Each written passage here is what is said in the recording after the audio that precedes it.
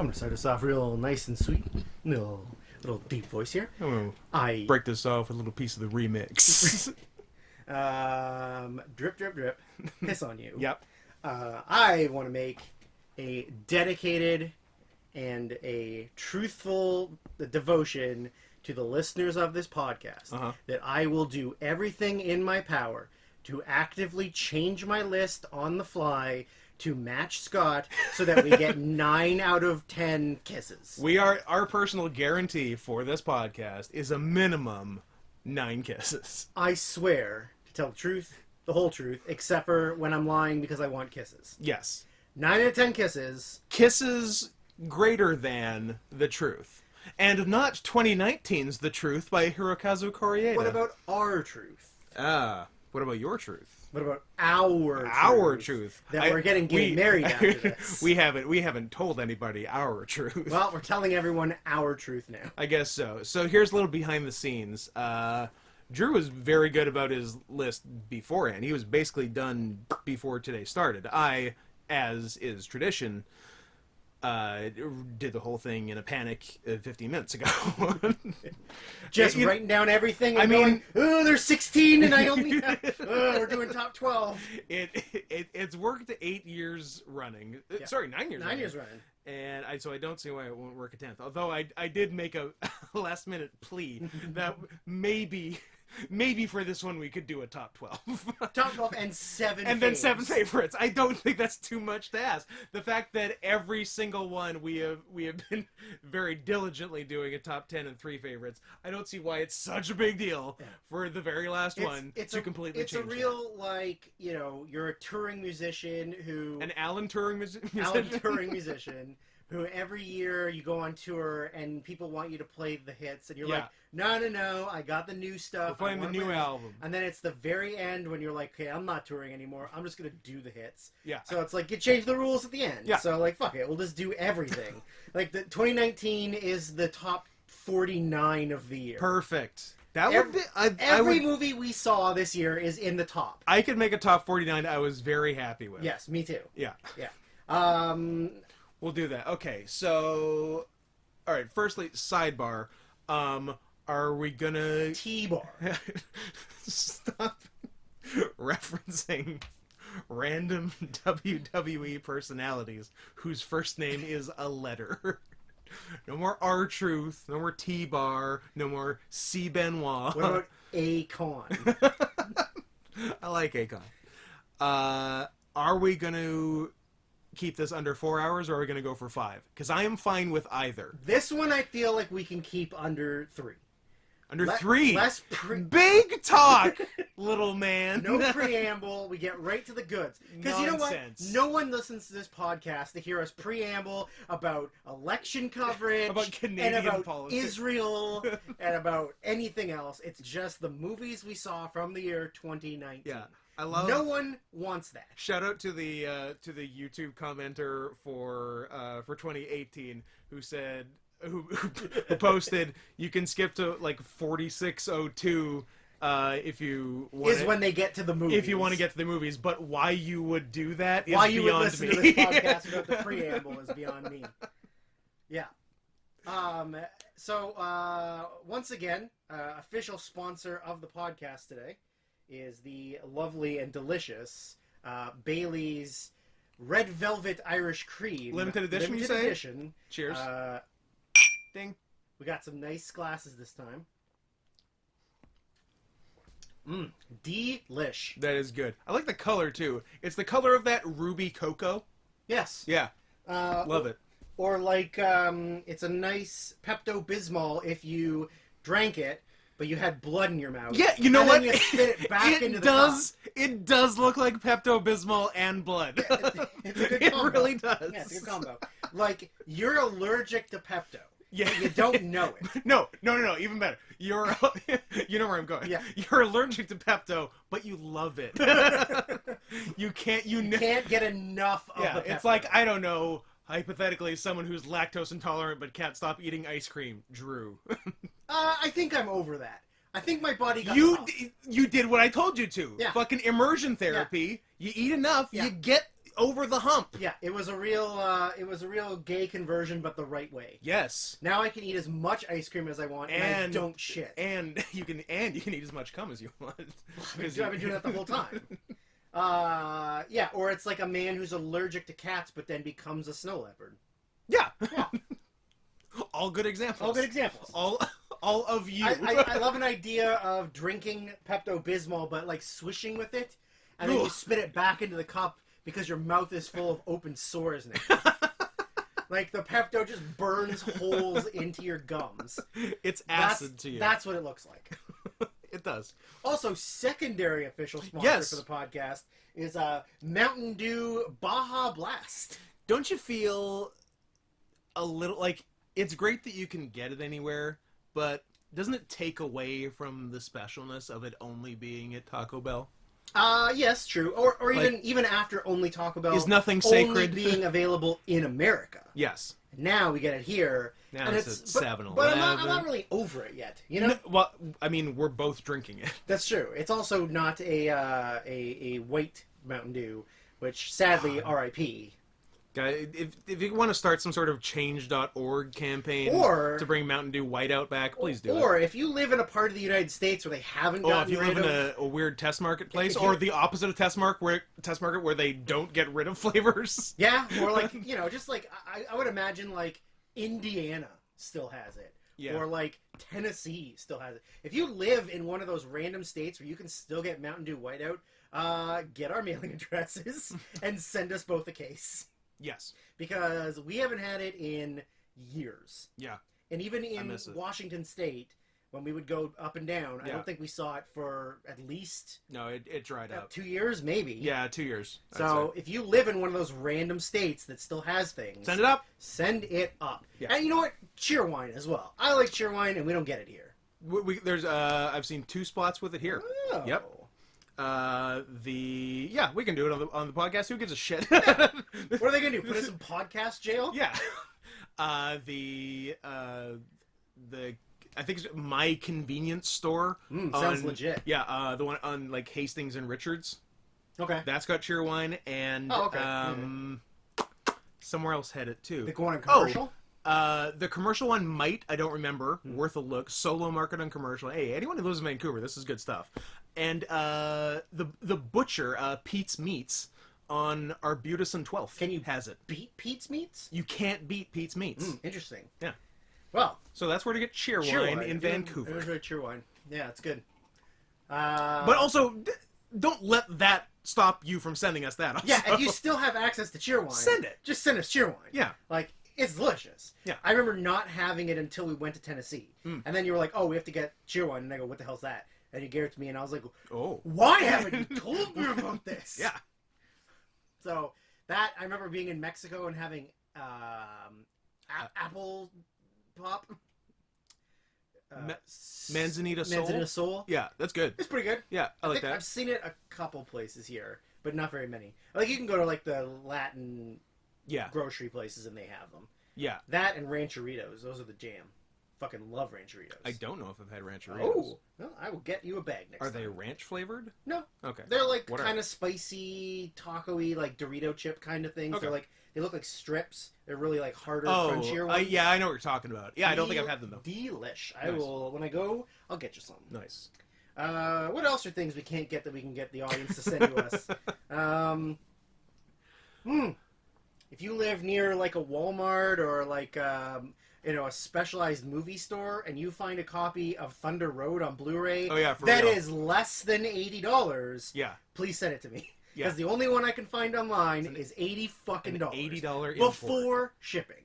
Fuck. So if you find it, is it 80 Canadian dollars or 80 American dollars? I think it's 80 Canadian. I mean, either way, it's too it would much. be Amazon.ca. So okay, it would be Canadian dollars. So damn. if you find Thunder Road, hit me up. Yeah. Damn, that's really too much. There's lots of things, like one of Bong Joon-ho's earlier Memories of Murder. Mm-hmm. There's like a limited edition box set that got put out in like 2010 or 11. Yeah. That even if you find it, like I think original price it was like $89.99. So it comes with like a booklet of like like stills and behind the scenes stuff, a written journal from him. For $89.99, it better come with the actual monster from the host. You know what? I can't guarantee it doesn't. Okay. But yeah, Blu-ray, DVD, something else, and so like originally it was like $89.99 or something. But even like finding it online, it's like $300 Canadian, Fuck off. and it only ships from the UK. Jesus. So it would be So you're paying UK shipping. It would be a UK shipping, region B. Oh, so you have to have a region B player. Yeah. And like so like even trying to find and it's never had any other Blu-ray release. Huh. So you can get it on DVD. Yeah. Or you can get it on this $300 special edition. Like, Goddamn. I understand that the market for buying things is much smaller. Sure. But come on. there are still people on Amazon that sell shit constantly. Yeah. And so like you'd figure that there'd be somebody out there that's like, oh, I've got 10 copies of these. Let's just sell them for $70 or something, and people will buy them. But there's lots of stuff on there. Like there's like a lot of harder to find, like region A, like American ones of like Japanese or like Korean movies from the early 2000s. They're like $100 on DVD on Amazon because there's no pressings of them, right? Right. So it's harder to find some stuff like that. Yeah. And then there's things that just like straight up never get any hard copy version at all. It's only just like, pirating or whatever. Yeah. So it's weird. What do we? Oh, so housekeeping things. Here's what's gonna happen. So this is the top 10 of 2019, which by my count is the last year of the 2010s. Depends if you're going 2011. Shut up. All right. Sorry. Shut up. My bad. Which is the last year of the 2010s. So by that count, this is our last podcast ever, and we'll see you never, right? Yeah. No. Joke's on you suckers who love this podcast. This is the end. All right. So back to wrestling. We're recording this for all intents and purposes, and for all intensive purposes, live as you're hearing it. Man, can you believe that Trump managed to get them to turn around the election? In the next 4 hours between recording this and when I put it up. Yeah, so we're recording this less than a day before you're hearing it, if you're hearing it on the first day, which is what? Wednesday, November 25th. So next Wednesday, there will not be a full-length podcast. I'll post a quickie along with graphics of our final top 10s, final updated, edited, so there could be changes from what you've seen for each year of the 2010s, as well as each of our top 10s that did not make a top 10. So that'll be a new list that we haven't discussed and none of you have seen. So if you don't want spoilers on that, don't look at the graphic yet. Then the next week, so December 9th, sometime before that day, we're going to record what I will imagine is a very long episode that will, or multiple episodes. It's going to be 2. It's going to be the 9th and 16th. I'm going to say 3. Are you? I am not. I have no faith in you and I to shut our traps and get things done. That's on the table. So either the 9th and 16th or the 9th, 16th, and 23rd will be the 2 or 3 part episode covering, among other things, our top 20 of the decade.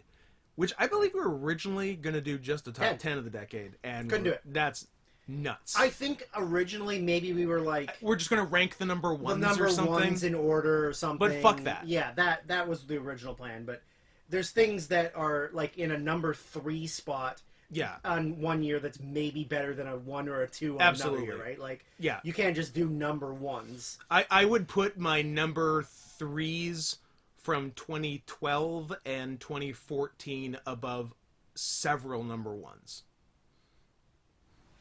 I would put some. I don't know exactly which ones, but yeah, I would definitely have the same idea. So we're doing that. We'll actually discuss our top 10 that didn't make a top 10. Yep. We'll quickly go through our updated lists so you have them. And then we can't change them, and we'll be very sad. Be handcuffed to that forever. So we actually can't change before December 2nd, because that's when we're posting the graphics, and the graphics mean it's done. Yeah. And then we'll do, we got a couple other things to some fun statistics and fun facts. Because who doesn't like learning? Who doesn't like educational things on a podcast about xenophobia and movies? Edutainment is what we're calling it. So we'll have all that, and then so that'll ride us through Christmas basically, and then we'll figure out some more shit. We have some ideas. The end of the year podcasts will be centered around professional wrestling. Yeah, we've got that's not your jam. Yeah, we'll have our wrestling end of year podcast, which this year will be very challenging. Yeah, I was gonna say, which the past 2 years has been a 3-parter. Might be this year. Might be a 1-parter this year. With not a lot happening for 6 months. So that's right. Yeah. So we'll have a couple of wrestling ones, and then as far as this type of podcast, we have some ideas. But if you have ideas and feel passionately about something, let us know on Twitter. I'm at Not Scott Henson, and Drew is at Sarian Soft Pause. SARIAN Soft Pause, one word. Soft pause. These paws are soft. Yeah, Drew's showing me, and he's correct. I think that's all the housekeeping. The housekeeping. Housekeeping. You want me to pillow? You want me to jerk you off? I've seen too many videos like that. Have you ever seen the video of that super muscular dude who's got headphones on and he's attached the suction cup dildo to the mirror and he's like deep throating it, and then the lady walks in and he like doesn't stop and she just like, oh no, and just very slowly backs out and leaves, and he obviously is doing it to get caught. Yeah. But like he never reacts to her being He does it there, right. He plays it and correctly. she doesn't like make enough noise to. Oh, it's amazing. It's so funny. That's good. I love it. And he's built. Like he's like a big muscular dude. He was built to suck dick.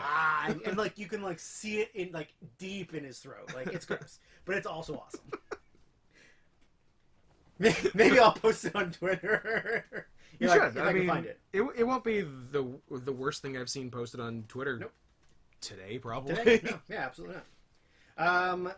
So this year, 2019, a little bit different because I feel like it was the year that we had maybe not necessarily the most to see, but it was the stuff we had seen the least of. Yeah, just because it was a year ago. Recency. Not a lot of things have been like distributed, or there was a few movies that might come up later. Wink, wink, nudge, nudge. That didn't get really distributed until like right before we started doing 2018, or like around the time of 2018, or still haven't been distributed. So unless you were Scott and saw it at a festival, you don't get to see it. Yeah. And what are we gonna do? Wait a while until it becomes available? And then we're on a fucking schedule. Also, good for us for doing this whole fucking thing on schedule. Can you believe it? Yeah, it's literally the opposite of the last podcast. But it would have been a lot faster had we not been like in lockdown away from each other. No kisses, no hugs, no hand holding. Well, sure, but like we started recording the other podcast in 2017. Yeah. I don't know how much of that we can blame on COVID. No, but we can blame that one on having two uncooperative partners that were then fired multiple times. Even though the whole thing was one of their ideas. Yes, that is true. And I think also, too, just like not wanting to hang out with the other two definitely helped the podcast. Oh, yeah. Yeah, like we were just like, you know what? Fuck them. Let's just do it. Like, oh, wait, we're more fun anyway. We can fire people? Yeah. Like, one person just lays on the floor not talking, and the other one just tries to get it done in 10 minutes. One person does the podcast from the other room. If he, like, we could just say Kelly's here. Yeah. And no one would know the difference. A lot of people don't know. This has been a 3-person podcast the whole time. Kelly's just been giving us a thumbs up or thumbs down on our opinions, but we don't acknowledge it. Yeah, Kelly's been standing about as far away from the mic as Fleet Foxes does. Sick reference, also because Kelly fucking loves Fleet Foxes. One, Kelly loves Fleet Foxes. Two, that's a Sklar Brothers joke that we saw live. There you go. Nicest guys we've ever met. Best dudes. Awesome dudes. But yeah, so without one I won't mention, but Sound of Metal was one that we wanted to watch. Featuring Jacked Dev Patel. Riz Ahmed. You racist. Oh, man. Wow. Can we start the whole podcast over? Wow. I don't feel good about that. Too bad. I normally... Drew, can you two. imagine what I have to do to feel bad about accidental racism? Yeah. Because normally, even my accidental racism, I'm pretty, like, I'll stand behind. That was a slip of the tongue. I did not mean. One's an Indian and one's No, I know another kind they're of brown. different shades of brown. I'm aware. I know who they are. Riz Ahmed was the bad guy in Venom. Carlton Fisk. Kane? Carlton... Spencer's No, it was Gifts. It was CC's, I think. Anyways. Carlton Kane is not bad, but I also wish you had appreciated my Carlton Fisk reference more. I mean, yeah. No, I was wrong. Carlton Drake. Oh, that's somehow even whiter. Yeah. I know. No, I know who they are. You racist pig. I feel horrible. Good thing that this podcast is all about social injustice and getting people canceled for when they say the wrong thing or inappropriate things. Yeah, this is a hard left podcast. It's a hard R podcast. That's right. Yeah. And the R stands for right. And the R is right. Because it's alt-right. Yeah. So yeah, that was one that we definitely wanted to see, but there's literally been no distribution, and it's gotten a theatrical release, like in bare minimum, like in the last month or so, but not around here. One I had on my list that I really wanted to see was Synchronic. It was the guys who did The Endless and The Resolution and those movies, but again, It was the sequel to Chronic. Yes, the Chronic. Starring Tim Roth. 2000. No. But yeah, again, it got very limited theatrical release, like in the last month or so. Yeah. And so again, just couldn't see it, even if I wanted to. And then there will be one later, probably, that if I wanted to see, I couldn't see anyways. Yeah. Then the one other I was trying to get was Patrick or De Patrick, depending on language of title. But the only torrent I could find was one dubbed in Russian, and by dubbed in Russian I mean it had all of the regular movie audio and then a guy talking Russian over it. What language is it? It's French? Dutch and some English, I think. It's like Jermaine Clement's in it, so he Dutch, speaks English. German or Russian over Dutch. That's correct. Interesting choice. Too much. Yeah. I couldn't do it. That was like when I first saw a Serbian film. Uh-huh. I watched it in Serbian with Danish dubbing with Swedish subtitles. Luckily, it was mainly about the visuals. Oh, well, I mean, really, I got the gist of the story. I imagine. And if you'd like to hear about it, I will record my own 2-hour podcast breaking down the entire Serbian film. Entire 80-minute movie. Yes. Yes, I will stretch it out to more than double the length. There will be a lot of laughing. There will be a lot of me telling you not to watch it, but watch it. Yeah. Also, if you watch it, do not blame me for it. I didn't make it. I don't endorse it. I just highly recommend you watch it. You did executive produce it. I gave them a little bit of money, but it doesn't mean I said write this movie. I just said if you wanted to write this movie, then I would give you $11 billion. Support it. Yes.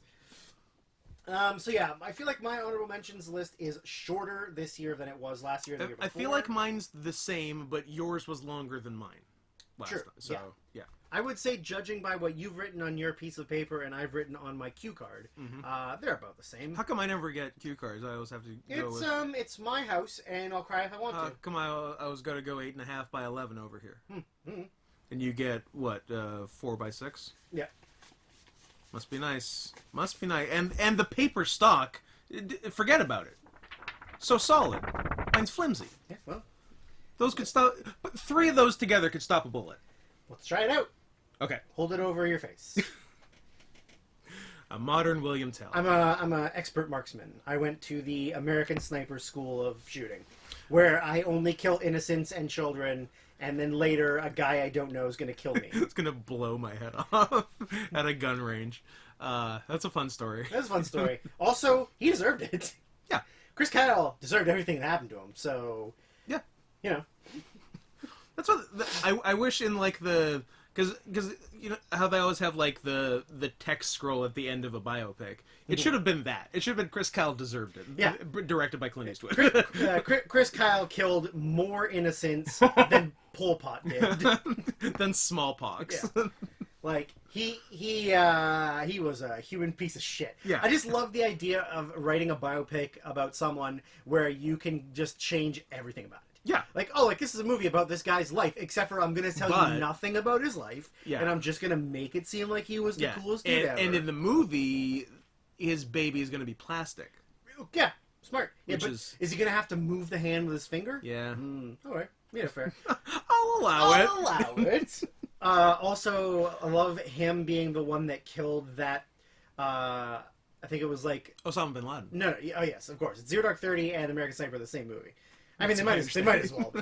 No, that, like, Iranian sniper guy that, like, joined up with the Taliban just to kill Americans, and he was, like, an Olympian. Oh, and then Chris Kyle kills him in the movie, but in real life, he was never anywhere near him at any point during the war. Yeah, and also, that guy rocks, and I want to see a movie about him. I think we talked about that before, that we wanted some, like, Iranian propaganda film about him killing Chris Kyle. Like, yeah. Like he dressed up as a white guy with PTSD and shot Chris Kyle at the gun range. Yeah. He somehow got into America, shot him in the head. And it's a real, like, Team America World Police, Durka, where, like, he just is, like, the most fake American, but Chris Kyle falls for it because he's got PTSD. Yeah, in the same way, I can't remember whose joke, it might be a Jon Stewart joke, actually, but, I could be wrong. Someone will know. And I could if I looked it up, but I refuse to. The same way that Che Guevara dressed up as Marilyn Monroe and gave JFK a case of syphilis so bad it blew out the back of his head. Amazing. Amazing. All right. 2019, don't you knock over that water. If you knock over that fucking water. It's, you know what, the hubris of me putting the water almost exactly where I knocked it over last time. It amazes even me, but here we are. Ballsy move. Onward with 2019. Ballsy move. Ballsy. What's good? You know what? I started last time. You start this time. Fuck you. How about the true history of the Kelly Gang? Yeah, that's fun. I liked it. I like an. The only thing I didn't like was it's a 2-hour movie. The Kelly Gang was not formed until an hour 25. Yeah, but it's like the. I mean, it's about Ned Kelly. Yeah. But yeah, there wasn't much Kelly Gang stuff until it's all about edging. It's sure. Yeah. You know what I really like? Like no joke, I absolutely love Fat Russell Crowe. He was great. He is great. My favorite. Yeah. I like that he bought a boy. Bought a boy? But not for the creepy reasons. No, not for the reasons. Just so that he could teach him to be a crook. Yeah. Literally for, like, the non-sexual things you would buy a boy for. Yeah. I mean, not you and I would buy a boy for, but... Correct. Give me your fattest stripper and your youngest boy. Yes. You know what? Forget the fattest stripper. Just give me the youngest boy. Just give me the boy. The stripper's just a cover. She's just a wall to block out the sun. Block out what's going on between me and the boy. Yeah. Yeah, could easily be just a large black curtain. Yeah. Or one of those nice Japanese folding wall. The folding wall section, the dividers. Yeah, those are nice. I might redo my whole house with those. Those are nice. That might be the next move. Also, that way, if you ever get into a fight with someone, you can fall through it. Like just paper right through it. The aesthetics of it are so nice. Perfect. Yeah. Costs you a lot of money in bamboo, though. Yes. Yeah. All right, what else you got? I can give, That's it? You done? That was the one movie you watched? Yeah, that was the one, and then the rest are my top 10. Okay. One that I bet you saw, I bet you thought was pretty good, and I bet you didn't put on your list. What do you think about that? I don't know. Did you see El Camino, the Breaking Bad movie? Nope, because I never finished Breaking Bad. Okay. It was good. I haven't watched the last season, but everybody told me what happened anyways, and so I was like, all right, I don't need to see it. All right, I feel like I've seen it. Yeah. Yeah, the movie's good. Aaron Paul did well. I enjoyed it, but that's as much as anyone needs to know about it. That's as much as I need to get into details. I watched The Farewell, which I wouldn't have if you didn't tell me to, and the same is true of Hustlers. Hustlers! I want to talk about Is it your number one? It's not on my list. I wish it was on my list. Talk about the ultimate gay conversion therapy. The bad kind. Yeah, the kind that actually the kind they do. From gay to straight. Is, like, just make gay boys watch Jennifer Lopez strip in that movie. Holy fuck. She's 50. She's 50. She's hotter than 20-year-olds on Instagram. She is one of the hottest human beings of all time. Holy shit. Like, that's not breaking any ground. Everyone knows Jennifer Lopez is hot. Yeah. But Jennifer Lopez is really fucking hot. Holy shit. It's nuts. Like, fit as fuck, and her face doesn't look old at all. No. And, like, I don't think she's had any, like, hardcore work done. I think she's had a hard go, but I think she's had a lot of the good little surgery. Yeah, of course. Same as, like Julia Louis-Dreyfus. Like, doesn't look like she's had surgery, but looks great for mid-50s. Mid-50s. Yeah. Yeah. Oh, Hustlers. They didn't get the Meg damn. Ryan. No. But yeah, and yeah, Farewell was good. Yeah. I enjoyed it. It, as I was telling Drew, reinforced some feelings I have about the Chinese. Look, I'm not going to come on a public podcast and say that... You're not going to come on a public podcast? You coward. No, I guess I have. But I'm not gonna say that all mainland Chinese people are soulless pod people who only care about status. I would never say that. Okay. I would just direct people to watch The Farewell. That's all I would do. Yeah, that's fair. That is fair. Yeah. It was enjoyable. It was emotional, and also I'm weirdly into Awkwafina, so... I don't really get that. I also don't get it. Yeah, I don't want to be. I like her fine as, like, a person and an actress, but I don't want to do I don't know if it's the her. voice or the fact that she's ethnic, and that's all that it needs to happen for me. That is kind of all it needs I to don't be know. for you. But I'm there, so...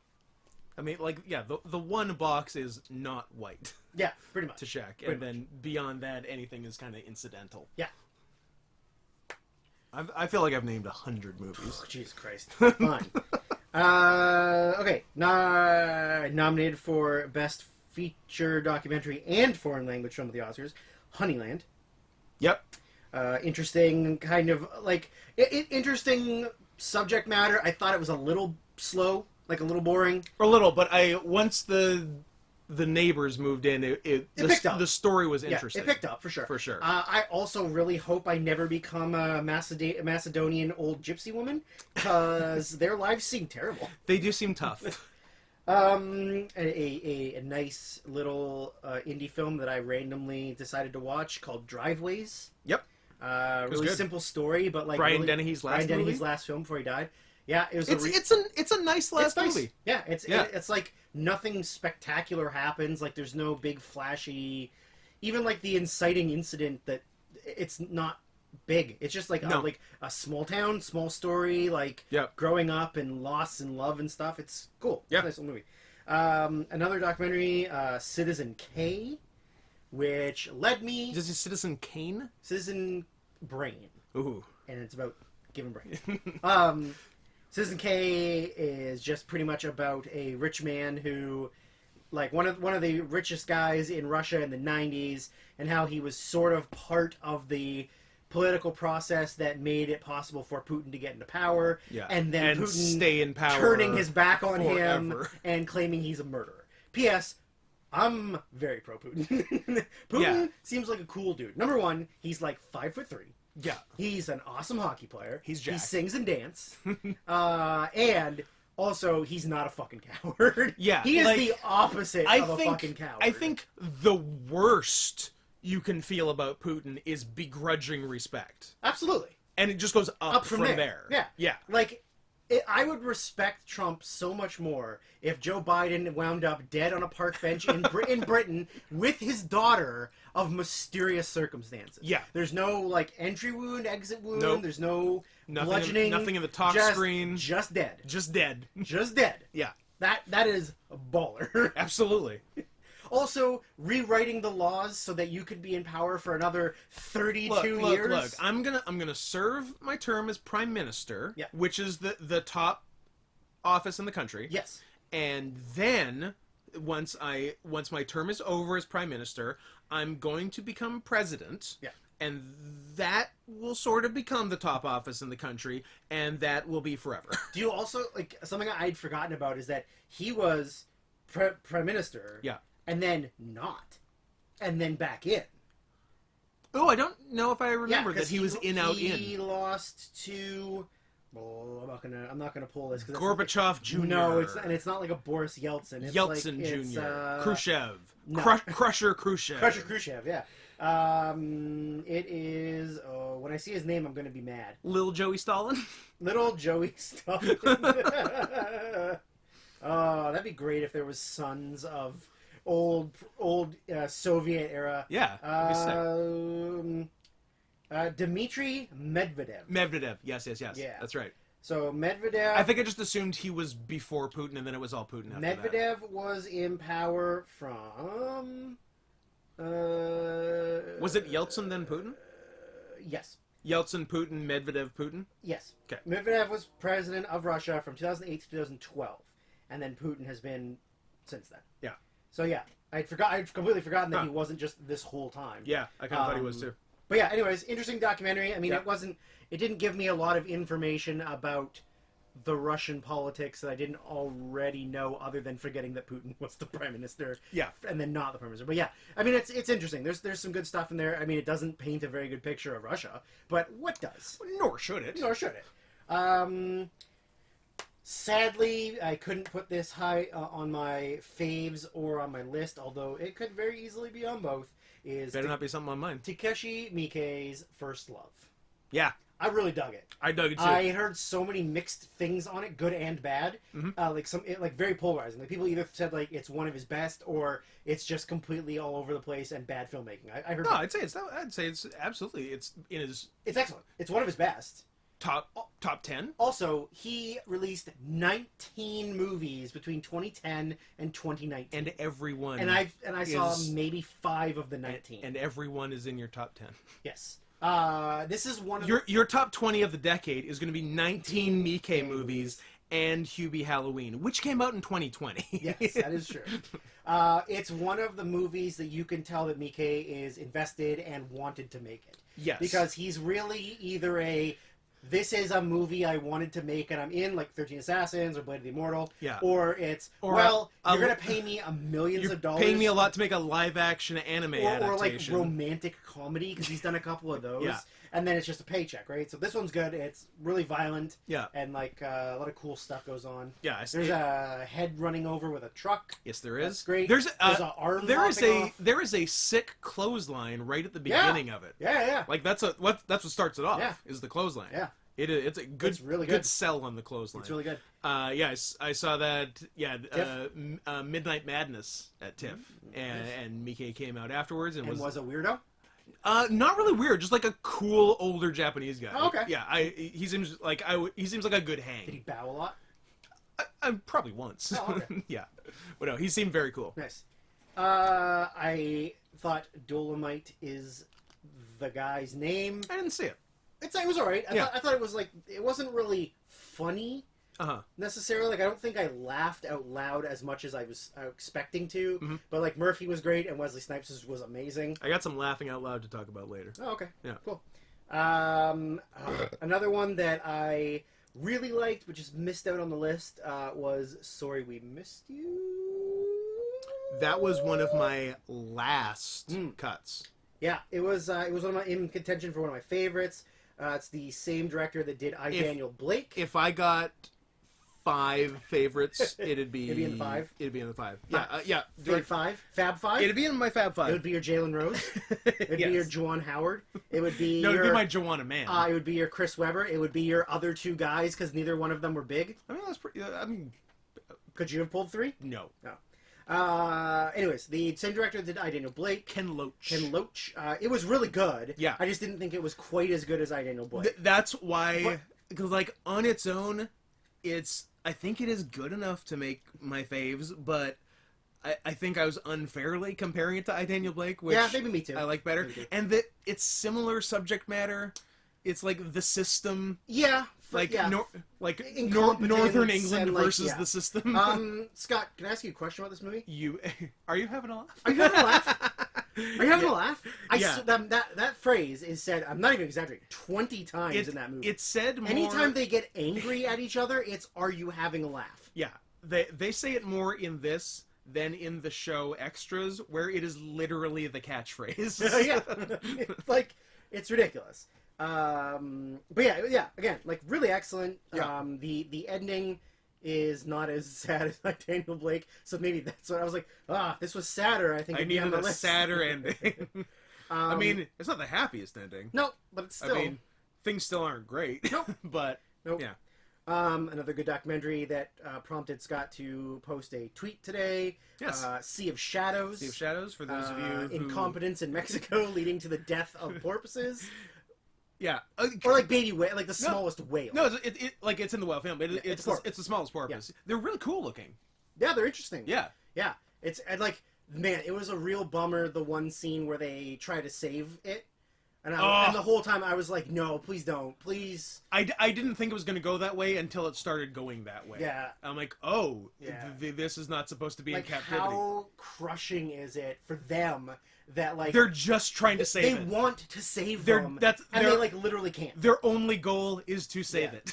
They build these, like, this massive thing for them to, like, help save the population. Yeah. And they just literally can't do that. Like, it's so heartbreaking. Yeah.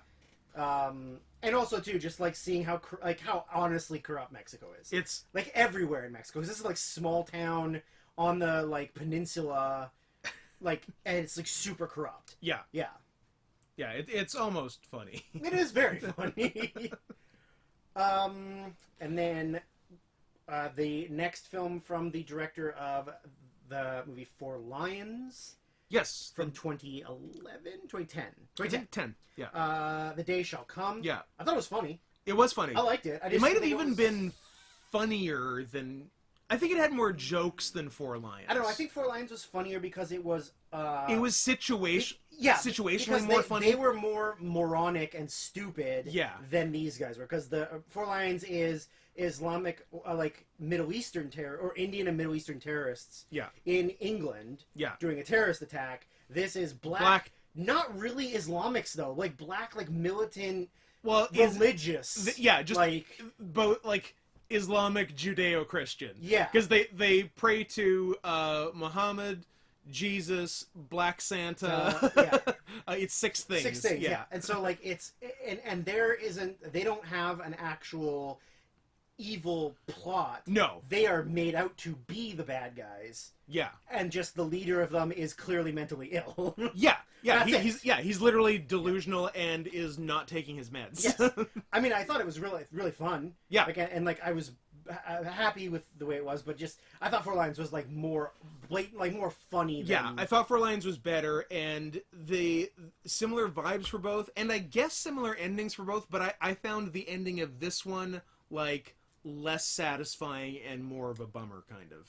Yeah. Yeah. Also, shout out to James Adomian, who doesn't act a lot, and he's awesome. Shout out to kind of fat James Adomian. Really funny guy. Love him. Shout out to Dennis O'Hare. Dennis O'Hare? Yeah, he was very good, too. good. And then First Cow. Yep. I thought was slow at start, but as soon as the cow stuff arrived, it became quite interesting. Yeah, it did take a little while to get going. I really wasn't into it for the first half hour. Yeah. It was kind of struggle. Yeah. Are you any better? Like, I find it very difficult to quit on a movie. Oh. No, I don't find that difficult. Okay.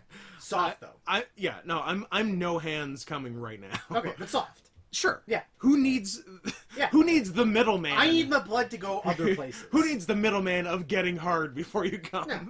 But like giving up on movies? Even if I'm like not into it, I'll probably finish it.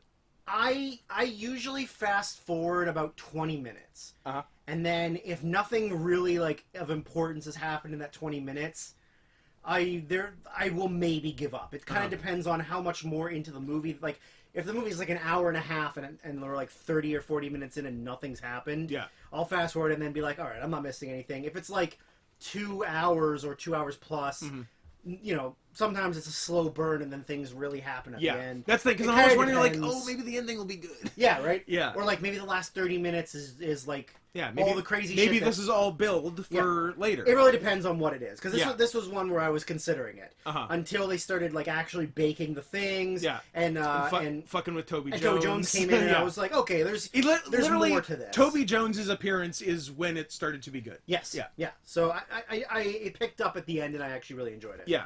Yeah, it was good. The what was I going to say? Directorial debut of number one? Yeah. Yeah, I think it is. This is the year of a lot of directorial debuts. Well, like good ones, too. I was going to say, I've only I've only quit on one movie for like this whole watch project, which was Guy Madden's The Forbidden Room. Oh yeah, I remember you Fuck talking that about movie. that. Yeah. Yeah, so I guess to get me to quit on a movie, I have to actively hate it, because I hated it. Yeah. I think the only one... I find it hard to quit on boring, I guess. I mentioned to you that I was going to watch Vitalina Varela, and it was way too artsy-fartsy for me. Like, beautifully shot, the visuals, the lighting, the set pieces and everything. Yeah. But, like, the first, 35 minutes, there was almost no talking, and it was just, like... It was almost like watching an interpretive dance. And I was just sort of like, I don't think this is for me, really. Yeah. And then, I don't know, I'm sure this is coming up later, A Hidden Life. Will that come up later, or is No. Okay. No. I fast forwarded through parts of it. It's a later cut for me. I liked it more than you did. Yeah. I thought there were parts of it that were very good, and like the Austrian Alps are beautiful. There's parts that I fast forwarded through. Like it's like a 2. It's 3. Oh, I was gonna say it was like 250, but yeah, okay, It's three something. 3, it's 3 even. I maybe fast forwarded through an hour of those 3 hours. Okay.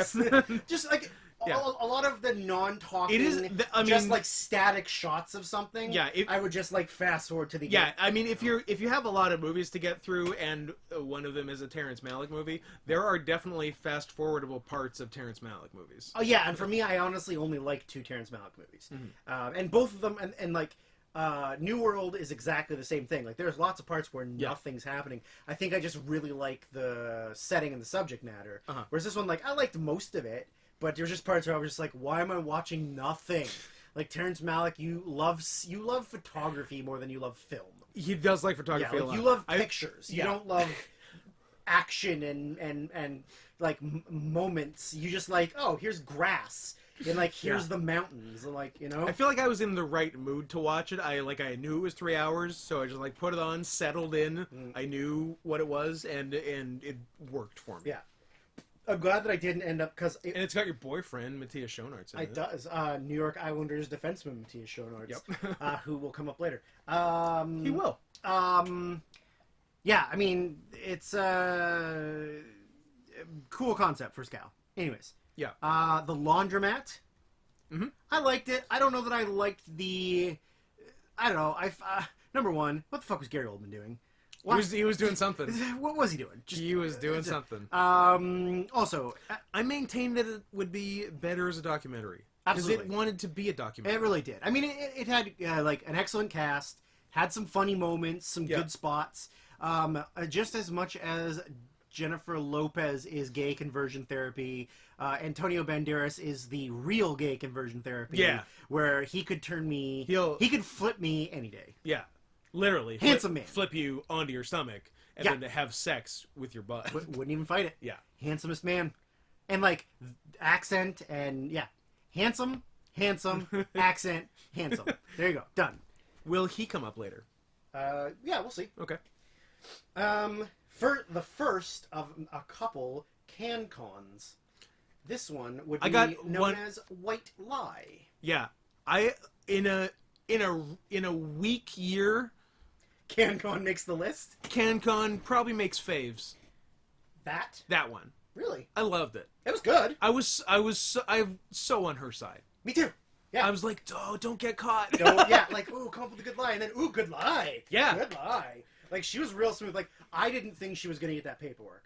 I was happy when she did. That was a victory. As soon as she got it, I was like, oh, everything's gonna go for That was a goddamn Everything's victory. on her side. Yeah. Like, oh yeah, and like, just like... It's about a girl faking cancer, by the way. It's love awesome. the sneakiness. Yes. Of like, I love getting a burner phone. Who doesn't love a good sneak? Getting a burner phone, labeling it as dad in your phone. Yes. Sending a message. Sending it, so you have the message from dad. Amazing. Yeah. Yeah, it was really well done. Also, I love that in the first 15 minutes...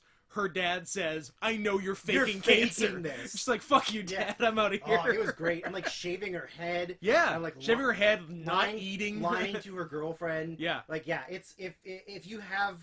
I don't know if it'll have any sort of American... Like, you can probably download it, I guess. I downloaded it, so you can, it was on Crave, so I think I just watched it. But it's on Torrented.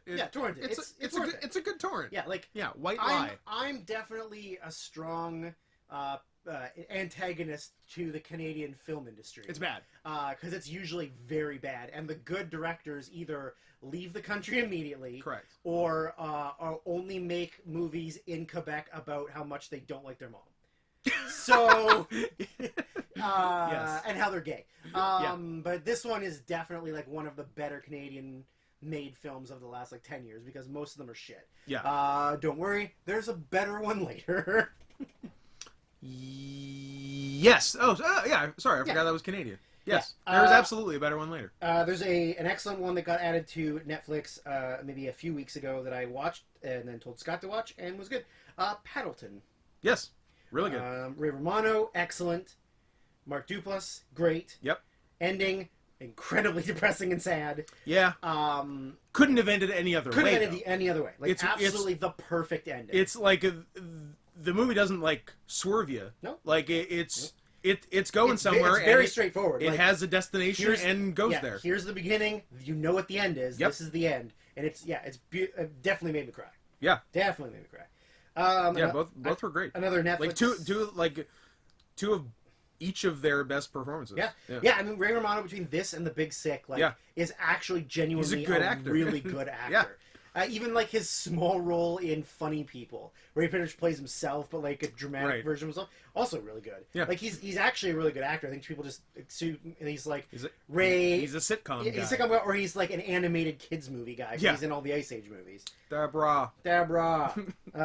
Anyways, another Netflix one, The Two Popes. Honestly, it's just about the performances. Yeah. The movie's not really anything spectacular, but Jonathan Pryce and Anthony Hopkins, like, two good Hopkins ones. doesn't really do a lot, so when he does something, it's usually really good. Yeah. Because it's not, like, he doesn't want to just do movies anymore. He's got what's supposed to be a good one this year? Yeah, The Father? Which is coming out soon. Yeah, it was on festivals. Yeah, I've heard it's really good. Yeah. But yeah, anyways, the movie itself is whatever. I mean, both of them are like amazing performances. Uh-huh. And so like if you just want to see good acting, just watch it.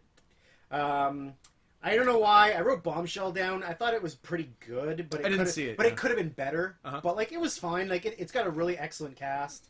Charlize Theron as Megyn Kelly is my new fetish. I don't know why. Okay. But like I'm really into it. I dig it. What about Megyn Kelly as Charlize Theron? I mean, I'm probably also into that too. Great. Charlize is really underrated for how hot she is. Is she underrated? I think she's underrated. People say she's hot. Yeah, but I think she's hot. I think people are too caught up on their Kardashians and other such people. the Jenner girls and the Kardashian girls and O.J. Simpson's daughter and Melanie Griffith and Brent Butt. Which one's the woman? Brett Butler. Brett Butler. Brent Butt is corner gas. Oh yeah. Anyways, I don't know if this. I'm gonna leave that one and see if it comes up later because I'm not sure. All right. For Sama. Yep. Which should have won Best Documentary at the Oscars, I think. But unfortunately, the Academy doesn't care about real life things. But unfortunately, it was not endorsed by the Obamas. Yes, of course. They don't care about sad real life things. They care about America triumphing and dead singers, but not the right dead singer, which we'll get to. Yes. For Sama, it is harrowing. It's really, really like it's full of anxiety. Like the whole time I watched it, I was like, I hope nothing like. On the level of like 5 to 10 bad scale, I was like, I could handle a 7 or an 8. I don't want a 10. But if this is a 10, I don't want it. I'm gonna. Yeah. This is over. Like, have you listening ever had to think to yourself, should I leave this city because it's going to be destroyed? Because that was a legitimate concern. What's worse, wearing a face mask or? Yeah. I mean, honestly, like I saw this one before I saw the because I think I've seen all 5 of them that were nominated. Okay. And like I saw this one first, and as soon as I saw it, I was like, oh, I should have won. Why didn't this win? And then I saw the other 4 and was like, yeah, why didn't this win? Like, it was by far the best one. Yeah. But of course, America didn't support it, and it's sad and not. Oh, America. This one didn't have the word America in it. Yeah. So that one was really, really a real big letdown that it didn't win. But it was great. I actually really felt really anxious the whole movie. Yeah. Like on the edge of my seat. That being said, it is not the best documentary of the year. No. Because the best documentary of the year is We Believe in Dinosaurs. Yeah. Creationists are my favorite and least favorite people in the world. Yeah. They are insane. And the fact that they try to make it science... Yeah. Like, it's not even They're like, oh no, we believe there were dinosaurs. It's not that they believe that dinosaurs didn't exist. Yeah, because there are the dinosaurs didn't exist and fossils were put there by God to test our faith. Yes. They're not these. They're like, no, all this... Yeah, we're like, all this stuff is real. Dinosaurs Here's a were big here. dinosaur skeleton. Here's the biggest Allosaur skeleton in the world at our Creationist Museum. Creationist Museum. And also, this skeleton is less than 6,000 years old. Yes. But the fact that they believe they existed. So the whole concept of the movie They believe in everything but carbon dating. Yes, absolutely. Yeah. The basic idea of it is that the Creationist Museum wants to create Their a new project. life-size scale model of Noah's Ark. Yes. And then they hire the most talented recreational fabricators for models and animatronics and unbelievable. like they're amazing. The monkey was flawless. The monkey was fucking. It just looked real. Those like saber-toothed marsupial things. Yeah. Are those real? I don't know. That's where I was getting to. Yeah. Is that they make up some animals? They believe dinosaurs were real. Yeah. But they're like, oh, but they were like a tenth of the size you think they were. Like, well, here's this. No, sort of, because they have the skeletons and they believe they were that size. Yeah, but, that's true. But their rationalization, because they only took babies. Yes. Or like younger ones. Their rationalization was that they only took juvenile dinosaurs because obviously the adult ones wouldn't fit. That would make the whole story crazy. Yeah, of course. Also, we can have elephants and giraffes and weren't they on the Ark for a while? Wouldn't they have grown a bit? You know. Also, what the hell the dinosaurs eat? Because animals like to eat other animals. So, like, yeah, I mean, the whole thing is bizarre. And the non-scientific trying to do science is one of my favorite things, because the other rationalization was, we understand that you couldn't actually have one of every species on Earth, because there are millions and millions and millions of species on Earth. Yeah. And you couldn't fit that on even a very big boat. Even the biggest one you could build. Right. Yeah. So their rationalization, tough word. I'm not going to say it It's anymore. the combination of the Baileys and the Mountain Dew. Yeah, it's an interesting combo. It's an interesting combo. I'm feeling good. The way they work around it is they say, well, they didn't take one of every species. They took one of every type. Yeah. But then the example they use... it was like, we took one kind of dog. The example we didn't they take use... every dog. Dogs are one species! A Pomeranian and a bulldog, same thing. Dogs. They just took a dog. They are the species dog. And then over the course of generations, they bred into all these different. We made them different colors. Types of dogs, you know. Yeah, like a Chihuahua and like Basset Hound. And same like, thing. if he had used a different example, it at least would have made sense with their logic. Sure. Like, if he had said, you know, because there's 800 million species of beetles. Sure. He said that we only brought one beetle. Yeah. Fine. Or we took African elephants. As opposed to African and like all the different varieties. Like we took one type of elephant. Yeah. Where, but like, I love they're that they similar. used the example dog. Of dogs. I kind of felt bad for the dude that was in charge, that one guy with the beard, because I feel like he was not as crazy as other people. As the Australian guy. Yeah, because he was definitely just like invested in. He wanted to be a part of this cool thing. so he wanted to be a part of building the ark Yeah. and all these things, and then he just happened to believe some crazy shit. Sure. But, like, I felt like he had the best of intentions. Because, like, he was the one where he was just like, oh, like, look at how cool this is, and he's, like, showing the monkey head, and Yeah. he was like, this is really cool, like, and it Yeah. moves, and, like... He liked cool stuff. Yeah, like, and then just, like, all those artists, like, you could be doing so many better things than this. Like, this is such a waste much of your talent. misplaced talent. Yeah, God, it sucked.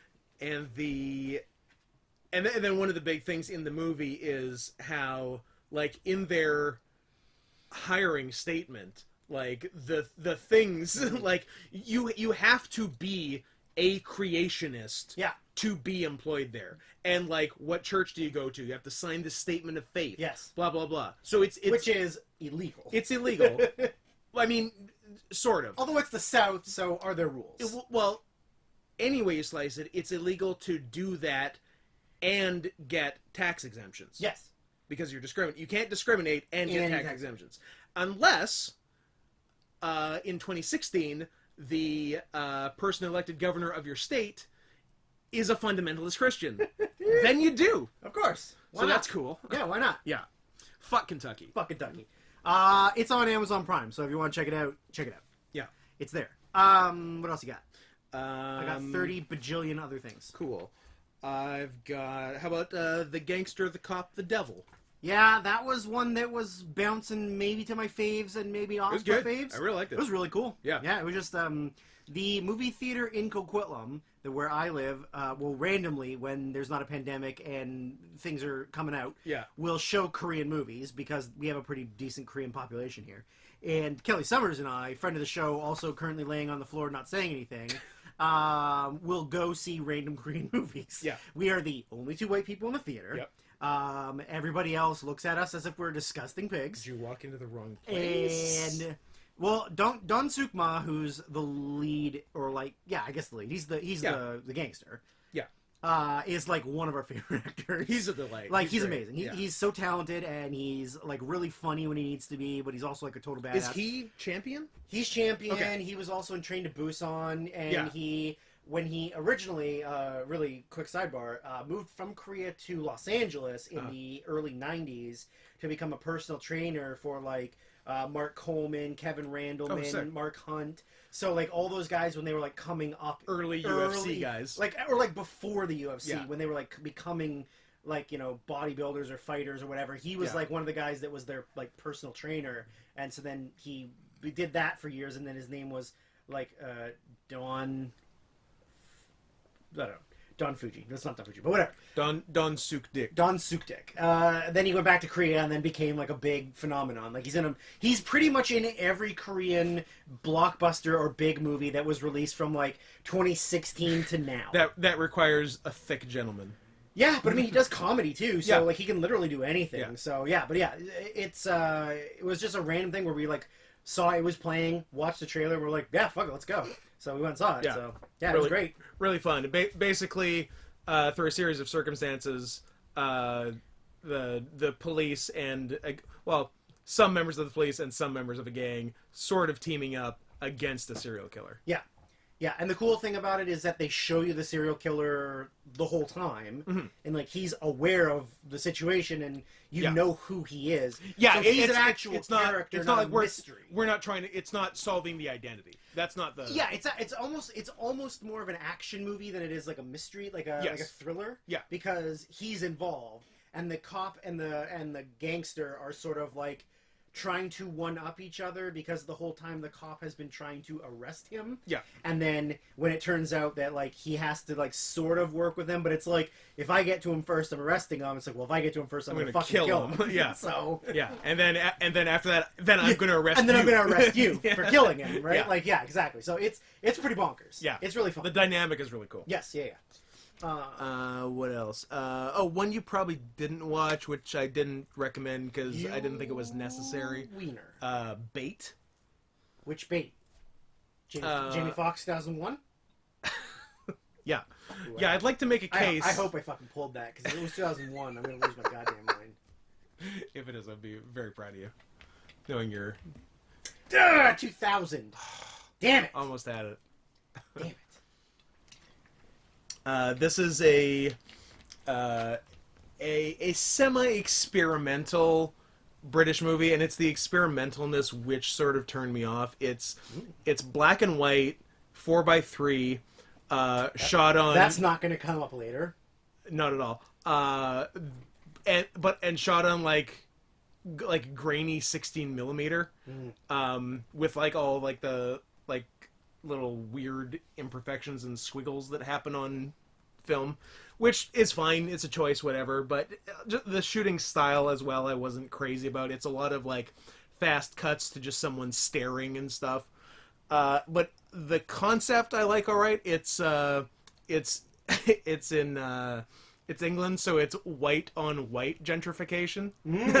The tourists are like moving in and gentrifying the fishermen, basically. But they're all white, so clean up. So who gives a shit? Take a shower. You stink. Pretty much. It wasn't bad, but it's nothing you need to go that out of your way for. Did you know this? I assume you know this. Yes, okay. I saw yesterday. Yeah. I'm actually upset it's not permanent, but I think they're covering their bases. We're talking about Ken Jennings being named the interim Jeopardy host, but I think if you read on, he's named as the first of a series of interim hosts. So I guess... Oh, I hope that autistic Asian kid hosts it. Oh, I hope... Arthur Chu? Arthur Chu, yeah. I hope they got Arthur Chu. Oh, what? I hope they get him. Yeah, I think it's going to be their way, because a bunch of people were saying that LeVar Burton should host it for some reason. I guess I don't really know reading why. Rainbow, and I guess because they like he's reading educational Rainbow. And he's black, so why not? Yeah, so I think they're going to have a bunch of diverse interim hosts to say they did. Yeah, of course. But if they don't settle on Ken Jennings, they can go fuck themselves. What if... He's the one and only choice. Pat Sajak. What about Will Ferrell? Will Ferrell as Alex himself. Trebek. No, Will Ferrell as himself. I don't think you can do him as Alex Trebek. It'd be a little bit funny. Yeah. Yeah, Will Ferrell as Alex Trebek and Daryl Hammond as Sean Connery. Yeah, on every episode. That won't get stale at all. No, there's two real players. Yeah. And then the third is always Daryl Hammond as Sean Connery. Yeah. It's worth a shot. Anyways, what else you got? What else do I got? If we want to stay on the documentary kick, I got two more. How about Cold Case Hammarskjöld? Yeah. Pretty cool. It's pretty interesting. Yeah. About the Secretary General of the UN in the 60s definitely being murdered. Yeah, for sure being murdered. Like, even like by a number of contingencies, like if the bomb on the plane doesn't go off, we're just gonna have like the fucking new Red Baron shoot him down. Yeah. And if the bomb doesn't go off, then we're gonna skydive a guy onto the plane, and all he has to do is pull this one string, and the plane just falls apart. We get Bane to take over the plane. Yeah. But they murdered him. Yeah, for sure. For sure. Yeah. What's the other one you got? The other one is Any One of Us. Oh yeah, of course. Yeah, which is about spinal cord injuries and how it can happen to any one of us, and made me scared about wrestling. Yeah, but man, it is this was a real bummer year for depressing documentaries. Yeah. As I was watching it, it was less devastating than I thought it would be, because it covers a lot of people. There's one main guy who's like a crazy mountain biker, just like a 75-degree incline mountain biker. Yeah, insane. Who the injury happened at Whistler, right? Yeah. So hey, hooray for local injuries.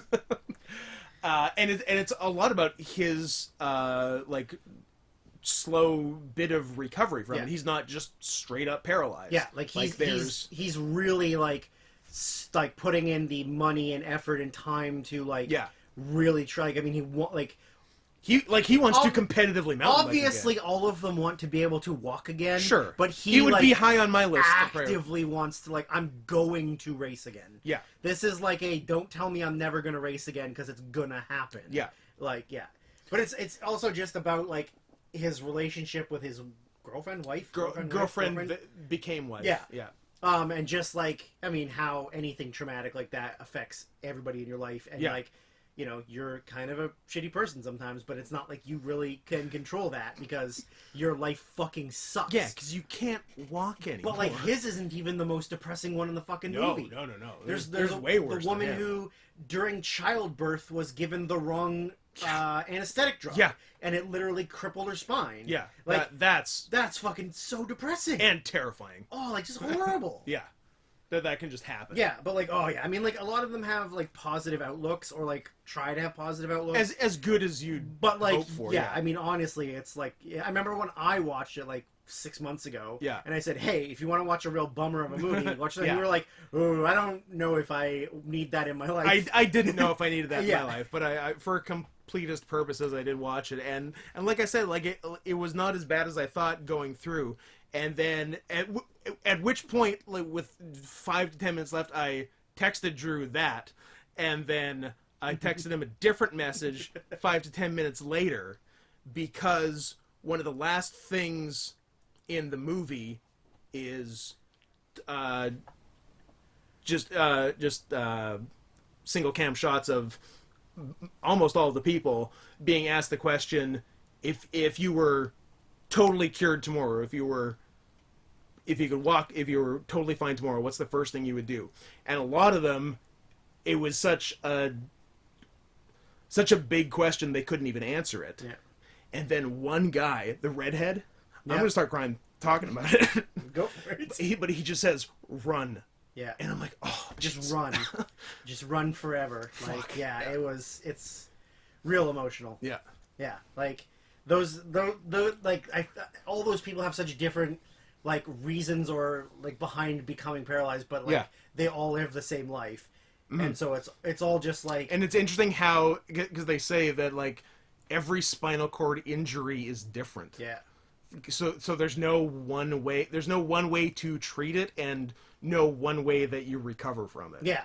Yeah. Because there's so many variables, like the specific way that your spine or like was injured. what vertebrae it what is vertebrae, that's broken, what happened or, to it. yeah, or whatever. Like, yeah, it's it's just make some more happy documentaries, please. Yeah. Or maybe we're just not watching the happy ones; we're watching the sad ones. Because there's another sad one later. So, yeah. I got the I could not believe how much I enjoyed this movie. I didn't think I would, but I watched it and was like, this is really I fun. wonder what it's going to be. It is the first of 2 Matthew McConaughey movies I will mention. I know one Beach for Bum. sure. Beach Bum rock. It's fun. Yeah. It's just Matthew McConaughey playing Matthew McConaughey if he had lost all his money in the early 2000s. Yeah. Like, just no shirt, flip-flops, super sunburnt, just being a Florida guy. Yeah, were you resistant going into this? I feel like Yeah, I think so. you were like against it before you saw it. I think somebody told me it was bad. I don't know who it was, but they were like, no, it's not good. And I was like, oh, okay. they're wrong. It's fine. They are wrong. It is excellent. Yeah. I enjoyed it quite a bit. Martin Lawrence. Martin Lawrence. Martin Lawrence has done 4 movies in his life. 5. All 3 Bad Boys, Black Knight, and this. That's it. You're missing literally his 2 best movies. Blue Streak and... Yep. An even better one. What else is... Blue Streak is his 2nd best movie. What else is Martin Lawrence in? It's not that well known. You've maybe seen it though. Original Kings of Comedy. I don't think he's in that. Nothing to Lose. Oh, With Nothing Tim to Lose. Robbins. Yeah, It's yeah. Awesome. Yeah, I forgot about that. Legit my favorite Martin Lawrence movie. Yeah, Martin Lawrence. What a guy. Best Martin Lawrence soundtrack is Blue Streak though. Yeah. I remember forcing my friends to watch Blue Streak so much when we were younger. Like, my friend Czar owned it on VHS. Yeah. And anytime we were hanging out at his house, and it was like, you know those hours where, like, you're having, like, a slumber party, and it's, like, a little too early to go to bed, but it's too late to kind of, like, do anything else. Right. So then it was like, oh, what do you want to do? And I was like, we can watch a movie. And I'm like, okay. And they're like, what movie? And I go, oh, Blue Streak. And then we put Blue Streak in. I must have made my friends watch it 8 times. Like, 8 or 9 times in the course of, like, a summer. Just because it was the only movie he owned on VHS, and we had to do something. So... It's a good movie. Yeah, Beach Bum. Excellent. Yeah. The other Matthew McConaughey movie... Save it. Oh! But it's going to be in the wrong thing. I mean, it's gonna be where it should be. Yeah, I mean, yes, but also it is so enjoyable. It's the best. It's one of my favorite watches of the year. It's okay. Spoiler: it's on my worst list. It's also my number one. Because how do you rank it? You can't. You don't. Okay. You just don't. Okay. But we'll come back to it. Yeah. Getting down on this column, so that's a plus. One you didn't see unless you paid for it through Montreal's Fantasia Fest. Did you do that? No, not. Probably not. Didn't even know that was available. Labyrinth of Cinema. It's the last movie made by the guy who made House or Hausu. Okay. He died in April, I think. Yeah. Yeah. It's cool and fun. It's very fourth wall breaky. Mm-hmm. It's like these guys that go to an old theater in modern day Japan, and then they're sort of transported back to various times in history in Japan, like World War II, and there's some samurai stuff, and it goes from one to the other, and it makes sense as a last film. It's my biggest complaint with it is that it tries to do everything. Okay. It's like if you were like, it's like the movie the guy would have made if he was only allowed to make one movie ever, but he made a lot of movies. Okay, yeah. But it's certainly interesting. It's 3 hours. I don't know if it needs to be that long, but who are you to tell him? Yeah, but it's definitely interesting. I wasn't bored by it. What's going on this? Sorry, I was just adding it to my watch list. He was also involved in Kurosawa's Dreams back in the day. Oh, what did he do on? I feel like that? Maybe he was also secret director as well. Ooh, or secret something. Director. Or like secret director starring Johnny Depp. Cinematographer. Could have been cinematographer or something. I don't remember. He's definitely involved. Yeah. He is not the cinematographer. I couldn't tell you what he is, but maybe he's a producer on it. Okay. Steven Spielberg was a producer on it. Anyways, enough about a movie from 1990. That is really weird and really cool, but I guess it has his vibe to it, so maybe that's why they were like, consult on this or something. Yeah. Because, why not? What else? Lingua Franca. Lingua Franca. Real hard for me to cut. Yeah. I thought it was really, really well done. It was good. And I liked it. Excellent tits. Some of the best. Some of the best trans tits I've ever seen. Some of the best regular tits I've seen. Let's not go crazy, but they were good trans tits. Trans tits. Yeah. No, yeah, a really cool story. Maybe it will be mentioned on the next podcast. I'm thinking maybe. Could be. Maybe. Could be a top 10 that's not in a top 10. Yeah, possibly. Okay. It's definitely in consideration. Cool. Yep. Anything else? I got Cold Pursuit, which was the American Liam Neeson remake of In Order of Disappearance. Yeah. Same director. I forgot it was same director. Yeah, same director. Just as fun. Yep. Just not quite as good as the original because most things aren't. Yeah. That also has Downhill, which is 2020. Yep. But it's the American remake of Force Majeure. Again, not bad, just not quite as good as the original. Yeah. What I'd say, I haven't seen Cold Pursuit, so I don't know how close it compares to In Order. It's the same idea, pretty much. I'd say Downhill is a solid step down from Force Majeure. Sure. But it was better than I expected. Yeah, exactly. Because I was expecting it to be bad. Terrible. Yeah. And it wasn't bad. Mm. So, good for that. If Force Majeure didn't exist, or we didn't know it existed, it'd be solid. It would be really good. Yeah. Same thing with Cold Pursuit. If I didn't know it was just this about in Order of Disappearance, I didn't have an almost identical movie that's better. Yeah, exactly. Yeah. Right. Yeah. So to compare it to, Cold Pursuit's pretty good. I don't know if this is a popular opinion or not. It's not. I liked Rocket Man. I didn't see it. Oh, I don't really like Elton John that much. I mean, I don't hate him. I mean, you're okay with Elton John, but you love Bernie Taupin. I don't know who that is. The other guy? Isn't he the writer guy? That's the writer guy. Oh, I forgot his name. Am I crazy? I forgot his name already. Now I'm filled with doubt. You can't just say Topping. Taupin. Is it Taupin? I don't know. Or is he not even a person? I don't remember. Anyways, I'm not really a big Elton John fan per se. I like some of his songs, but I don't like musicals. Whew, I was right. Ooh. Oh. Oh, Let's just saved your life. Oh boy. Now you don't have to kill yourself later. Well, still kill yourself later. But who's the other collaborator guy? Is there a guy that works with Andrew? Gil Faison. No. No? Is there a guy that works with Andrew? Is there a Rice that works with Andrew Lloyd Webber? Yeah. Okay. I confused Rice and Todd. Anyways. Yeah. I'm not a huge fan. Tim Rice? Tim Roth. Tim Rice sounds right. Tim Roth. Tim Rice sounds right. Anne Rice? Anne Rice. Interview with the Vampire. Nailed it. Yeah. Rice is a weird last name for a white person. Yeah, but so is Lee, I think, isn't it? I think we can agree. If one name had to be for Chinese people, it would be Rice and not Lee, and not white people. Yeah, it's true. Can I get back to Rocket Man now? No. I'm gonna let you finish. Except for I'm not gonna let you finish. That's what I ended up titling the last episode. Not a huge Elton John fan. I like some of his songs. I'm not a huge musicals fan. I especially don't like movies where it's like.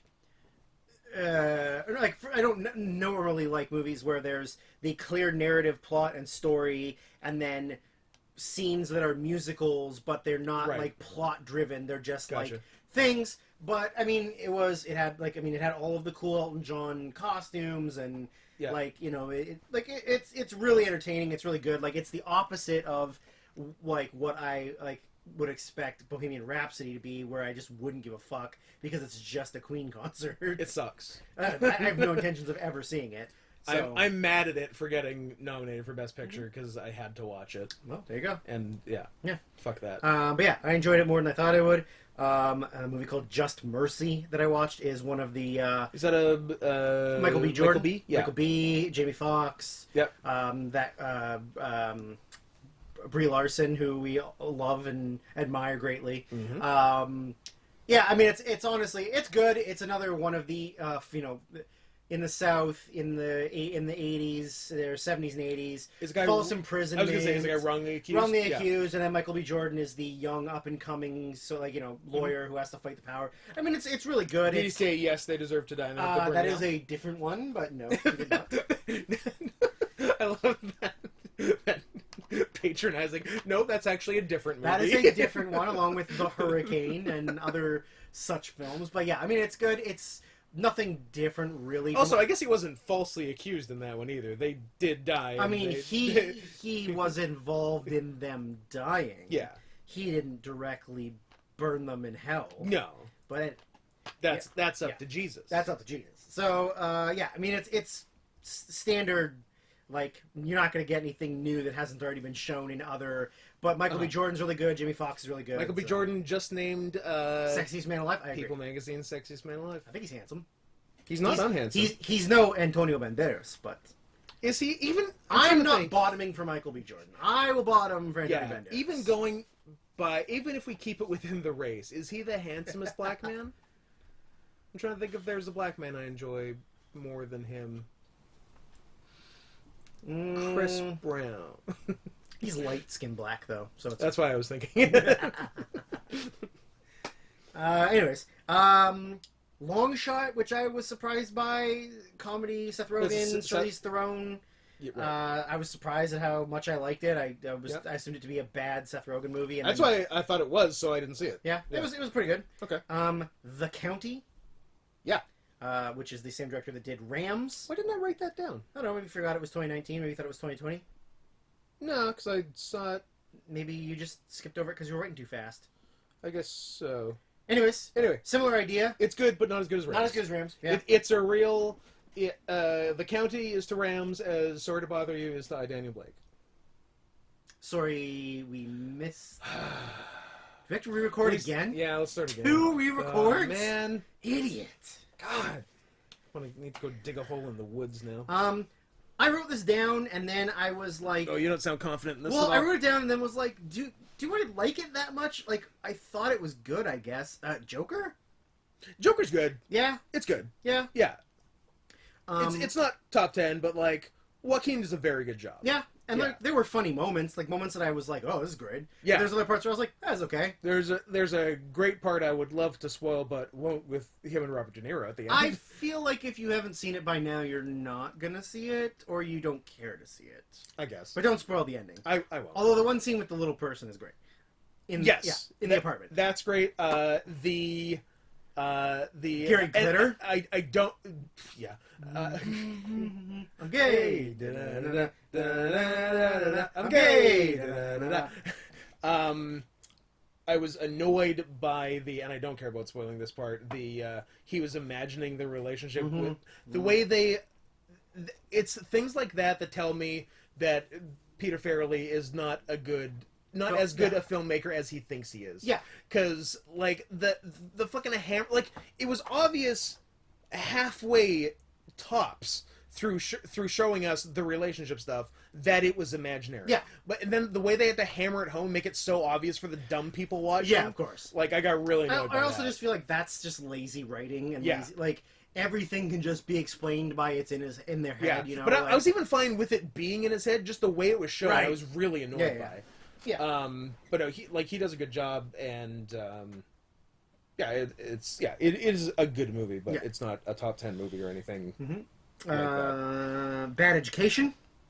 That was actually kind of a late cut for me. I dug it. Yeah, I dug it too. Yeah. Same director's Thoroughbreds. Oh yeah, that's right.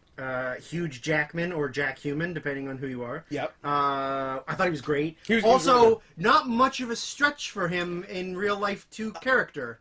Probably the role he should always be playing. Secret gay. Secret gay. You're gonna tell me a You man mean to tell that me. handsome and that ripped Has sex with that much money Has sex with women. is having sex with a woman he met pre-fame. Yeah. I mean, That's like ultimate beard territory right there. Like, no one's a bigger beard than Hugh Jackman's wife. Anyways, I liked it. I dug it. I thought it was pretty funny. really Allison liked it. Janney was also really good in it. Yes. She's always good. And, She's great. I love her. Jimmy Kimmel. Tortoro. What the kid? My neighbor John No, Turturro. the kid from Who Done the Dicks. Oh. Yeah. Jimmy Tortoise. Jimmy Simpson. Jimmy Kimmel. Tatro. Jimmy Tatro. Because he plays the son. Who Done the Dicks. Who Done the Dicks. He's great. I thought he was really great in it too. Yeah. Like he's really funny. He's also in the Wolf of Snow Hollow. Spoiler alert, but you knew that. I didn't know that because my friends watched it without me. Yeah, well, you were busy streaming and we wanted to watch a wolf movie. What one was that? Because I feel like it was it was the one with Empress Gale. Yeah. Yeah. No regrets. No regrets. A movie I didn't tell you to watch because I figured you wouldn't watch it, but also it's not like it was amazing. Some random Italian movie that I watched called First King, and it's about Romulus and Remus and like the discovery of... Is there a wolf? Is there a wolf? I mean, there should be. I thought weren't Romulus and Remus raised by a mother wolf? Isn't that the story? I don't know if that's in the. I don't think it's in the movie. That's horseshit. But it is like I thought. I assumed pretty low budget. And they, it's about like them becoming men and whatever. It is like one of the most like actual like realistic violence I've ever seen. Really? Like some of the beheadings and stuff, and like body parts getting cut off, and I was like, whoa, how did they afford that? Unless they just didn't care about safety guidelines and did it and just did it. Sick. Because like, hey, I'm down with that. I like it. Color Out of Space. I don't think it's good. It's fun as fuck. But I don't think it's boring either. It's fun as fuck. And if you're looking for Crazy Cage, this is your 2019 Crazy Cage pick. Absolutely. 2018 Mandy, 2019 Color Out of Space. Absolutely. It's bonkers. Oh yeah. I loved it. Yeah. Like I know, I admit it's not good. It's a bad movie. Like plot wise, storyline, the way that it moves and like the story progresses, it's shit. But the visuals itself are fucking insane. Absolutely, yeah. No, it's cool. It's Lovecraft. Yep. It's notable crazy filmmaker Richard Stanley. The best. I also saw this at Midnight Madness at TIFF, which had Richard Stanley and the whole cast. Including Nick Cage, who was dressed as Richard Stanley. As Richard Stanley. You know what? He gets it. The Australian cowboy hat. He gets it. He gets it. And the duster. He knows what people are there for, to see him do weird shit. It's so great. What would his life have been if he hadn't lost all his money? Don't know. Or had his... If he hadn't spent all his money on castles and dinosaur bones? Didn't his accountant... Something, yeah. Someone stole... Yeah. Someone Dane cooked him. Yeah. Yeah. But yeah, bonkers movie. Very bonkers. I did like how do I say this not too spoilery? Wife and son getting John Carpentered. Yeah, that was pretty good. That was pretty fun. That was pretty good. Yeah. I like a couple quick ones just to blast through, just so they get said. Triple Frontier, I thought was pretty fun. Like good violence, good action. Mm-hmm. Richard Jewell, I thought was pretty good. Yeah. Considering I couldn't mind blowing how much Richard Jewell in real life didn't get arrested and convicted for that, considering how hard he actively tried to prove he was stupid. Jumanji 2 is pretty fun. I thought Ad Astra was okay. Pretty good. Yeah. Space Gunfight was pretty silly. Yeah. Ad Astra was a lot of different movies. Yeah. In one. Yeah. It started as serious space, Apollo 13. Apollo 13, and then Total Recall. And then Interstellar. And then the end of Sunshine. And then the end of Sunshine. Yeah. Yeah. Absolutely. Very strange. Really weird. Yeah. Not what I was expecting the movie to play out like. No, me neither. Yeah. A fun little horror comedy called Little Monsters. Not the Howie Mandel one. Are you sure? I'm sure. It's not the Howie Mandel one. I wrote this down because I think at first I thought it wasn't as good, but then when I thought back about it, it was pretty decent. George Peanut Butter Falcon. I didn't watch it. Oh, Scott, I told you to watch it. It's so uncomfortable. I will, but I didn't think I needed to watch it for this. You fucking coward. And it also, I understand the irony of me having not watched a movie about wrestling and Down syndrome. Yeah. And wrestling with Down syndrome. Abso-fucking-lutely. And the last one I have written down on this side of my page is maybe the biggest or second biggest disappointment of the year. Oh. Us. Oh, I didn't write it down because I didn't like it. Oh. Yeah, I was going to say, it had moments, but I think also the fact that it was Jordan Peele, and I was like, oh, I like it more than Yeah, it was what it was. Yeah, I think it was much messier than... Yeah, and made a lot less sense. Made a lot less sense. It was a lot more there's all just there's all these plot holes. I have a cool idea, let's just go with it and fuck everything else. There's a way to make it work. I just don't think it worked. Yeah, and also the explanation of the underworld, the upside down, the whatever. Yeah, was kind of just really half-assed and vague. Because it's not supernatural. No, it's this was all cloning, doppelganger-y. It was weird. Yeah. Yeah. I mean, I got more. Do you got more? I got some. I don't want to just keep going because I got 300. No, I got I don't know. I got 11 more. You did that. And the one I didn't say on the other side because I thought it might be on your list. Yeah, I've got a few I'm saving that aren't necessarily late cuts for me, but I think are on yours. Less kisses. On the... Less kisses. What, do you want me to just change it? Yep. Change it to what I think your list is? Yep, absolutely.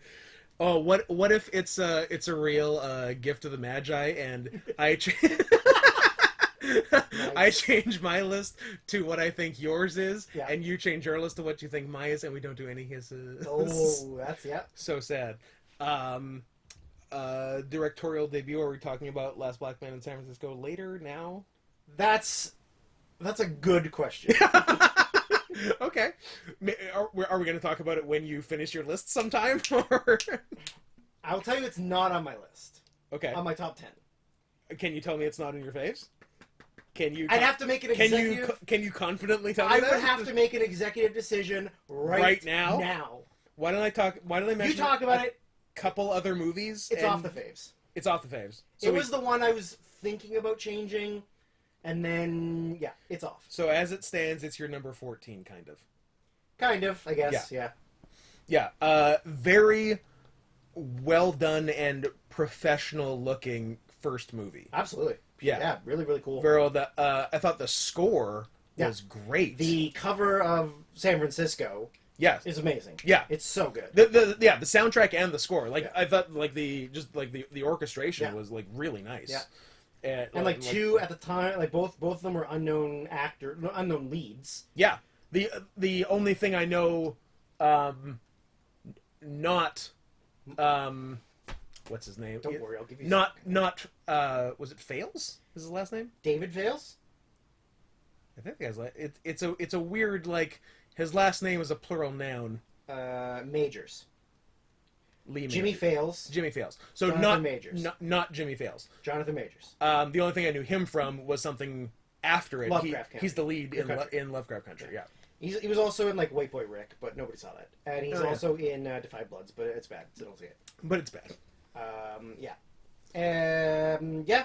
I saw this in theaters opening night, just like kind of on like we had waited for it to come out, and we just happened to look on a Friday after work, and we're like, it's fucking out. Like, so we went over to International Village, the three of us inside, and like dead silence, and then the movie ended and dead silence, the three of us. Yeah. And just like, I guess waiting for one of us to say something, and we all sort of like turned to each other and we're like, I really like that a lot. Yeah. Like, really good. Yeah. Really, really cool. Like, yeah. It's all about gentrification and I love all these. I guess it's a really big thing there. Like, it is in lots of major cities, but between like Blind Spotting and this, like, is gentrification like the biggest thing going on in the Bay Area? And sorry to bother you, because isn't that also in California? Is it also? Yeah, I think it might is. be. I don't know if it's San Francisco, but it's California, I think. It is California for sure. Yeah. I can't remember if it's... But I mean, I think like, San Francisco that's a big thing there, I think. It's gotta be, because like, they keep making movies it's about like it. the big, like, up-and-coming, like, where all the young, like, hip people live now, so... it's cool. Like, kind of no-name actors. Yeah. A no-name director. Just, like, the story is, like, relatively simple. Yep. Just a house that he is convinced has been built by his ancestors and just... Well, grandfather. Not so much ancestors. Grandfather, and, like, it wants to get it back, and... Yeah. I like that he's maintaining it even while a white couple is living there. Yeah. Like, he goes there and, like, fixes the window and, like, does the yard work. Yeah, and, like, plants keeps flowers. Up the, yeah. And they're like, could you stop? Hey, you don't live here. Where is... Oh, it's on this side. You got more, or you want me to keep going, or... You can go. Do you want to kiss? Because we can kiss. Oh, well, but only if we get them right. Sorry, I'm just circling the one that's moving back into my faves. Ah. So it's between that and Last Black Man. Yeah. Come to Daddy? Yeah. Fun. Real fun. And real also, fun. And CanCon? Does it count, or was it just filmed here? I don't know if the director's Canadian. Is filmed here. One of the actors is definitely Canadian. Stephen McHattie rules. I like him in like everything he's in. Yeah, I liked him in Haven. Yes. That was fun. He's in the Goon movies, or at least one of the Goon movies. I like a Stephen King short story that's adapted into a 5-season television show. Mm-hmm. He's not. He's from New Zealand. My bad. The director? Not CanCon. Sorry. Sorry, Scott. No more CanCon. It's filmed entirely in Tofino, my vacation spot, so I recognize literally every single shot. You sent me a picture of the house. I sent you a picture of the house, which you can't get to because it's on a sort of island that is at the end of this big sand spit that you can only get to at low tide. Which is cool. That is pretty cool. And you can walk to like the front of the big rock, and then on either side of it there's 2 private properties, one of which is the house, and you're not allowed. It's like roped off that you can't actually get any closer to it. And then later is filmed at the shittiest hotel in Tofino, nice. The Dolphin Motel. Nice. So I'm glad they got some play and not one of the many nice hotels. But it was cost effective. It was supposed to be a shitty hotel. Yes. None of the others would have made sense. Yeah. But yeah, real fun. Nice swerve partway through. Mm-hmm. Yeah, excellent swerve. Yeah. Yeah. I enjoyed. Also, Elijah Wood unintentionally being a creep. Yeah. Yeah. Yeah, I like weird Elijah Wood. Yeah, me too. I mean, I just like Elijah Wood, period. Yeah. He's great and everything. Yeah, and I guess he actually does mostly weird stuff now. Yeah, I think so. This, what the fucking Max Landis North. show. Yeah, North. Dick...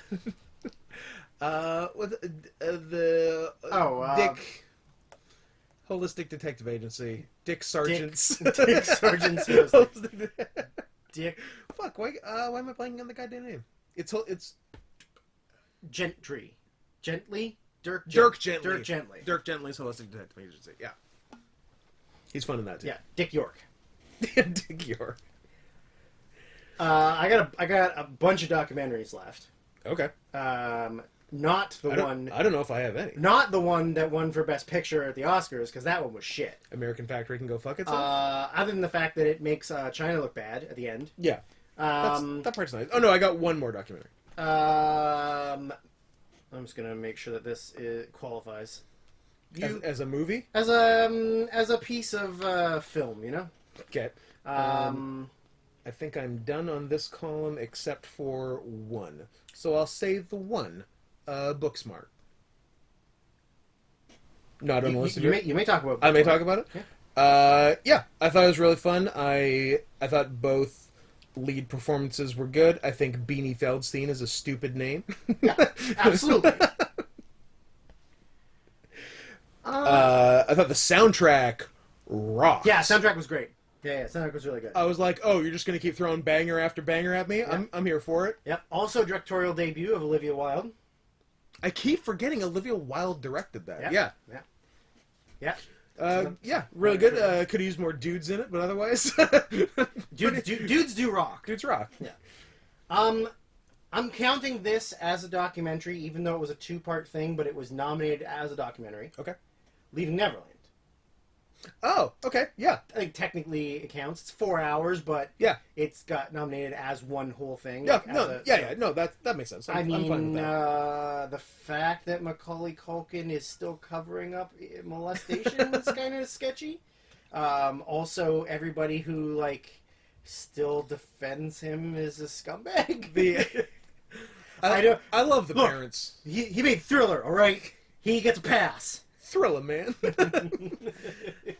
The parents of the victims are hilarious. Yes, absolutely. The level of denial about their own guilt. Yeah. In sending their kids. Their children. Their young underage children to a man's private property to sleep over. Yeah. Like, if you won't admit that you're a monster and did it for money, I don't know. Yeah, I can't help you. Can't help you either. Yeah. Okay, got two more documentaries. One is Memory: The Origins of Alien. Oh yeah. I don't know if I told you to watch it. I don't remember. I don't remember if you did, but you saw it. I did regardless. It's cool. It's cool. It's interesting. It just gives you all the awesome backstory of just all the stuff creating the idea of it, and Geiger's weird shit. Yeah, he's crazy. Geiger, he's on that. I think I've done this on the podcast before. The non-Bob Ross German painter guy, something Alexander. Yeah, I don't remember his name either. Yeah, just like the one that Patton Oswalt does on the just first album. A crazy German man who does weird, gross art. Yes, yeah, absolutely. It's great. It's really cool. Just anyone listening, find any super ego audio comedy sketches involving H.R. Giger. Matt Gorley does an amazing Giger, and just it's very fucking funny. I've heard some. Yeah, it's really good. But yeah, it's cool. If you love Alien and just the ideas of it and everything, it's just really super interesting. And it really does the very genesis of where it came from and all the stuff it went through. Yeah. Really cool. And then last one must be Apollo 11. Apollo 11 is the last one I have. Really good. It's only Apollo 11 footage. Yep. No narration. Recolorized. Yeah, because some of it's wasn't originally colored. No, it's great. It's great. It's 4K colorized Apollo 11 mission. Yeah, and it's just showing like the crew prepping and the space launch and like there's no narrative, there's no voiceover, there's no here's everything that happened in an hour 40. Everything was recorded then in that time period, and there's been nothing added since then other than the little bit of coloration. But yeah, really cool. And also kind of answered the one issue I still had about the moon landing, lingering about the moon landing being faked. For the record, I don't think that. When I was a teenager, I kind of used to think it. So when you were a teenager, you were kind of retarded. Yeah. Okay. As opposed to fully but differently retarded. Yeah, now. This is autism. That was like whatever. Brain damaged. Yeah. Because the more you think about it, like, the amount of people that would have had to keep it secret and did forever, it doesn't make sense. But the one thing that always bugged me was the picture of the flag, like, flapping on the moon where there's no atmosphere. Yeah. But I seem to think there was, like, some video, like, moving shot of the flag being placed or moved or something, and it's not flapping. That's just...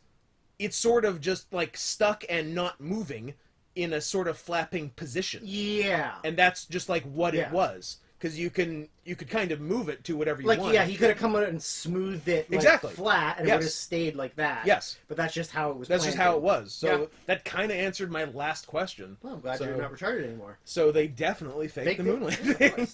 Yeah, Stanley Kubrick had all that time to help fake the moon landing. Yeah. I got a horror movie that I watched, but then horror thriller movie called I See You. Not the good one with Sylvester Stallone, but another one. Interesting, like, weird twist that I didn't see coming. Okay. Pretty cool. Should we talk about greener grass? Nope. Oh! We should not. Should we talk about... Oh, I also have another one. John Wick, Chapter 3, Parabellum. I was briefly going to write a D beside this, thinking you might put it on, but I'm like, no, I don't think you'll fit it on. But I know... And 2 wasn't on either, so... those will both possibly be in consideration for 10 that didn't make it, but... One is on your top 10. One is on my top 10. Top 10. I didn't want them to make a 3, because everything... Yeah. Even though 2 was still really good. 2 rocked. But you're like, how far can you go without diminishing returns? Sure. With how 2 ends, you had to make it 3, though. Of course. Yeah. But, like, you never know. Yeah. And then when they made 3, and then we went and saw it, and I was like, all right, either this is going to be awful or awesome, and it was awesome. This still rocks. Yeah. And so I welcome 4. Yeah. If they're just going to keep... This one had the amazing knife fight inside that antique store. Yes. Where they were throwing knives at each other's dicks. Yeah. That fucking ruled. It had... The trained dogs. The dogs... I don't know if you've ever heard the story about it, but... Not really. So Halle Berry trained with those dogs for a month. Yeah. And they are like some special breed of Belgian German Shepherd. Treverns. Probably. Yeah. That are like very loyal and very very protective. Might be my favorite dog breed. Interesting. That being said, all dogs are bad. All dogs are dumb. All cats are good. All dogs are dumb. Yeah. We've established that. So she trained with them. So she did a bunch of stuff with them before they went on to set with Keanu Reeves. Did she let them lick peanut butter off their pussy? No. Did she lick peanut butter off of their pussies? I can't confirm or deny that. But when they got to set, Keanu Reeves was specifically told, do not pet the dogs. Do not try to pet the dogs. Do not show any forms of playfulness or aggression or affection towards Halle Berry, because they will attack you. Okay. They are trained to work with her and protect her. Okay. And so he was like, okay, I will not go near those dogs. So, like, that's fucking nuts. So, like, those dogs to Halle Berry is like you to the woman in Roma.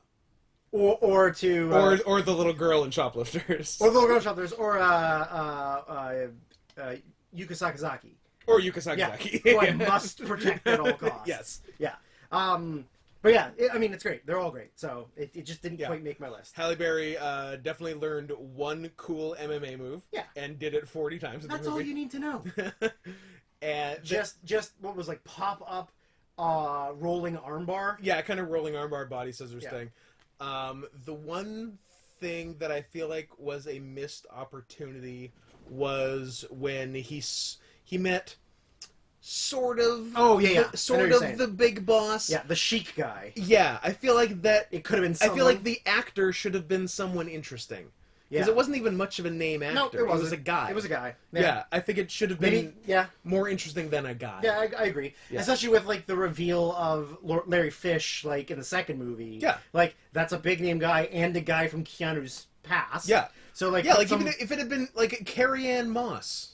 That would have been cool. Would have been interesting. That would have been cool. Yeah. That would be pretty rad. Was she busy? Maybe they just didn't want to make it, like, hokey. Yeah. Oh, that's the thing. Depending on who they picked, it could be. Like it shouldn't be Seth Rogen. But it could have been, like, even the matter of, like, because, like, in the Michael Nyqvist is the bad guy in the first one. Yeah. And, like, he's a somewhat well-known international actor. Like, they could have gotten someone along those lines. To, like, even if it was, like, my boy Matthias Schoenaerts. Or, like, Jean Reno. That would have been amazing if it was Jean Reno. But yeah, like, I feel like they could... Gerard Depardieu. Except for they'd have to film it in Russia because he doesn't leave Russia. To avoid paying taxes. I don't know if you know that story. I think so, yeah. Okay. Anyways. I only have a couple left. I think one of them's definitely on your favorites. The other one might be on your list. Interesting. And the other one is one that we watched today, and I don't know where that fits on your spectrum. It fits as a late cut. Me too. Yeah. We watched Everybody's Everything, which is the documentary about our boy Lil Peep.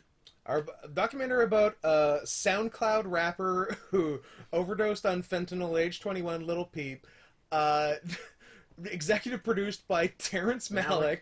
Second appearance on the list. And mentions. 100% on Rotten Tomatoes. I think it was worth it. I think it's 100%. It's great. Yeah, it was incredible. Not only every Lil Peep song is a fucking banger. Yeah, he's no misses. Awesome. Like batting 1,000.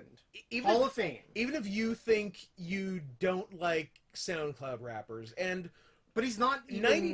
99%, you are right. Yeah. To not like SoundCloud rappers. Yeah. And he does look like one. He's a young guy with stupid hair, face tattoos, and addicted to Xanax. Yeah. Like, he checks all the boxes of SoundCloud rapper. Yeah. But he is so much fucking more. But he's not, he's not even necessarily a rapper. No. He's a mixture of a bunch of things. It's like emo, trap, hip-hop. If that... Is the light fucking off?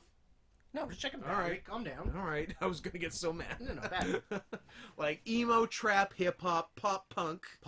Yeah. Like there's a lot of mixture in there. Like his two favorite, like when he around the time of his death, his two favorite musical acts were Fall Out Boy and I Love McConan. Yeah.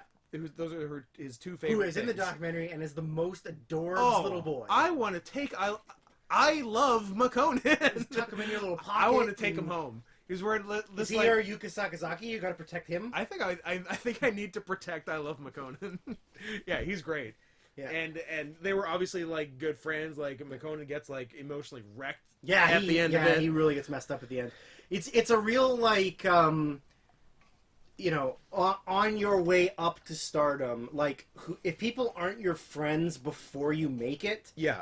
Like they're not your friends on the other side of that mountain, you know, like on the way down, or like it's a real look at like who you put into your life and how much they actually give a fuck about you. Yeah, but like there's a lot of like people being fake, and you know one of the dudes in it actually says that like, you know, everybody, like half of the people in this documentary are looking for clout, and then at the end like there's one dude who like is very blatantly like the one that they think is involved in why he's dead. Yeah. And like not necessarily killing him, yeah, but just like not giving a fuck enough about him to check on him for 4 hours. For 4 hours while he's dead. Or he gave him the fentanyl. Yeah, whatever. Right? And so he's like clearly just like, fuck you, like how is this gonna get switched around on me? Yeah. Like when people watch this, like not you guys, but like the audience is gonna turn this around on me and my family. It's like that's not what an innocent guy says. An innocent guy just acts sad. Yeah, he was real worried about how this was affecting him. Yeah, but like for a kid who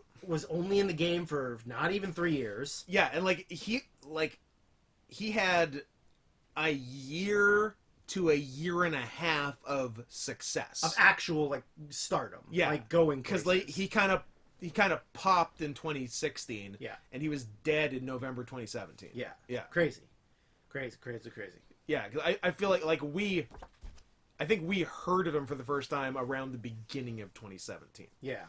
I think we knew him for less than a year by the time he died. Mm. And we also couldn't believe that he died that long ago. It feels like he just died. January 2019 is what we said. And not literally over 3 years ago. Over 3 years ago. He's been dead as long as he was a thing. Yeah. Yeah. But it's super well done, and all his music rocks. Yes, I agree. So I got 1, 2 left, and I think one's on your faves and one's on your list. So you tell me what you got left. Not much. P.S. Literally nothing on our list has been mentioned yet. We could go 9 for 9. Because 10 isn't going to happen because it's a movie I can't 10's, see. 8 could happen, because one is. Those are all done. Did you see the Song of Names that I... No, I was going to download it, and then I just saw that it had a low rating on Letterboxd. It's not going to make your 10, but it was good. It's. I mean, I like the 2 leads. I was going to say, I don't see enough Clive Owen anymore. No, me neither. But he's really good. Tim Roth is really great. good. Yeah, I like both of them. Yeah, it's it's a cool story, worth checking out. But yeah, not gonna make any end of year lists. Proxima, did you see? I didn't get around to it. I watched a trailer and I didn't think I was that into it. Okay, I thought it was quite well done. It's a better space movie than Ad Astra, and a much better space movie than what I'm going to mention in a minute. It's Eva Green, who, and a lot of it is her relationship with her young son as she's about to go on a mission. But yeah, it's well acted, and yeah, I liked it quite a bit actually. That you didn't see The Irishman. I had no intentions of seeing The Irishman. The Irishman, men only. Yeah. It kind of is a men-only movie. Yeah. There's a couple wives or girlfriends, but it's... But they're irrelevant to the story. They're not important at all. Yeah. Yeah. No, I don't know. It didn't really seem appealing to me. And when you saw it, you had said it's just mixtures of all the other... Well, because my dad saw it before me, and his review was... take Goodfellas, take Casino. Yeah, it's a Scorsese movie with De Niro from Casino... Pesci from Goodfellas, and Pacino from whatever, and then just age them by 30 years. Yeah. But sometimes de-age them. But also de-age them.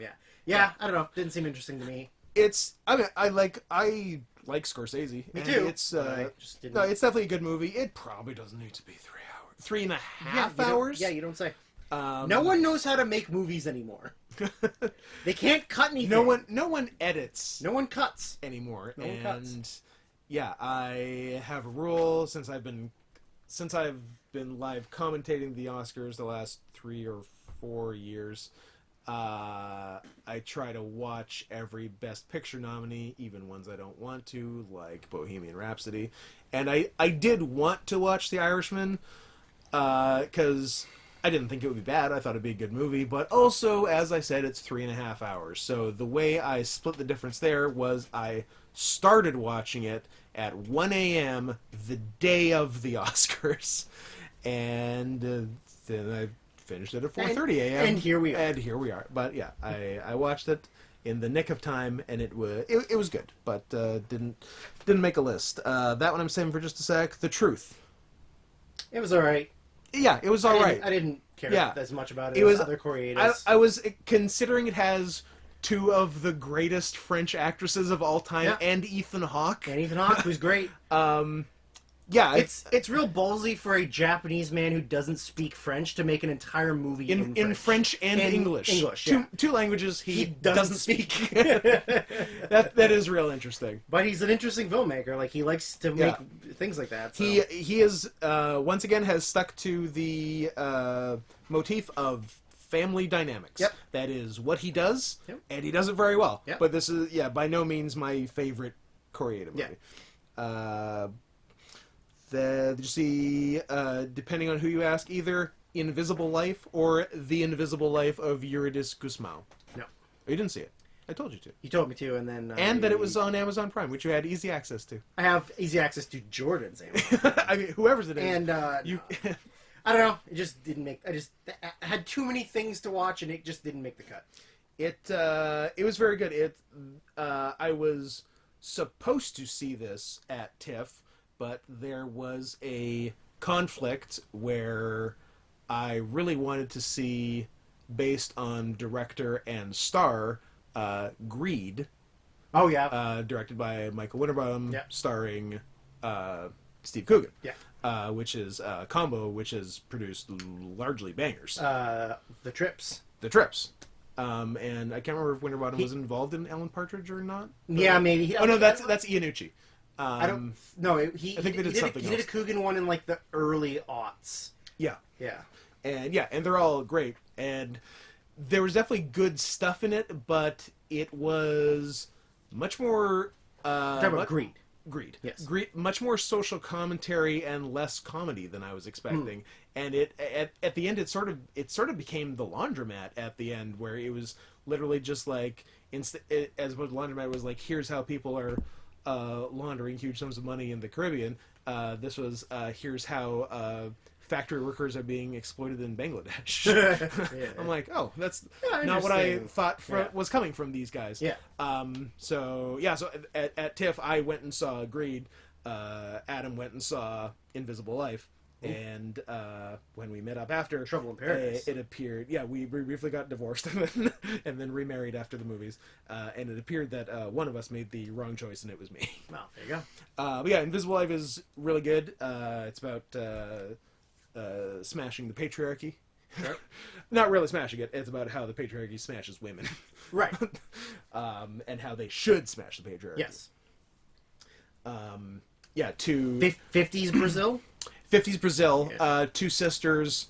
One runs off and marries a Greek. Bad idea. It doesn't work out. She comes back pregnant. Family disavows her. Mainly the father. Of course. The sister stayed home. Basically got arranged married. That happens? It happens everywhere. I guess that's true. Women don't have any power. No. Can't do shit. It must suck to be a woman. Well, probably. We should try it. I'm okay. I like being able to, like, make a full wage. We should. Yeah, the 77 cents on the dollar seems like a bummer. Yeah. Maybe it's too high. Maybe they should work harder. Make up that 22%. Was it Chappelle or Bill Burr who had a great joke about it? Who said it was too high? Chappelle. Yeah, Chappelle. It was beautiful. It was beautiful. That Chappelle opening monologue was one of the greatest things that's happened in the last 10 years. Like, yeah. It was amazing. Yeah, he's the man. Yeah. Wow, I'm really... Yeah, so Eurydice, the one who stayed home, is off living with her new husband and never even finds out that her sister came back to Brazil. And they basically just... both are... One's writing letters to the other, but she's never getting them. And they keep missing each other their entire lives, basically. So that was cool. Weathering with You? Yeah. It was good. Not as good as Your Name, of course. Yeah, like, it seems to be a trend.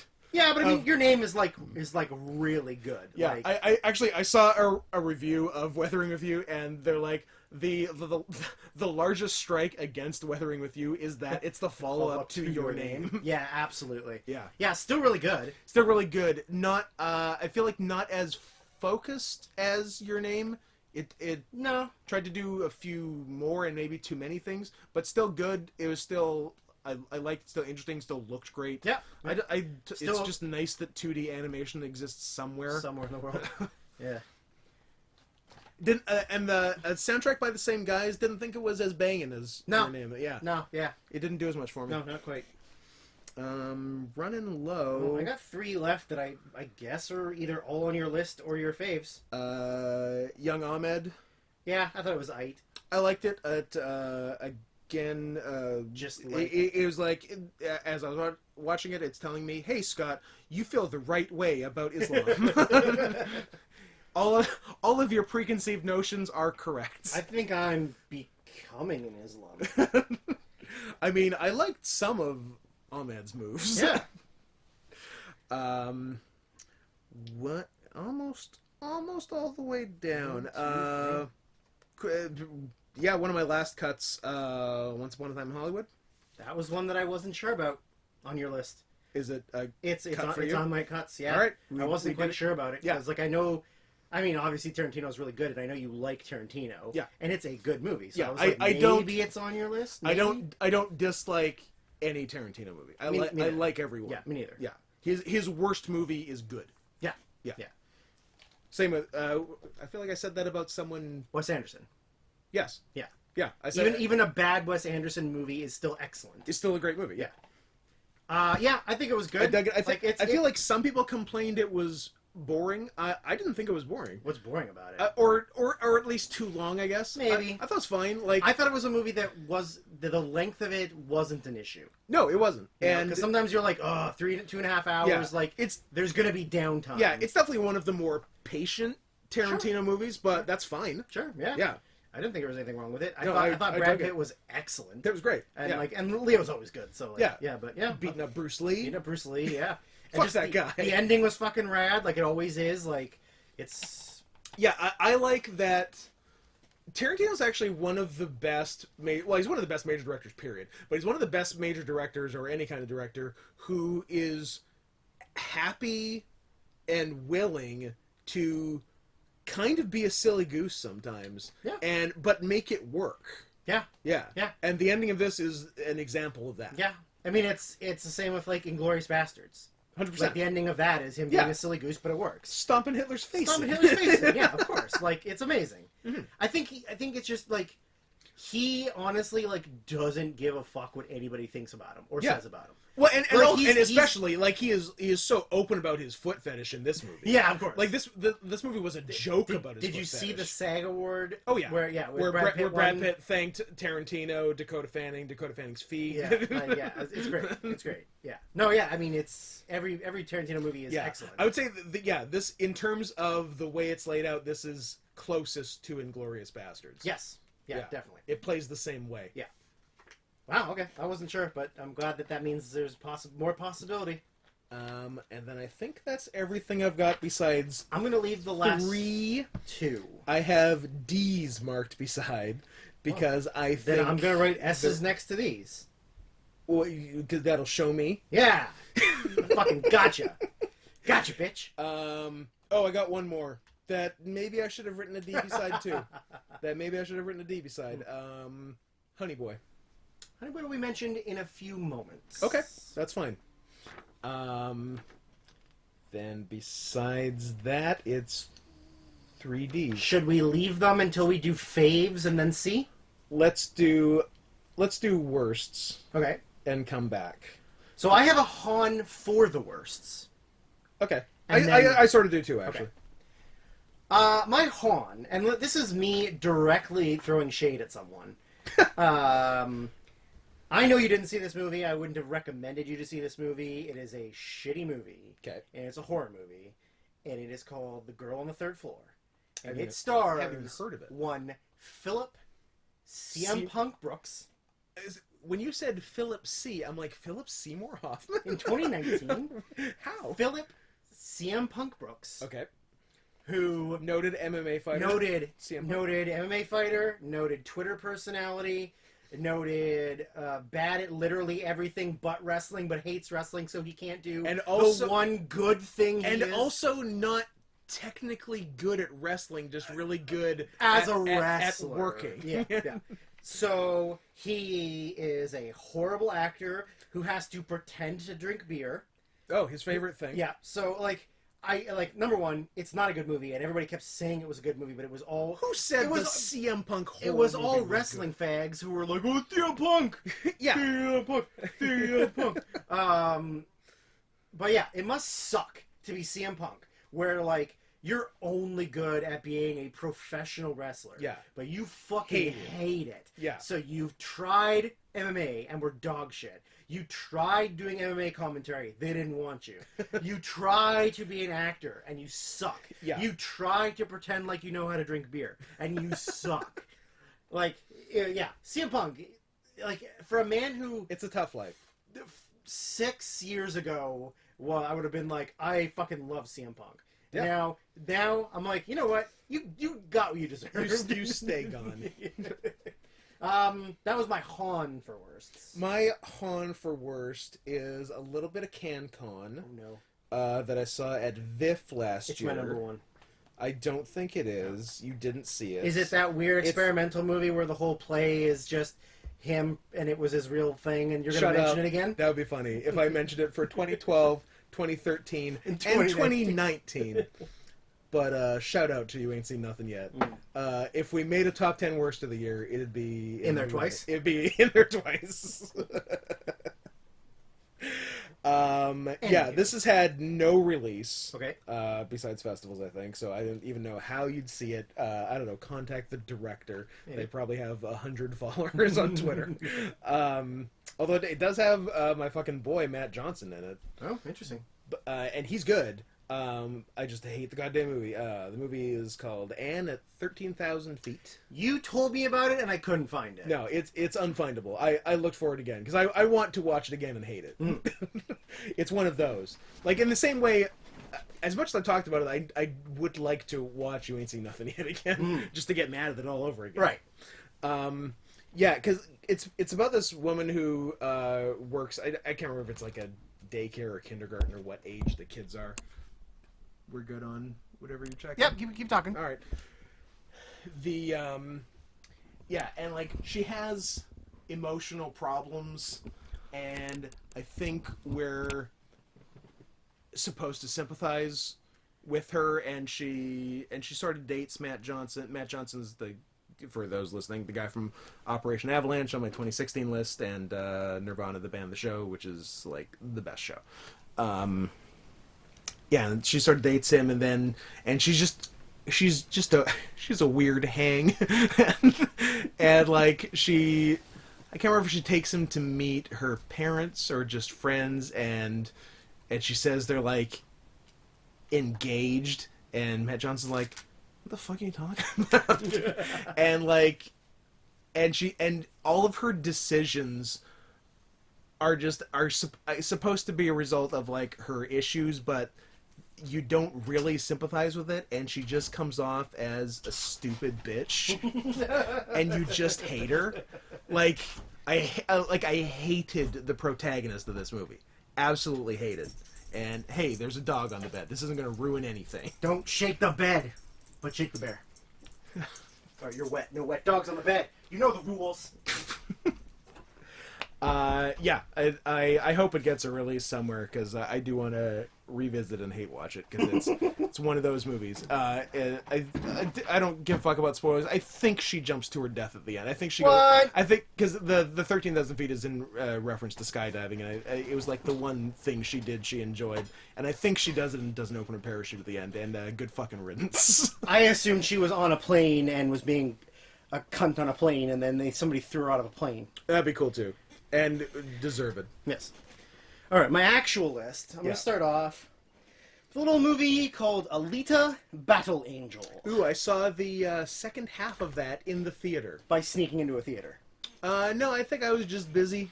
Oh. And also didn't care. That's fair. Because I was invited to the movie, and I was like, sure, but I won't be there for the beginning of it. And that was fine. Imagine writing a movie, filming a movie, editing a movie, and distributing a movie where literally every plot point in the movie is completely useless and doesn't matter at all. Yeah. Nothing in the movie is worth anything. And I think they realized that, because I remember seeing trailers for this movie in, I'm going to say, spring 2018. Yeah, that sounds about right. And I believe this came out summer 2019.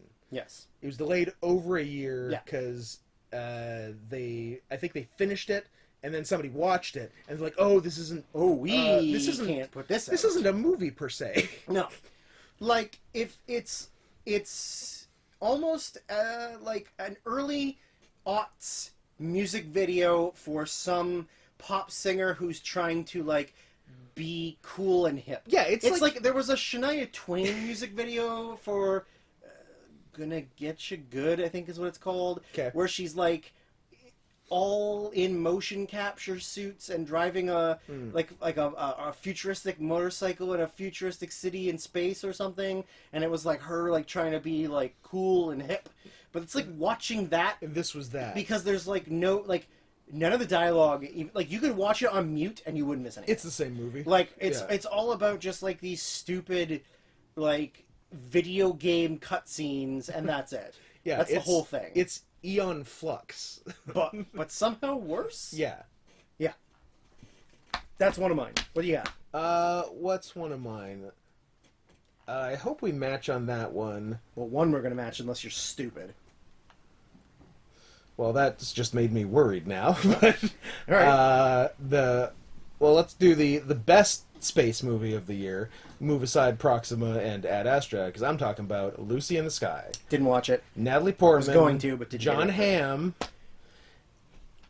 Two for two. Handsome, funny, talented, handsome. The big four. It's your Antonio Banderas. Handsome, handsome, handsome accent. As I'm watching the movie, it's a kind of regular space movie. I saw it very close to Proxima, and they're largely very similar.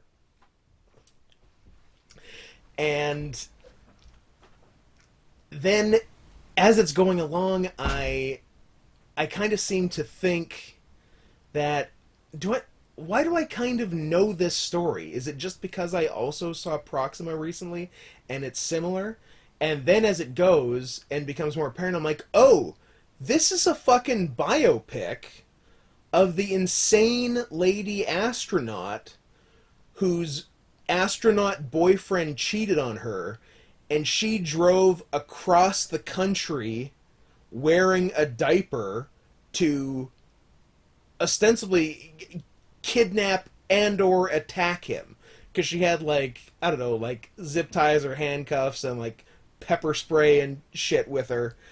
And the only thing, if you know the story, some people have heard, it was in the news and all that, and if you know the story and I asked you to give me one key word about the story, the key word would be diaper. And they didn't do it in the movie. They didn't do the only remarkable thing about the whole story. And I was flipping out in my seat as it's happening. I'm like shaking Adam beside me. I'm like, she's not. And Adam didn't know the story. So he's just thinking, what's wrong with you, Scott?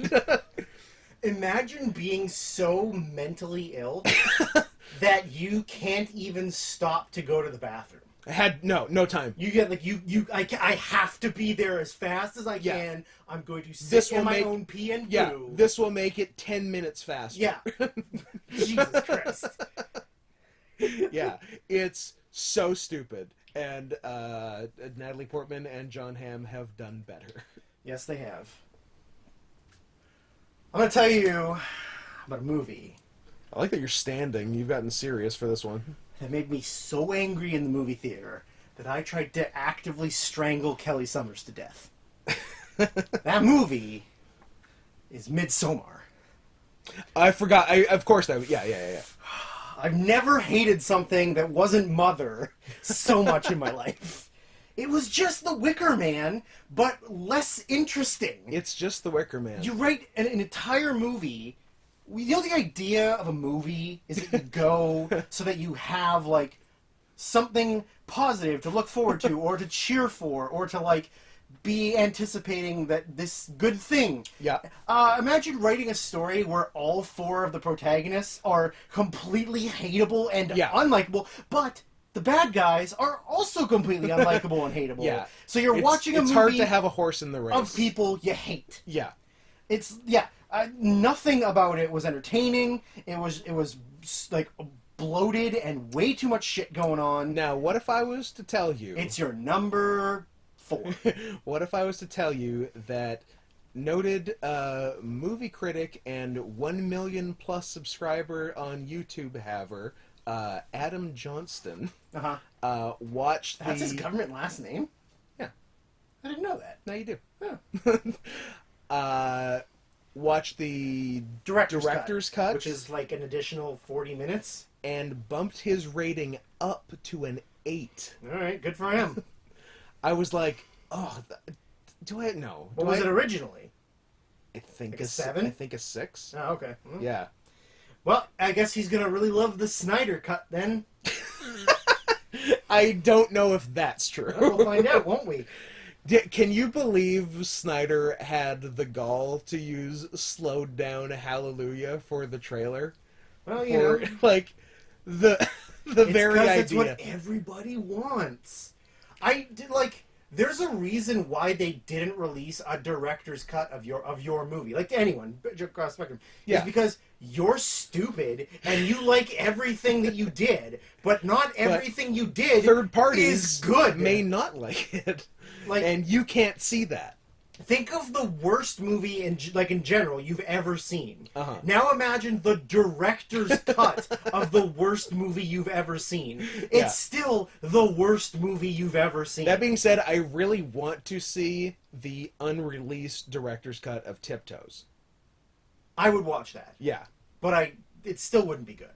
Oh no. But I want to watch it. But I want to see in how the role of a lifetime. Gary Oldman. Kermit the Frog. I want to see how, in some way, it was positioned as a festival movie. Because the cut that exists is not. No. It's just not. I'm sorry.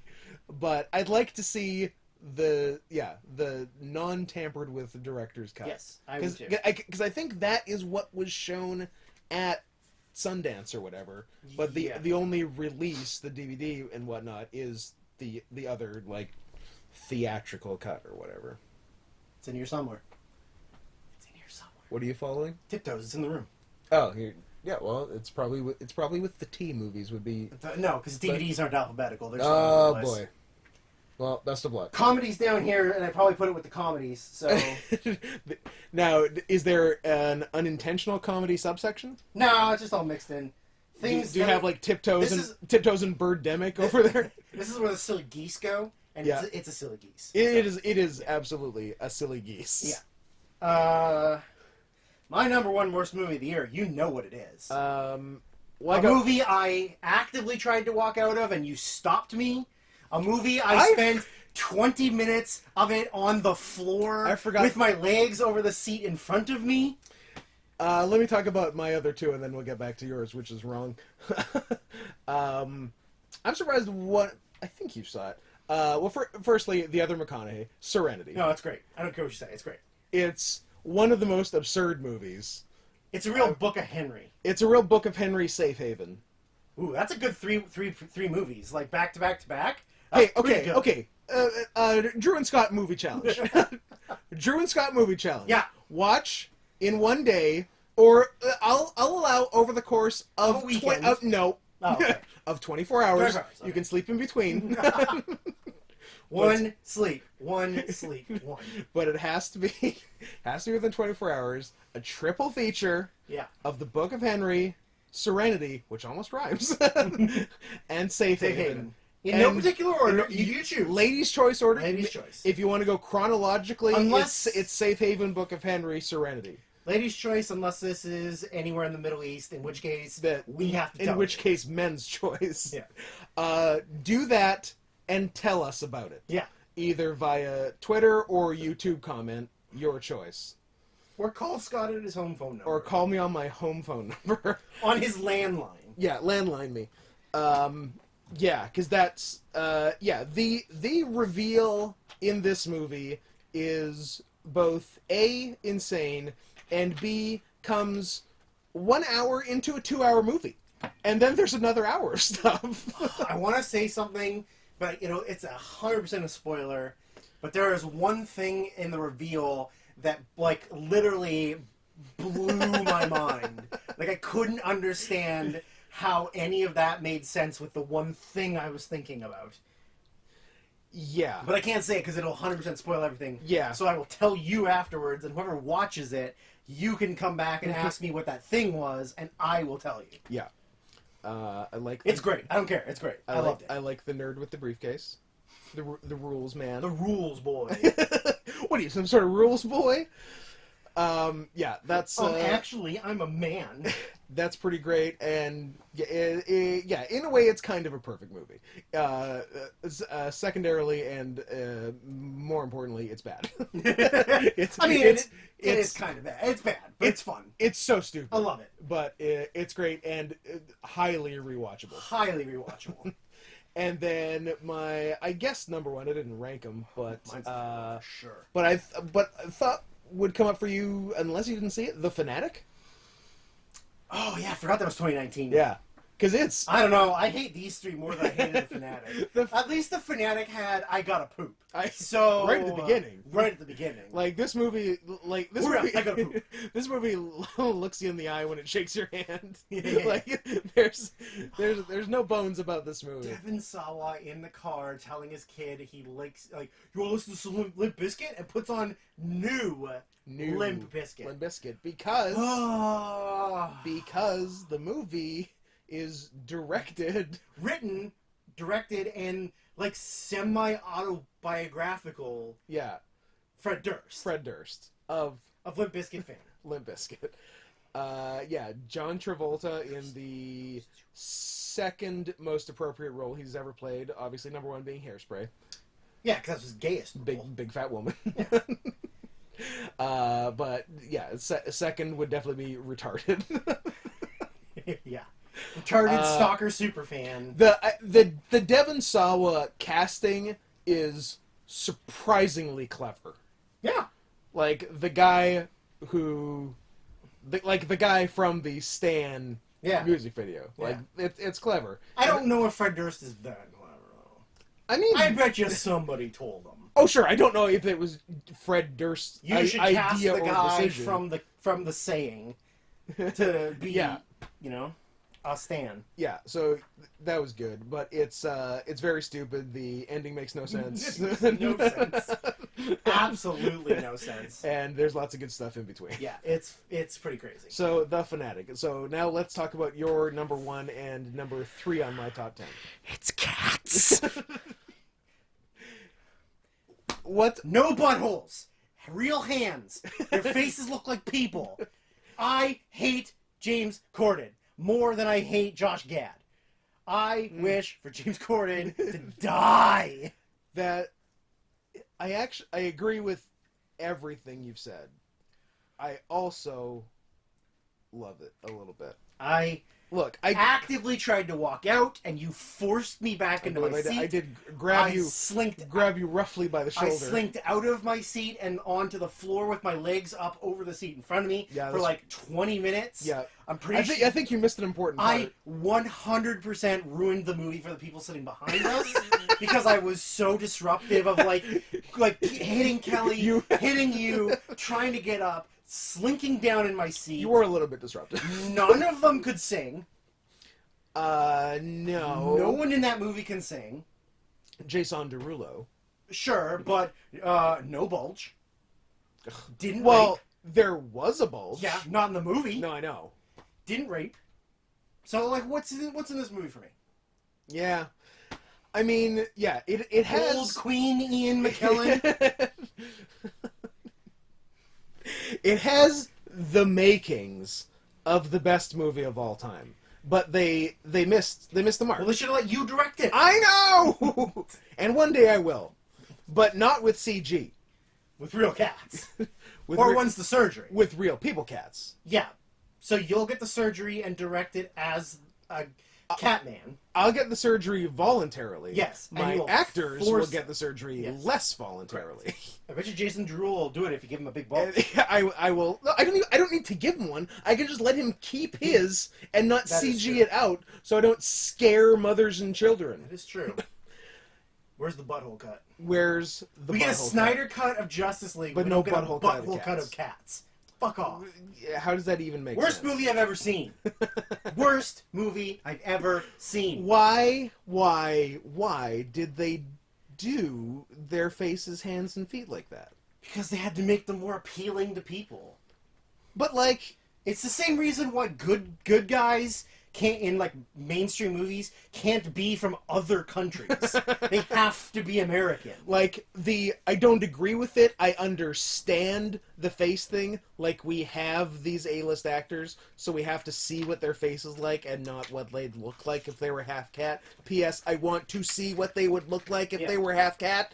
But P.S. It's not like anyone outside of Jason Derulo and maybe that lead girl are even attractive. Yeah.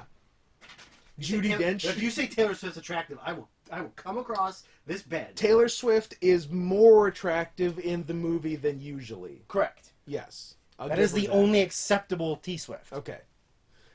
But, like, okay, so the face thing again, I don't like, I understand. Hands and feet, I'm assuming just because they didn't have time to do it, because the movie was like, they finished the movie the day of the premiere. And also, actually didn't even finish it, because they released a video game patch for it. Yeah. They had to send out a new version. A week later, which, P.S., still wasn't really any better or finished. I think they got rid of Judi Dench's wedding ring. Yes. Yes. And a couple other horrible things, but like it wasn't done. Like it needed another year. They sanded down the nipple areas. Sanded down the nips. And yeah, but like the hands and feet, like the like neck to wrists to ankles were pretty catted up. Yeah. And looked fine. Yeah. But so I don't know why you couldn't have done hands and feet. That doesn't seem so hard. Faces, whatever. I think you're wrong, but I understand. Why couldn't they have just used the stuff they used on Broadway? Yeah, also, costumes exist. The cats' costumes exist. Yeah. Then they could have just been you're not doing cats right now, can we borrow? This is a pre-existing property that has been done, and people weren't screaming at. In fact, it's the longest-running musical in the history of Broadway. Yeah. So, it was working somewhere in some form. Yeah. Not this one. By Oscar winner Tom Hooper, starring Oscar winners Jennifer Hudson, Judi Dench, and Ian McKellen. 4 goddamn Oscar winners were involved in this movie. Yeah, well, Tom Hooper doesn't have one anymore. It got rescinded. The Academy sent out a letter that he was getting it taken away. And it's not like Jennifer Hudson has ever done anything else to even be considered. Oh, I feel like at a certain point, movies need to stop being able to say Academy Award winner someone. I think it's like being on the Hall of Fame ballot for baseball. If you don't get voted in within that time period, you drop off the ballot. Exactly. So, like, for Academy, because, like, you see a movie of someone who won 1 Oscar for one movie they did in, like, 1990, and then it's 2020, and they're like, Academy Award winner, and you're like... And they've done jack shit since then. Exactly. I think you should, like... You should have to prove that you should keep it. Like, if you've gotten another nomination, bumps up your, like, for, like, 5 years. 5 years, yeah. So, like, you have an additional 5 years at the end of your career that you can put Academy Award winner. Yeah. But, like, Robert Forster was in The Wolf of Snow Hollow, and it was Academy Award winner. And then we're like, but when was the last time he did anything? Oh, he's done tons. But, like, anything that was nominated for... It's been a while since he's been nominated for an Oscar. It's like they gotta like, Robert Forster has had very steady work and is great. But, like, you gotta stop letting Nick Cage movies have Academy Award winning Nick Cage. That's one of the... Nick Cage is one of the best arguments against this. All right, because it's very funny Sandy B. to say Color Out of Space starring Oscar winner Nicolas Cage. Sandy B. Out. Bullock's out. And Jennifer Hudson is a perfect example. Done. Yeah. I think Halle Berry's probably lost hers, too. Halle Berry's lost hers, too. Yeah. Alright, so the bad stuff is done. Yeah. It's now time to start picking up the pace on the good stuff. So I'm going to say the 3 that are neither my top 10 or my next 3, 3 honorables. The 3 things that were left on your list. The 3 I wrote D beside that I think are on your list in some form. I have two on my list that are the same thing. For Okay. How would you like to handle this? you. You say one, I'll say one. You say one, I say one. I think Pain and Glory is somewhere on your list. It may be. Okay. Adopt a Highway. It may be. 1917. It may be. The Death of Dick Long. It may be. No. But you'll be pleased with where the two you've said are. Oh, okay. And that means I have one more, and it is Calm with Horses. It might be. Yes. Okay. Interesting. But those could be anywhere. I'm gonna... Because only one of my favorites has been mentioned, and zero of yours. As of now? Yeah. No, like previous to us just naming those things. Prior to this... I'll say the one that we Prior said. to this, none were We mentioned. said, for favorites, Honey Boy. Okay. Was the one that I bumped in to take Last Black Men out. It was already on the fence of the two. Yeah, those are the two fighting it out. God damn, like... I love Shia LaBeouf. Shia. I love Shia almost as much as I love Ethan Hawke. Like, Yeah. the two of them, and Ben Foster. Yeah. Those three do not get enough credit for how Would you say there needs to be like an annual... I said there needed to be an annual Ben Foster, Ethan Hawke Appreciation Awards, where each year they both win an award for the good movies they made. Yes. But I think Shia also deserves that. Yep. Because even, like, Peanut Butter Falcon, he was the best part of Peanut Butter Falcon. Sure. But, oh, goddamn, like, number one, his life. His life fucking sucked. Yeah, seems like it sucks. And, like, real, like, it's weird to see his dad because it's not like his dad was necessarily... Like, it's hard because his dad was a bad dad, but also a good dad, sort of. In like a way, good like, friend. he wasn't, like an older brother. Yeah. Yeah, he was more of an older brother than a dad. Yeah. He wasn't, like, terribly abusive or something. Not necessarily, other than, like, the one time in the Yeah. thing. But, like, he vaguely... Like, he cared about him. Yeah. But it was more cared about him because he wanted him to succeed. Yeah. And, like, if he didn't, like, wasn't so tough on him, Yeah. he wouldn't have succeeded as much as he did. Yeah. But- And, like, trashy stage parent is one of my favorite archetypes of people. Right. Yeah. Like Honey Boo Boo's mom. Absolutely. Mama June. Mama June. Mama June's great. Great. Yeah, feed her that sketty. And Red Bull, Mountain Dew, cranberry juice combo that gets her Go-go juice. Go-go juice, Yeah, I mean, honestly, like an incredible performance by Shia. Yeah. The little kid was really, really It was good. good. Yep. Again, like, first-time director, female director. Whose name is Catherine Bigelow, because she's the only one that anyone knows. Yep. I guess Sophia Coppola, whatever. But yeah, like a really solid movie, like really, kind of like really heartbreaking, even though it's not really that sad. It's not that sad, but But just like the environment, just thinking about it and like what being a child he was actor in dealing with. Hollywood and Yeah. stuff, and like his dad being like, it's weird because like absent but not absent. Yeah. It's just. It's unique to make a movie about your life when your life is that. Uh-huh. And I remember seeing an interview with him where he had said, like, oh, has your dad... how did your dad... Like, because I guess his dad had to sign off on, like, a portrayal of him or Right. give him permission or whatever. Yeah. And he didn't want Shia to play him, so he told him that Mel Gibson was going to play him. And he's like, oh, fucking Mel Gibson. And signed off. And then Shia was like, well, I got his signature, so then he played him, right? And he said that his dad watched it while, like, over FaceTime. So he, like, gave a copy to his dad, and his dad was watching it, and he, like, watched his dad watch it. Oh. And he said that it was, like, the most surreal, like, I bet. out-of-body experience kind of thing. Your like, dad watching you play him in a movie. Yeah, exactly. Yeah. And he said, like, my dad and I now are, like, bros. Like, we've got, like, a pretty good relationship. Like, he's my guy. So, like... Obviously, things have changed over the course of time, but Sure. like, yeah, fuck, what a shitty life as a kid to have to like it go sucks. through that.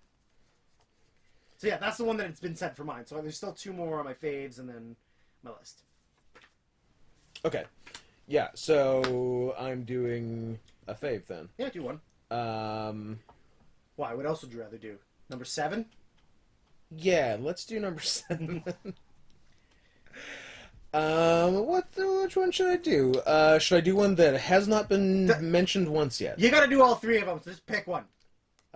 Stop dragging this out. Jojo Rabbit. You know what? Also on my faves. Nice. There you go. Yeah, I really liked it. Couldn't fit it in the top 10, but gotta love Taika. Gotta love Taika. I absolutely love the final Taika scene in the movie. Yes. Is exactly what it needed to be. Yes. Absolutely what I wanted, what I hoped for, and what I got. Yeah. Most definitely. Love his comedy. Like he's got the type of comedy that I absolutely love. Mm-hmm. Like he's so quick-witted, and like there's subtlety to it, but there's also just like outlandish, like over the top shit. He got an Oscar? He won Best Adapted Screenplay. Yeah, that's awesome. I'm glad Taika's an Oscar winner. Yep. That's very cool. Yeah. And more, I guess his other movies like What We Do in the Shadows, Wilder People. What We Do in the Shadows had less, but so like non-comedy as well. Because like there's some definite seriousness in this. Because like at the end of the day, it's happening during World War II. It's happening during the Holocaust. Yeah, I mean there is one super dark moment in the whole movie. That is like really off-brand for him. Yeah. But like it makes sense for the story. You know, like. But yeah, like also like an excellent supporting cast. Yep. Like Sam Rockwell's awesome. Rockwell's good. Stephen Merchant is great in his little role. Yeah, Rebel Wilson, shockingly not hateable. Yeah, really good. Just like Cats. Sure. Sure. But yeah. I mean, imagine being as bad as Rebel Wilson is in Cats and still not being the worst thing in Cats because of James Corden. Because of James Corden. And also everything else in the movie. And also a lot of other things. Yeah. But yeah. No, I think at some point it would have been on my list, but... I think it started in... I think then as you watch things, it gets bumped out. I think before we started watching stuff for this, based on stuff I had actually seen in 2019 and mainly the 2 film festivals, it probably would have been in the 10. Okay. I think I know what your other 2 faves are. You know my other 2 faves, do you? I think. All right, smartass, what are they? No, I want you to say them. All right, well, is it my turn to say? Well, I did Jojo Rabbit and Honey Boy. Oh, so and you've done Jojo Rabbit. Fair enough. Then I guess we should talk about the death of Dick Long. I assumed that was one of them. Is that anything for you, or that was one of the ones? That was one of the ones that I wrote an S next. That's what I was hoping that it wasn't on your 10. This was in my 10 for a while. I think it might have been in mine as well. This was in my 10 for a while. Yeah. One of my favorite movie experiences of 2019.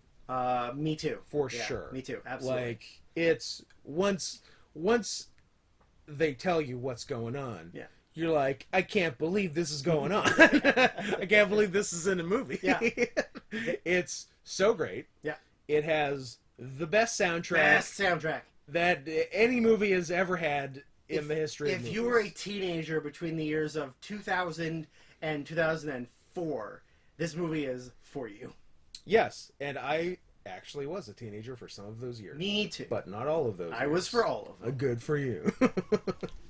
Any movie that ends with Nickelback is a good movie. Any movie that has Puddle of Mud in it is a good movie. Mud. Or P.O.D. Disturbed. Like, it is nothing but the I hope that it was completely like unironic, that they were like, I think there might have been some irony to it. It would just be great if it's like, I really love, like, these are my favorite songs. Like, there's people that stopped listening to music and like, for sure, as soon as they stopped high school, you know. Yeah, no. And like, it would be really funny if the director was just like, this is the music I like, I want to put it in this movie. That's not the vibe I get. I know it's not, but like that would be that's great. That would be really funny. Did I buy a $40 copy of this on Blu-ray? Goddamn, you did the right thing. There's no question. The second I saw it, I went, yep, right now. Yeah, I feel clutched it to my breast. Yeah, I feel terrible about not putting it in the 10, and I will tell you as a spoiler, the only reason it's not in the top 10 is because it got edged out by... Ooh, edged. Nice. It got edged out by another comedy that made me laugh more. Which was heretofore thought impossible. Interesting. So if you haven't seen The Death of Dick Long, Literally no please, spoilers. Like, we can't tell you anything about it. Other than the soundtrack. It is imperative that the less you know, the better. Absolutely. Go in blind. Don't even read a synopsis. Don't read a synopsis. Just download it. Don't or watch find the trailer or whatever. Go watch it. Don't watch the trailer thinking it'll help you decide if you should watch it. We have decided for you. Watch it. Watching the trailer will spoil too much for you. But first do the Drew and Scott movie challenge. Yes, that is true. I'm just going to quickly see if it's on anything. I don't think it is, though. It's very easily torrentable. Google, it's only on Google Movies and whatever this fucking hoopla thing is. I don't. Who fucking knows? Okay, well, it's just some weird streaming service, I guess. But it's easy to find. Yeah. My final favorite that was it was such a hard cut for me, and it was on my list from the beginning. I hope it's one of the 3 Ds I wrote, and not I don't know something else. What if it's the same one you have? Well, then you've got a chunk on your 10 that I don't. Interesting. It was on my list until I watched things I hadn't seen. Yeah. And then, unfortunately, it was just like the little knockdown off the list. So it is probably my number 11. Are we going to talk about the Mustang later? Yeah. Ah! Drew, we are. Right. We're gonna. Sorry. The problem is. I didn't listen to you. We're gonna talk about the Mustang really, really soon. No! Really soon, but not right now. That's not good. Anyways, continue. What's your last favorite? My last favorite is the one that was fighting with the Mustang for number 10 and was the second last call I made on anything. And I hate that I couldn't put it in, and it's probably going to be in my top 10 that didn't make a top 10. Adopt a Highway. It wasn't on the list. It wasn't... Okay. Yeah, it was the other S I wrote. Yeah. Once I mentioned it to you and you said how much you dug it, I was like, oh, he's going to put that somewhere. It's a fave, and it's my number 11. Yeah. Guess what? Ethan Hawke's amazing. Ethan Hawke's amazing. For those just tuning in, watch everything with Ethan Hawke in it. I mean, honestly, pretty much. Yeah, very he's few made misses. very few bad ones. Yeah. Yeah, you got even recently you got this. You got First Reformed. You got First Reformed. Yeah, you got the Before trilogy. Yep. You've got another example. Predestination. It's bonkers. Oh yeah. You still haven't seen it, have you? I still haven't. Well, which I can't believe based on your description of it. Yeah. But I will. I forgot it was Ethan Hawke actually. Yeah. Um. Alive. Dead Poets Society. Mm-hmm. Other things he's in. Assault on Precinct 13. That is the name of a movie. I haven't seen it, and I'm pretty sure can't confirm if Ethan Hawke's in Anyways. it, but he probably is. Well. But yeah, so guy gets out of jail after a very long time for a bullshit drug charge. Yeah. And isn't went in super young. Went in at barely an adult. Yeah, 20. Yeah, 20. And got out at 43. Yeah. And what would realistically be a misdemeanor charge. Well, what would but when he got out? Yeah. Not even a criminal charge. Yeah. Yeah, that's right. Right. Because it had been it was a pot. It was So obviously he's missed a few things. He is not good at computers. not good at technology at all. No. Anything. Gets a job washing dishes at a fast food place and then finds a baby in a dumpster. And it goes from there. It's another first-time director, Logan Marshall Green, who's an actor who is in the star of Upgrade. And HBO's Quarry. Interesting. Is it about dead bodies in a quarry? No. Is it a murder mystery? Quarry's his code name, I think. And You already lost me. he's a Vietnam vet who gets wrapped up with criminals. Oh. Yeah. It's honestly like a character piece. Like it is. Sure. Yeah. It is just Ethan Hawke showing how good of an actor he is. Yeah. Like nothing fancy happens. Nothing Nope. spectacular happens. There's no real like big plot surprises. It's just like, hey, here's a really, really good actor. Yeah. Just doing, 80 minutes? Not even. Like Yeah, 78 minutes? it's maybe an hour 20. Yeah, and just go. It is, be a good actor. Yeah, very, very digestible. Hard to really judge his directing abilities when it's just like, oh, one of the best actors working today. Like, Yeah, oh, he lucked out for his first movie. Yeah, for sure. Like, in terms of directors, I'm more impressed by like Last Black Man in San Francisco than this, but I like this more than that because Ethan's so good. So yeah, check it out. All right, the list. The list. The 10s. Well, I know what your number 10 Well, you know my 10. What's your 10? My number 10 that pushed Mustang out of my number 10 Idiot. also involves horses. Okay, yeah.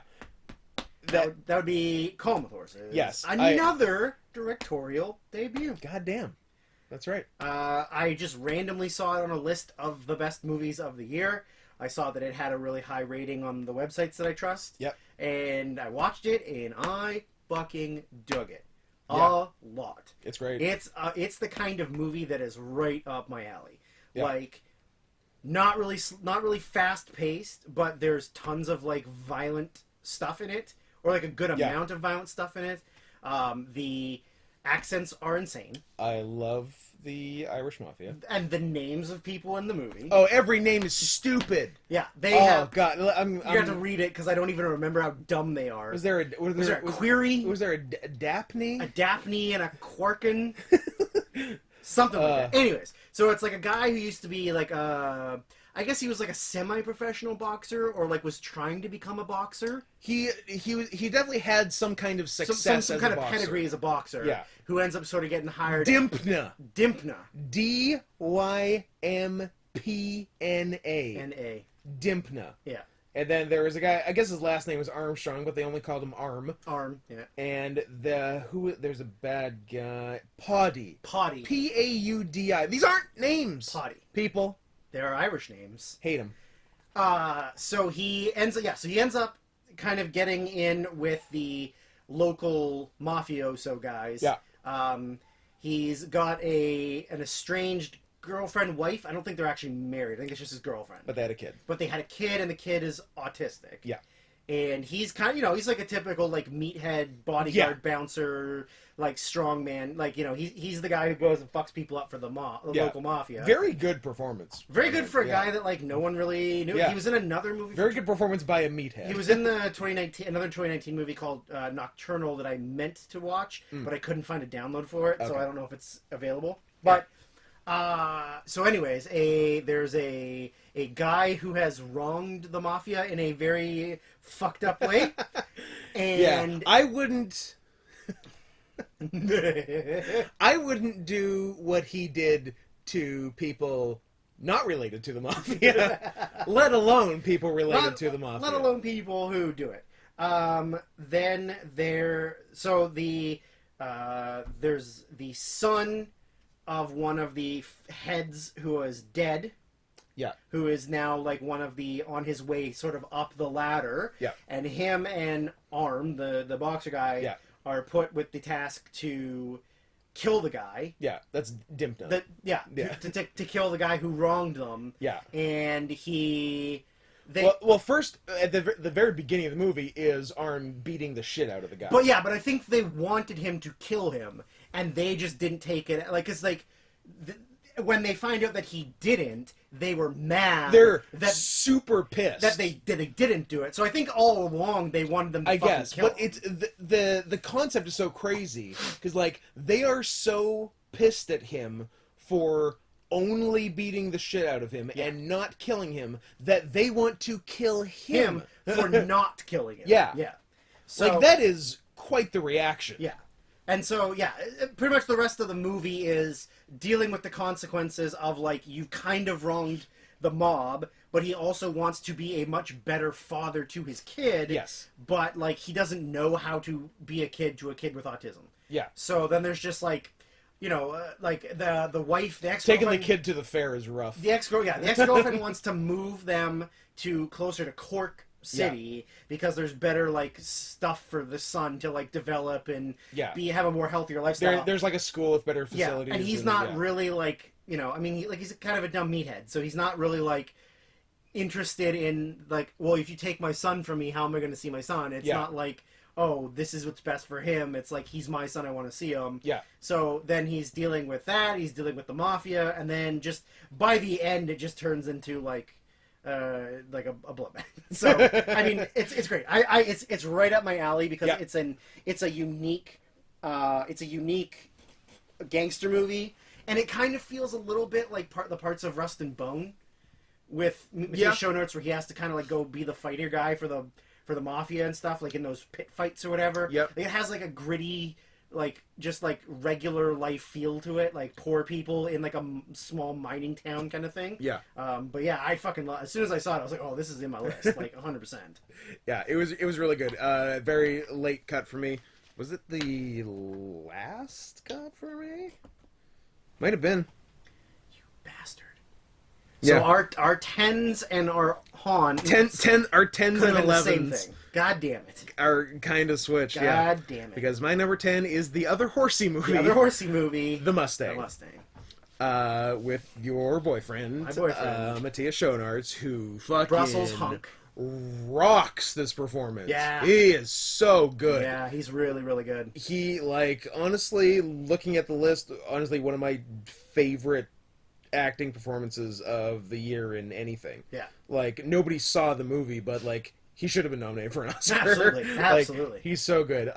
Best horse punching since Blazing Saddles. Yes, absolutely. I think we can all agree. Yeah. Yep.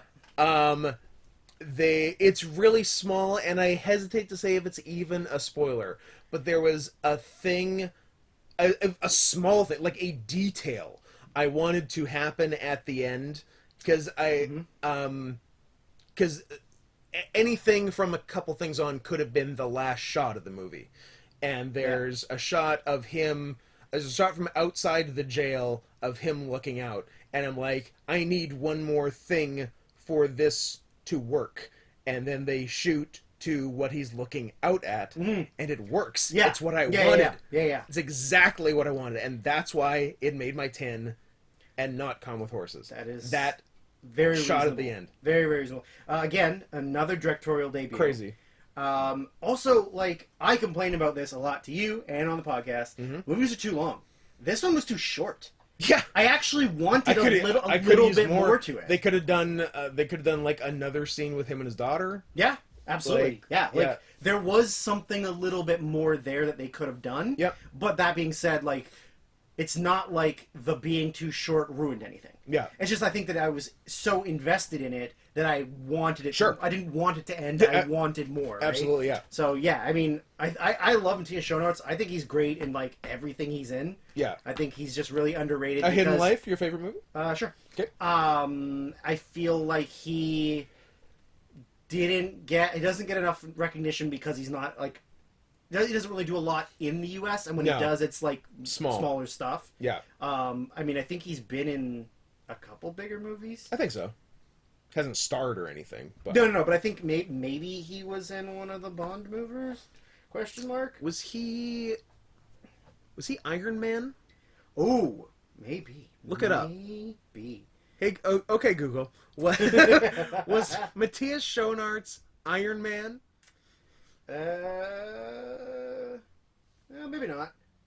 I mean, he's in some stuff that was made in the U.S. Yeah, but nothing big. You still haven't seen Bullhead? No, but But you will. I will by this time next week because he is the star of that. Nice. All right. Well, a fine job you did there. Fine job you did there. My number 9 has been mentioned. So is mine. So that's actually good. That's good. Yeah. My number 9, starring handsome accent. Okay, I'm that. If you're gonna have it somewhere, I'm glad you got it there. It doesn't screw anything up. Pain and Glory. Pain and Glory. Mr. Antonio Banderas. A basically autobiographical movie by the director. But I feel like all of Almodovar's movies are autobiographical about him. Because, like, almost all of them are, like, some kind of, like, yeah, I'm gay, I have a weird relationship with my mom, I like I'm an heroin. artist, I love drugs. Like, they're all kind of somewhere This is along the those. most, though. I But mean, this guy is literally a director. This is all of them. Yeah. This is, I'm gay, I do drugs, Yeah. I have a weird relationship with my family. Yep. Yeah, I mean, I turned a gay guy straight. Nah, you know what? You know what? Maybe he watched Hustlers. Maybe it wasn't him. Maybe No, it was I Hustlers. bet it wasn't. I bet Almodovar's a pretty good lay. Yeah, maybe. A pretty good gay lay. He's probably a bottom, though. All those drugs, he couldn't get it up. That is a fair point, and I bet you're right. I don't think I don't think you're doing heroin and topping. I bet you he's, like, unintentionally chemically castrated himself. Can you imagine us doing a podcast without talking about gay sex? No. No. You know what, Scott? The audience wants what the audience wants. The audience wants... Kisses, gay sex, racism. Or xenophobia, like one of the other. Yeah. And that's kind of it. Kind of. Like, the movies and the wrestling are incidental. I could talk more about minor league hockey, but it doesn't really work with the movies. Not as much. It's tough to work it in. I guess we'll have to do more with Goon and Mystery Alaska. Anyways, it's just it's literally about like a director who was very famous and is now in his later life. Career's waning. Yeah, he's in his later life, and he used to be very heavily addicted to drugs. Yeah, he was in and like straight up heroin. Straight up heroin. Yeah, like 100% straight. Not like, oh, I smoke weed sometimes. I dabble in the edibles. Straight up like into like needles into his veins. Yeah. He's in like a long-term relationship, yep. but he doesn't really like treat him like they are. He's very consumed by his work. Yeah. And then he has these flashbacks about like growing up and like his relationship with his mother, and like and his mother is played by Scott's favorite actress in the world. Penelope Cruz. That's not true, and it's pronounced Penelope. So it's just it's kind of like his journey from like remembering his past and then the current life he's living now, and then he sort of just like gets back into drugs. He has like a weird meet up with his ex-lover, who, as Scott has alluded to, is now straight. Yeah. And he tries to make a move and gets shut down, nope. and then gets back to drugs, and yeah. But yeah, I mean it's a really beautifully crafted movie, yep. and Antonio Banderas is amazing in it. He's great. He got nominated? He got nominated for it. Yeah. It's a really good performance. Yeah, I'm really not mad with that nomination at all. Yeah. That's very good. The so you're 2 for 4 on Almodovar's in your, or did you? Well, we didn't see a couple of them. Yeah. You had The Skin I Live In? So what? You had The Skin I Live In on your list? Yes. Yeah. And I regretted that it wasn't higher, and guess what? It's gonna move. It's already really high on mine, so it'll remain so. There's a dog here. I'm gonna shake this dog until it. I bet you want to go to bed. Leaves me alone. Come here, Stinky. Come here, Stinky. Because I don't think either of us have seen the other 2 Almodovars of the 2010s. I don't think they're considered good, are they? No, I'm so excited, and Julieta. Yeah, I don't think they're considered good. That's why we didn't see them. I'm so excited is a 5.6 on IMDb, Yeah. 55 Metascore. Julieta, I think, is better. Julieta might be worth a watch. 7.1 IMDb, 73 Metascore, so better. Okay. Yeah, but I'm so excited. People are ironically not excited about it. Yeah, well, not everything can get you excited, Scott, as I've learned. Women. Vaginas. Okay, so your number 9 My number 9 has been mentioned, which is good. Okay. My number 9 is the reason that The Death of Dick Long is not on my top 10, because it edged it out as a comedy, and that is Greener Grass. Interesting. One of the most psychotic movies I've ever seen. It would be measured in years. Mm-hmm. The most I've laughed out loud at a movie I'm watching at home by myself. Sure. Like, several. I don't even know how to explain the type of humor it is. Because, like, it's not Tim and Eric. It's not Eric Andre. No, it's kind of Adult Swim-ish. Yeah. Types of Adult Swim. But it's not quite Tim and Eric. There's elements of Tim and Eric, but not quite. Like, there's maybe a little bit of, like, at Mad TV, a little bit. Kinda, yeah. And I don't know, if Tim and Eric were women, maybe this is what they'd make, because it's made by two women. Like, it's directed by the two stars. Yes. Which is interesting. One of whom is she's in a relationship with one of the guys for real. Not Beck Bennett, but maybe the other one. Jim Cummins. Oh yeah, Jim Cummings. That's what I was thinking. Yeah. And she was in Thunder Road. Thunder Road. I am very into her. Yeah. Yeah. Yeah, I'm not against it, as long as she keeps the braces on. Sure. So yeah, like there are so many like amazing running gags that happen over the course of the whole thing. Yeah, I think the story arc of both children is fabulous in entirely different ways. Yeah. To quote non-spoiler lines from the movie, Bob's bad now. Yep. And Julian is awesome. Yeah. I laughed out loud at so many things. I laughed at when the husbands kissed the wrong wives.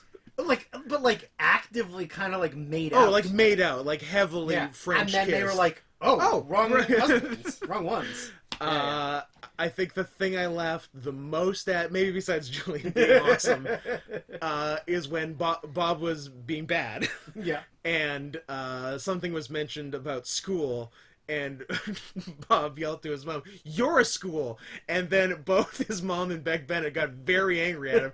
And like, "You do not call your mother a school." And then she called him a school back. She's like, "Actually, you're a school." "Oh, I'm Bob. Look at all the classrooms in me."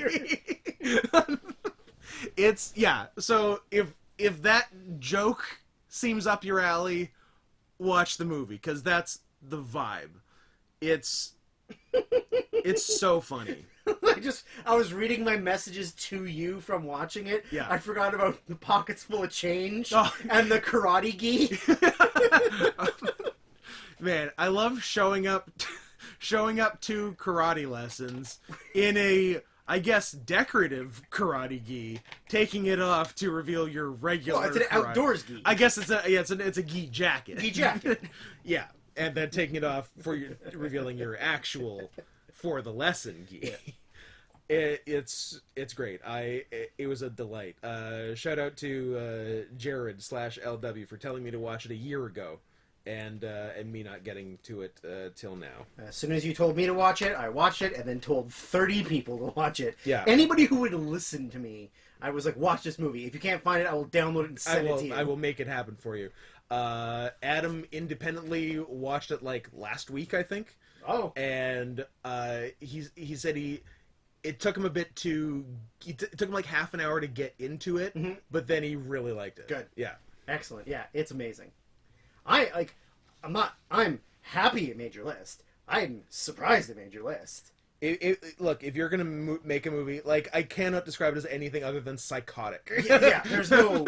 I believe my message to you was, there are no English words to describe what this movie is or how I'm feeling. Yeah. And if you're gonna make that, I'm gonna put it in my top 10. That's fair. That's Yeah. fair. My number 8 Yep. has been mentioned.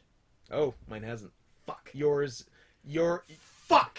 My 8 is higher on your list. Interesting. Yeah. My number 8 is the Sam Mendes World War I feature 1917. Okay, that's fine, because that's none of my list. So if we're gonna miss, let's miss there. I don't know. I think it's super well shot. It is super well shot. acted. I think that all being said, I think it's very good, looks good. I enjoyed it. One of the least deserving Oscar nominations. No, it didn't win, but or did it? It didn't. It won. It won editing, I think. Okay. And that was it. Do you know the nomination I'm talking about? Screenplay. Oh.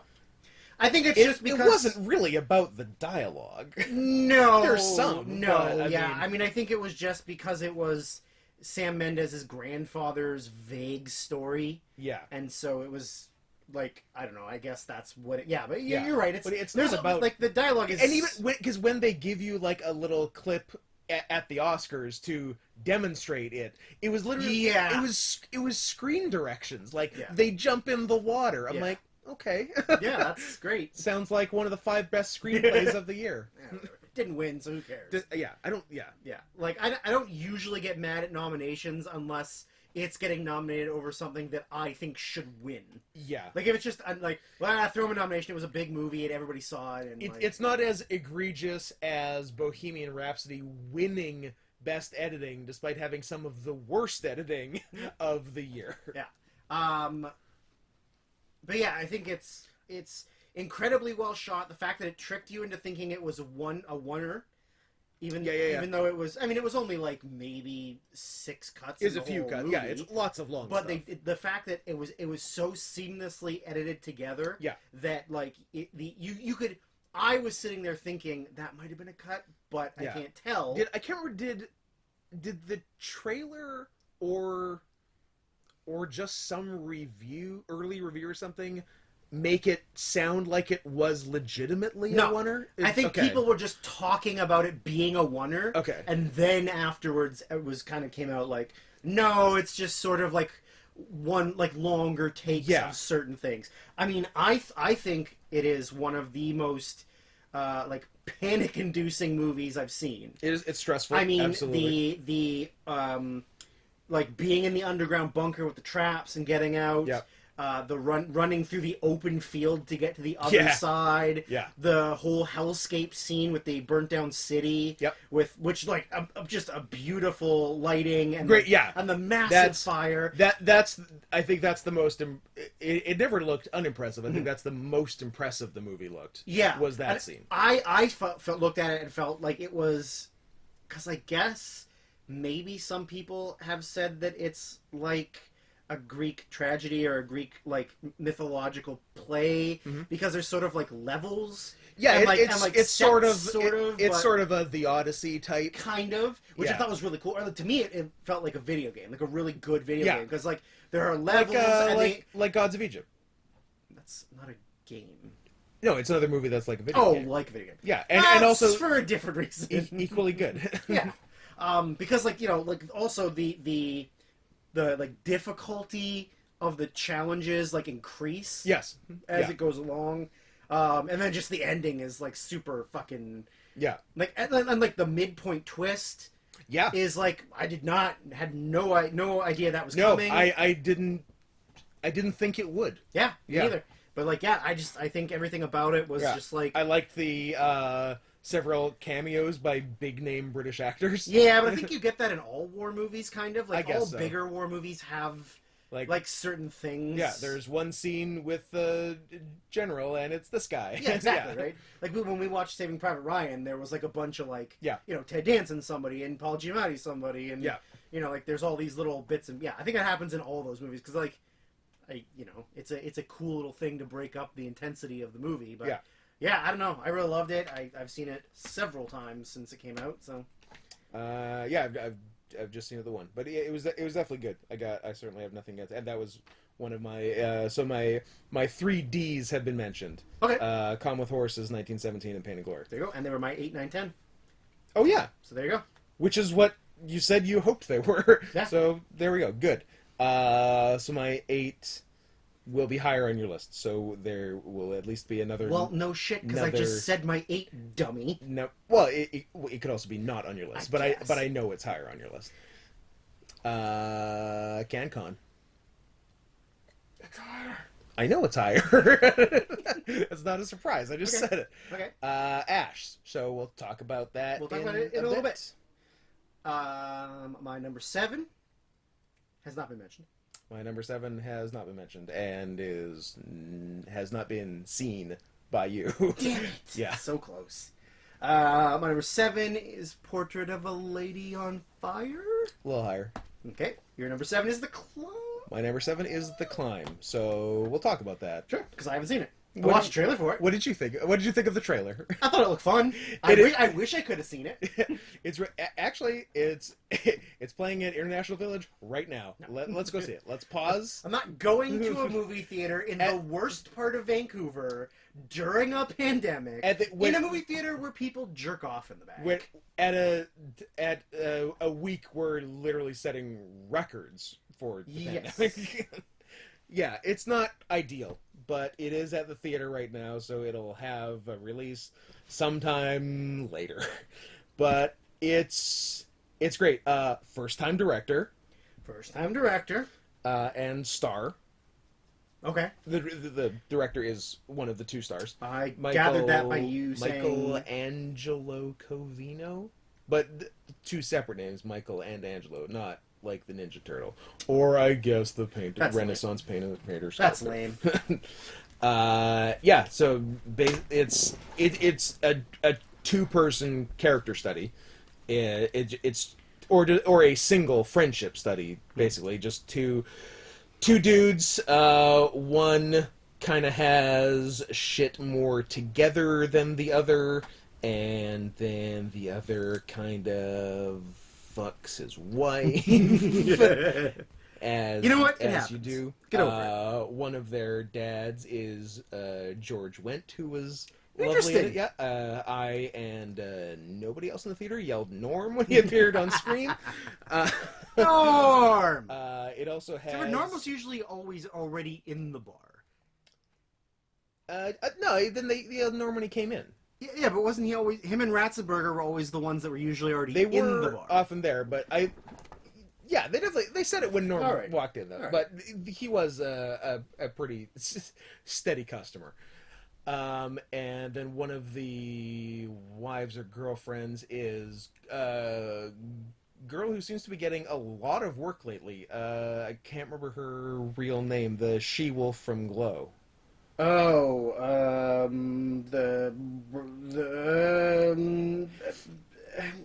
God, I'm just gonna look. I'm not gonna pull it. Yeah. Gail Rankin. That's right. I've seen her in a bunch because she's like the kind of the female lead in the HBO Perry Mason. Oh. And is she in Devs? I don't know. I was just guessing. You said HBO, and I was like, Devs? Devs is on FX, Drew. Whatever. Come on. Get your networks Scott, it's right. TV. I don't watch TV. It's not TV. It's HBO. Also, Glow's canceled. Get over it. I mean, give me some time to process. I'm gonna process you with my fist. Nice. You can count on me in the parking lot later. Yeah, that's the best comeback. Oh, you can count. And you can count on me waiting for you in the parking lot. I actually just rewatched that like a couple days ago because I hadn't seen it in so long. Oh, yeah. It's like, God, I love this movie. Like, I don't care if it's bad. It's fucking awesome. It would be high on my top 10 for 1996. Me too. Absolutely. Yeah, easily. Yeah. Like, unironically. And same with Billy Madison for 95. Yeah. Billy Madison might be my number 1 for 95. Hotel Transylvania 2? For 1995? Oh, just for the year that it's in. Yes. I don't know what year it was. Anyways. What if I guess the year of Hotel Transylvania 2? Then you have to put it in your list. Fair. For that I will replace my number 1 from that year. Ooh. 2012. No. 2015. Ah. What? So it would replace... The first one might It would replace Anomalisa. I mean, they're both animated. You said 2012? Yeah. Ooh, that's the first one. That, you know what? Must have been what I was thinking. 12. Because I'm such a Hotel Transylvania head. 12, 15, 18. There, 21? 21. Yes, every 3 years forever. I wonder... I think I've seen number 1. I don't know why, but I think I have. I've seen 0. Because I love Adam Sandler, that's why. What was I going to say? Oh, I wonder if Linklater is going to do a fourth Before movie in It would be 2022. So what will it be called? Dusk? Sunrise, sunset, midnight. I don't know. High noon. October.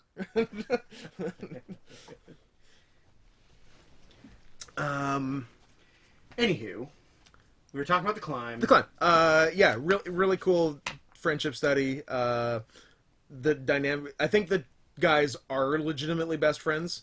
That makes sense. And it plays like that. Did he really fuck his wife? I hope so. That'd be awesome. That would be awesome. But I hope Honey, we're writing a script. He needs to fuck you. Yeah, I was gonna say, because the two ways are that it just happened in their friendship, or they made him fuck his friend's wife for the movie, so it would feel more real. Mm-hmm. Both are good. It's a real one of those, like, you know those stupid internet, like, I don't know, like, I'm not even an urban legend, but like those stupid internet things where, like, you know, oh, I thought my boyfriend was cheating on me, so I got my sister to flirt with him to see if he would, and then he got up and left, and like went outside, and I was waiting there, and I was like, oh, but then it turned out he was getting up to go out and get condoms from the car. You know, like, yeah, I one like of those that. things. Yeah. That's fun.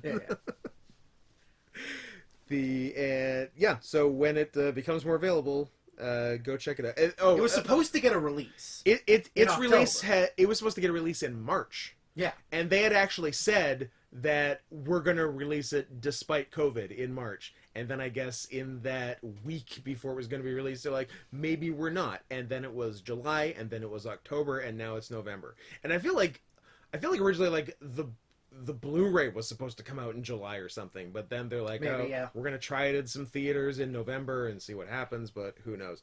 And, the one other thing I was going to say was I saw a negative review of it by... I didn't actually look, but I would bet my entire net worth that it was by an ethnic woman.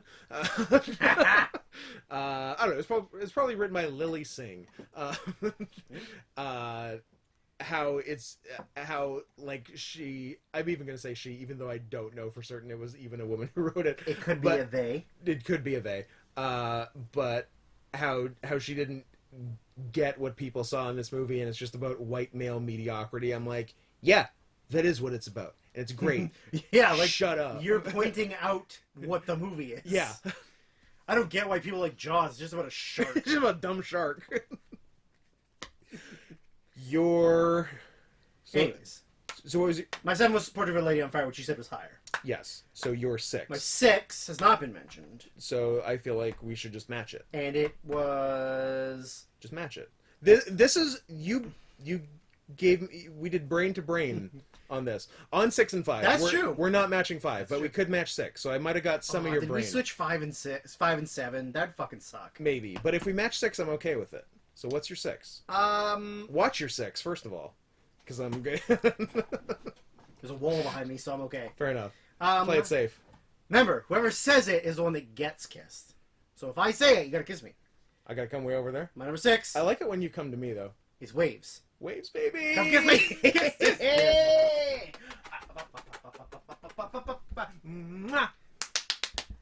There you go, Internet. I saw it going that way, and I was very happy about it. Yeah. A kiss. Fucking... Okay, Waves. so... the second last thing I did was decide between 10 and 11. Okay. And that was the 2 horsey movies. So close. Mustang and Come with Horses. The last thing I did, I had everything written, ranked, except 5 and 6. I had the 2 movies, and I didn't know what was 5, what was 6. And Drew said, wait, before you do anything, let me send you brainwaves. Because I already had my list done. Yeah. So I was like, let's brainwave so we 5 can and match. 6. So 6 worked. Had we matched 5 and 6, I think I would have lost my mind. Oh, and we would have legally had to get married. Yeah. As we stated. I mean, I said we should 69 on the podcast. He said get married. So, like, whatever. Same difference. I think that's how men get married anyway. Yeah. in tombstone position. Docking. Yeah, I said, Drew, you're going to have an uncomfortable phone call with your girlfriend, but it will You know what? Not that. It'll be for the best. Waves. Man, Waves. I want was blown away by that movie. my dad to be Sterling K. Brown. Because then motivate you to be in shape. Because then I'd be even better at wrestling. The wrong kind of wrestling, though. The gay wrestling. Yeah, but imagine if you had a Sterling K. Brown dad for pro wrestling. Interesting. right? That is pretty Weird, interesting. but cool. Yeah, I could see it. Yeah. Yeah, it completely blew me away. I Yes. was not expecting it to be like that emotional and that fucked up. And like, I mean, it's honestly kind of two movies. It is two movies. Right? Like there's a clear like middle point. Yes. And then, or no, it's not, because it's a little bit past the middle, but like It's close. There's a clear like 2 points in this Yeah. movie, like where it goes from chaos to like calm, kind of. It's calmer, and it's sort of dealing with the aftermath of the chaos. Yeah, and like all of the characters change. Yeah. Like as soon as that event happens, everything changes. Yeah, and like new characters are interesting because Lucas Hedges isn't in he's the first, in it for like a couple scenes early on, but he's not he's not a player. He's just a background guy. Yeah. But P.S. Lucas Hedges, to go back to my faves, was awesome playing adult Shia LaBeouf in Honey Boy. Like spot on, perfect. Oh yeah. And like, how weird must Forgot that be? Yeah. To like, Shia's in the movie, wrote the movie, and you're being him. Yeah. Like, It's but like he was great. He was so good. Yeah, it's like in Adaptation. I was thinking Hodorowski's more recent movies where his son plays younger him. I think plays his dad. Oh yeah. Yeah. Yeah. But yeah, anyways, Lucas Hedges was great as the older Shia LaBeouf's character, son character. Yeah. Anyways, yeah, two stories, and like, man, fucking the soundtrack was fucking incredible. The Kanye West, it was Wolves, wasn't it? I believe so. Like right before the big party thing when he's driving in the car. Yeah. Like that whole scene, I was like, I'm just gonna watch that again. So I rewound it and watched that part again. And I don't know if is it the last scene or maybe just the closing credits music, Alabama Shakes. Yes, Alabama Shakes. And there's a Tyler the Creator song that's in there that fucking rules. And it's been probably a hot minute. It's probably 20 minutes since I name dropped. So here we go. At TIFF, I had a little chat with director Trey Edward Schultz. You suck his dick? After the movie. He sucked my dick, actually, which, weird. To be honest, I was surprised. And yeah, I told him I love the movie. I wanted to find a way to say I liked this a lot better than It Comes at Night, but there was no way to say it, so I didn't say it. I didn't so much enjoy the previous one as much as I enjoyed this one. I said I loved the Alabama Shake song, and then he's like, he said that's maybe my favorite song. And I'm like, we should be friends. And now we're pen pals. I don't believe that for a second. So that last part may not be true, but most of it, including the oral sex, up to that point is true. That I believe. That I definitely believe. And I'm pretty sure he's like considerably younger than me, and I hate him for it. You know what? I wouldn't doubt it. Yeah. No. I absolutely just like. I thought I would like it. I didn't think I would love it as much as I do. Yeah. Like, it was great. There's like so many cool like the lighting in a lot of it. Sometimes I think it's really hard to actually do good driving scenes. Yeah. And I thought the driving stuff felt pretty realistic. Yeah. Like I thought it was pretty authentic. Yeah. Yeah. Like it was great. Yeah.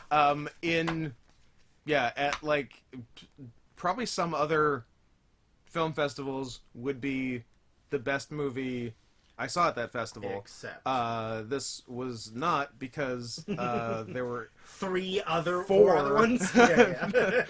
Four even better ones. Yeah. But yeah, 2019 TIFF was a pretty good time. Year. Yeah. All right. I feel like our 7s and 5s got switched. My number 5 is Portrait of a Lady on Fire. My number 7 was Portrait of a Lady on Fire. Your number 7 was The Climb. Oh, okay. Yeah. My number 5 is, and I've said before, I got bold statements to this podcast. Oh, you did say that. Yeah, that's true. The best Canadian film ever made. Oh, bold! I love it. Bold statement. Super bold. Scott, I watched it twice. In short order. Yes. I watched it. I sent it to you like...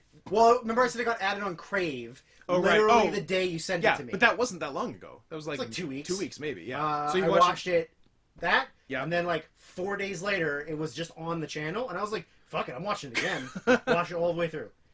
Like, not only the greatest Canadian film ever made, that is a once in a lifetime to cinematic film it thing. Like during the actual wildfires. Okanagan in Okanagan. wildfires. Like incredible. And like you would literally, unless you did like big time CG, but Sure. to get it naturally, you would actually have to set the land on fire. And just the fact that like they're in the backyard having a regular conversation, Yeah. and like up there in the mountains you can see the fire. You can see the fucking fire. Like, and it's real. And the fact that like as much as it may seem like like, oh, I'm fucking pretentious and this is like the representation of the fire and his fucking life And what's you happening can with never his life. recreate that. Yeah. And the thing too is like he was such a sympathetic character even after the reveal of what happened. Yeah, which I guess we shouldn't say the No, we reveal. can't. Yeah. We honestly can't say anything about it. And this one might be harder to find. There was at least a torrent for it. I found a torrent, and then it showed up on Canadian On Demand. Yeah, so maybe it should be around. Because his other film was impossible to find. Violent was released in 2000. It was at like 2014 film festivals.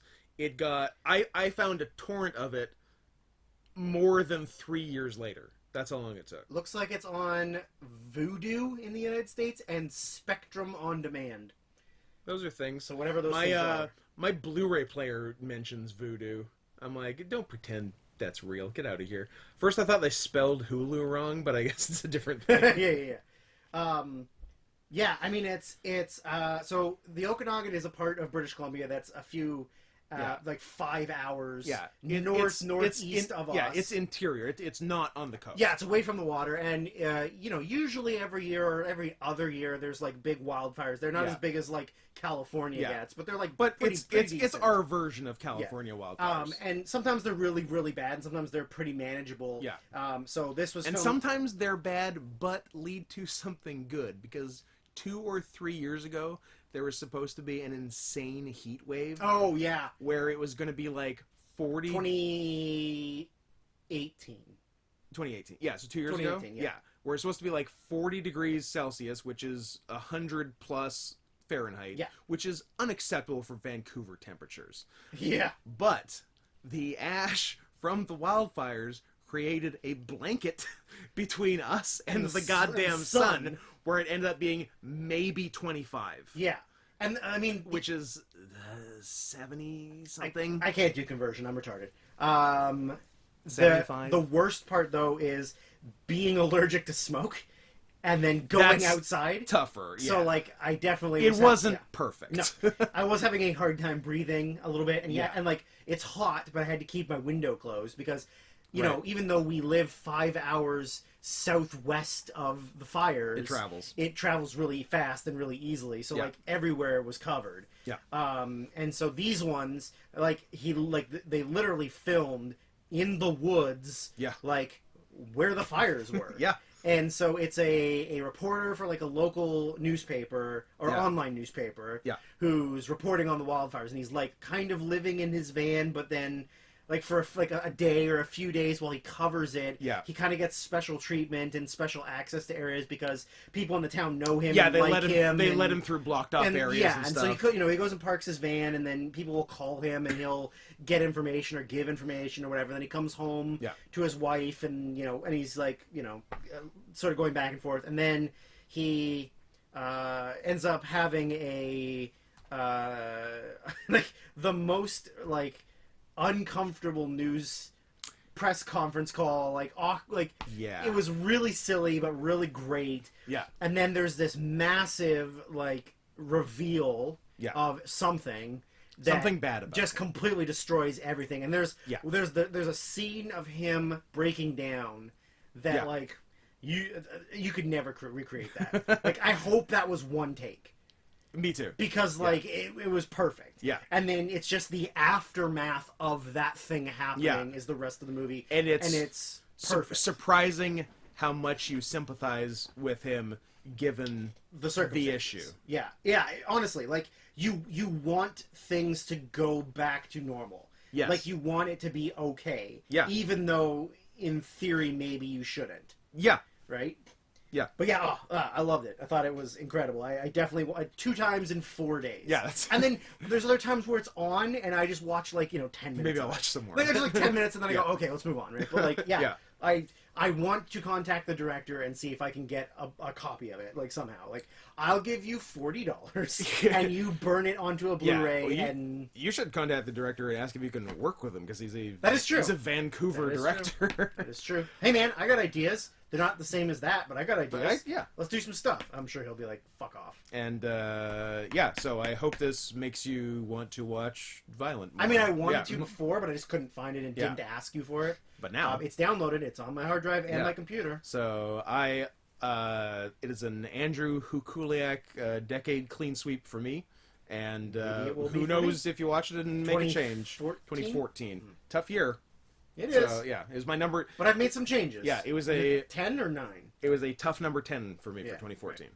But I'm glad it's there, and I'm glad both of his movies for the decade are on there. And I can't wait to see the next thing he does. Yeah, it's a real Zidgnitsev for us. Yeah. Where it's like, I make some stuff. Just keep... Hey, stop sitting around. Yeah. Just go do keep something. making movies. I need more things. Yeah. So your number 5 is Portrait of a Lady on Fire, which was the last movie I watched for 2019. I watched it. Oh yeah, I guess you told me you were watching it on Sunday night or Saturday night. Yeah, Saturday. Saturday. I streamed all day Sunday. Yeah, so Saturday. I was both incredibly glad it was the last movie I watched, and also mad for not watching it earlier, because it got cut from our watching at TIFF 2019 because of some conflict, I think. Because Adam doesn't like lesbians? I don't know. It actually looks like he still hasn't seen it. Yeah, because he doesn't like lesbians. I guess he doesn't like lesbians. He doesn't know about the Fag-Hag Treaty. It's true. Yeah, man. This was so good. So cool. So cool. I think it had... of anything on my list, the best callbacks / reincorporation of elements from earlier in the movie, later on of anything, like the page 28 thing was perfect. The Orpheus and Eurydice looking back, going out of hell thing. Yep. And then the orchestra at the end playing the piece that she played on the harpsichord, I think. Yeah. And all of that. Yeah, it was really perfect. Yeah. And 2 great performances. I like, the concept itself was something that I was like, it was unique, it was different. Yeah, it's a really interesting concept. Basically, a woman's been brought back from a convent for an arranged marriage, and the only reason she's been brought back is because her sister, who was supposed to be the one in the arranged marriage, committed suicide. And now, what? Just no one's gonna marry the guy? No, get her fucking sister. Someone's gotta marry this guy. Yeah, someone's getting married. He's a wealthy Milanese. But it's in the olden times of where... Yeah, late 1700s France. Where it's it's not like you just simply up and go. Yeah. You send them a portrait, and they go, yes, I approve, or, pug fugly. Yeah, so the first person, she wouldn't sit for a portrait for the first person who tried to, because she's against the whole thing. Well, I think it's a couple people, isn't it? Maybe a couple. There's a few unfinished ones that by the time she gets there... Yeah, I guess. There's 3, maybe? Yeah. And then this female painter's been brought in. But it's because all the other painters also... isn't why she won't sit for the painting, but all the other painters have been men. Yes. And she's a painter back on the mainland who's trying to get her stuff noticed. Yeah. And everybody keeps saying, you're abroad. But it's hard because she's no abroad. one wants it. Yeah. No one's gonna look at your stuff. Yeah, so she's been brought here under the false pretense of basically being her walking companion. Yeah, she just needs someone to go on spend walks time with. with. Yeah, and to secretly paint her portrait. Yeah, the idea is that they want her. She's going to look at her face and draw her from memory. Yeah. But she can never get like a clear view of her face, like to start with. Mm-hmm. So she's doing it all off of just like side profiles or quick glances and stuff, and so she's been painting her portrait in secret, and using the other girl that is the chambermaid. I don't know what the fuck she is, like a servant. She's like a maid, a maid girl to be like the body double. Yeah, and then she's just painting her face off of like memory. Yeah. And then she finds out that she's painting. I don't know. This one doesn't really have spoilers in it because it's not so much. You know, there's a bit of a diversion for an abortion partway through. not important. Yeah, no biggie. Yeah, it's the maid. It's who cares? Yeah. Yeah. Also, the most expensive Criterion I've ever bought. Really? Yeah, it was $65. Solid. Totally worth it though. Absolutely worth it. Absolutely worth it. Because Criterion's usually like $50. Yeah. And I was gonna say, Criterions are never cheap. And I was like, oh, well, I'm already here. Since what am I gonna do? What am I gonna do? Not spend my money on a Criterion Blu-ray of The Portrait of a Lady on Fire? Yeah, come on. What are you, crazy? Now here's an important question. Did we rank our 1 through 4 in the right order? Have any of your 1 through 4 been mentioned? No. Me neither. And that's how I thought it would be. That's kind of what I thought too. I said there's like this weird, like this very strong 4 for the year, and like it's 4 movies we really like. We talked about a bunch, and like they were your top 4 forever. They were my top 4 forever. Yeah. And like I knew as soon as I put them in my top 4, I'm like, we're gonna have the same top 4. Yeah. Will they be in order? These never. Yeah. These 4 never changed. 5 through 10 changed. All of 5 through 10 changed. I mean 5. I watched 5 3 days ago. When this started, 3 of my top from 5 to 10 were on the list. So Ash, Waves, and Calm with Horses were all things that I had watched in the last however long. Yeah. And like since we did this podcast, so as I got to 19, I had to watch those ones. Like Portrait of a Lady on Fire, 1917, and Pain and Glory, I had already seen. Then the top 4 I saw like when they came out. Yeah. This is gonna lead to either 4 kisses or the internet turning on us so hard. Like the fact that they know that there is right now. Yeah. Like there are Schrodinger's 4 kisses. Yes. Happening right now. They both exist and don't exist. Yeah. Depending on the reveal. It's the roll of the 6-sided die. Yeah. There is 4 timelines that are happening right now. Yep. That I mean, it's more than that because there's more combinations than just 4. But honestly, it just depends on which ones we like the most. My number 4 is Uncut Gems. Damn it! My number 2 is Uncut Gems. Oh boy. Those Safdies, I love them. This could be trouble. I love the Safdies. Is it a Safdie clean? Is it only 2? Yeah.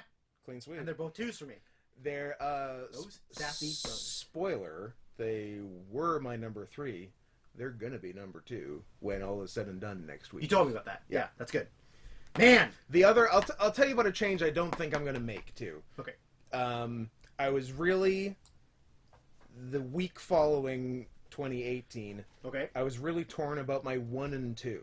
Okay. Roma burning in that order. Because burning was my 1. I thought about switching him. Yeah. I don't think I'm going to. Okay. Though. I don't think I want to change a number 1. I think there's a reason I decided it was number 1. I changed the number 1. Did you? I changed number 1. Interesting. Yeah. What year or 2 spoilers? Okay. So well, if I do, I'll know it was okay. But all right, cool. My number 4. What's your number 4? Is The Lighthouse. I am feeling decent about 3 and 1. About 2 kisses. Because your 4 and my 2 are... We swapped 4 and 2. Okay. I wasn't sure. Which shall we talk about first? Let's do Uncut Gems. Okay. The Safdie brothers. Safdie brothers. Those Safdie brothers. Those Safdie boys. I love them. They should also keep making things. Including whatever TV show they're making with Nathan Fielder. That's great. Which is going to be amazing. So good. Because there's not a lot of straight-up comedy in either Good Time or Uncut Gems. No. But... I don't know if you've seen a video of them accepting an award where somewhere. they talk over each other. They're so funny. So funny. And even I can't wait to see them do comedy. Sandler said that. Sandler has said they're funny as fuck. They are funny as They are fuck. really funny. God damn. Now, I don't know. Obviously they've either done something in the past or their ethnic background, but Hollywood does not like them. Yeah. Specifically, the Academy does not like them. This for me, I don't know if there's been another movie other than the Mr. Rogers documentary, but that was only for documentary, and I guess also Best Picture. Yeah. Maybe Best Director too. I don't know, but snub. This is the biggest snub for me of all, maybe of all time. It's really big. Like not only directing, but Best Picture and Best Actor. Because Good Time, I thought was also a huge snub, but it was smaller. Yeah. But this was bigger, bigger star, bigger star, and like they're more known now because they've made Good Time now. People have heard of them. Yeah. Like this got some play. Yeah. There was legitimate Oscar talk for Sandler. Yeah. And nothing. And you know what? Well deserved talk. I actually thought this might have been. Is one A or 1B best acting performance he's ever done. It's this and Punch Drunk Love. It's this and Punch Drunk Love. Yeah. 100%. Yeah, it's amazing. Yeah. And I don't know what they did to him. What they did to the Academy, what they did to somebody. Maybe they did what the guy did in Calm with Horses to the girl related to the Mafia. Or the death of Dick Long. Who would be mad at that? The Academy. They didn't nominate the death of Dick Long. I guess so. I don't know if it's just maybe they didn't take it seriously because it's Adam Sandler, so nobody saw it. Yeah. Or maybe the people that in the Academy saw Good Time and thought it was shit, so they didn't see this one. Which, if so, fuck them. I mean, they're all a bunch of old white guys, aren't they? Except for not anymore, because now they're so woke. Yeah, super woke. Only because they had to be. Yeah, because... You think if they were given the choice, they would have been like, yeah, let's let some younger people and minorities in. Yeah. They're like, no, we're a bunch of old white guys who like what we like. Yeah, no, there is no one better than the Safdies at just a movie where just shit keeps going wrong. And it never stops. It is relentless. It is just a boulder rolling downhill. No rest time. Yeah. The scene at the end when they're watching the basketball game and he's got them, and you know the outcome. You know the outcome, what's coming. But you are still living and dying with it. You're still completely shocked too. It's still you're like, oh, how. Also, you can't make a movie and put Kevin Garnett in it and not expect me to love it. That's true. Kevin Garnett is my favorite basketball player of all time. Also, noted piece of shit in real life. Absolutely. And kind of a piece of shit in the movie. Which is great, because he's playing himself. Yeah. Yeah, I thought he was great. Oh man, for me, such a snub. Even just Best Picture or Screenplay or Sandler. Even if it just got one. Something. It would have been great. Yeah. But nope, nothing. Didn't even get talked about. And I didn't expect it to, but didn't get Golden Globes either. No. And nothing. Globes are a little more open to different stuff. Yeah. They have a musical / comedy category. Yeah. So it doesn't have to be just dramas. I guess this is still a drama, but yeah, it's got lots of it's got elements of everything, action, and thriller and drama and comedy, and it's got everything. But Safdie's for me, number 2 all the way. Hell yeah! All right, your number 2, my number 4. Yeah, The Lighthouse. Correct. Eggers. Clean sweep, but he's only got 2. Not a clean sweep for me. You idiot! Sorry, Witch. Clean sweep for me. The Witch did not quite do it for me. Rewatch The Witch so it can be on yours. I probably won't, but I mean, coward. I like it. It's just there was something missing. You don't like old-timey English? I'm okay with that actually. There's something missing or something about the end. Not enough goat. That I find. I mean, you can never have too much Black Phillip, but yeah. Clean sweep for me. I like him more. That's how this goes. Yeah, anyways, that's fair. So it's The Lighthouse. It's a ballsy move to film a movie like that. It's a ballsy move to mainstream. Let's call it mainstream movie like that. Yeah, it's got 2 major actors in it, and it's 2 incredible actors. You want to talk about snubs? How about Willem Dafoe? Literally let himself get almost buried alive for reals. Yeah, he should have been nominated and then won Best Actor. Yeah. He was... I agree. Insane. Definitely in most years, would be the most psychotic movie of the year. Unfortunately, Greener Grass exists. But yeah, this is crazy. It's incredibly unique. Yeah. They legitimately built the lighthouse. Yeah. They didn't just use an existing lighthouse. They're like, no, I want it just so. I want a specific looking lighthouse. Yeah. Like, to my specs. So we're going to make it. Yeah. And so they did. Yep. And it was perfect. And it's not unlike Bait in black and white and 4x3. Yep. And shot on a specific like old metallic film to give that like barely exists anymore. Yeah, to give the right look. That was incredibly expensive. But I think he paid for it out of like his own like. I think so. He's nobody's paying me. My money goes towards the film. It needs to look like this, and it was the correct move. Yeah, it's nuts. Yeah, it's so like not. It's not even an acid trip. It's like your body is so violently ill that it can't fight off whatever virus is in your body. It is this year's climax. Yeah. Yeah. Yeah. And like you can't even describe like how you like what your sickness you feel, and you're just like your brain is boiling and it's slowly dying and it's just firing off the last like neurons it's got. Like that's what this movie is. You never kill a seabird. Never kill a seabird. You're fond of me lobster, ain't you? Tell me you're fond of me lobster. Pattinson's accent, like almost every movie he's in, is sometimes sketchy. No one knows what he actually sounds like. No one knows. What is Robert Pattinson's real voice? Pattinson was mostly Boston in this, but sometimes there were elements of other things. It was like New England, but like moved from England at a young age to New England. Yeah, and Defoe was basically straight Irish. Yeah. Yeah. And like his accent stayed though. It stayed. Yeah, he didn't go in and out. Yeah. But yeah, it's crazy, and there's so many ways to watch it. Like you can basically make like a 4 squared box and watch it 4 times each a different way. Like they're both crazy. Mm-hmm. Neither's crazy. Defoe's crazy, or Pattinson's crazy. Yeah. They're all perfectly legitimate options as a way to watch the movie. And it's whatever take you at that moment are thinking. Yeah. Like, you watch it one time and you go, oh, they're both. And you watch it again and you're like, oh, maybe not. Yeah, like it's like Burning, there's 2 ways to watch. Yeah. Burning, murderer or not murderer. Yeah. But this way, there's any of those 4 are totally legitimate. Like, they're both crazy. They're stuck on this island for a long time, and they both go nuts. Yeah. They're not crazy. They're stuck on this island, and supernatural shit is legitimately happening.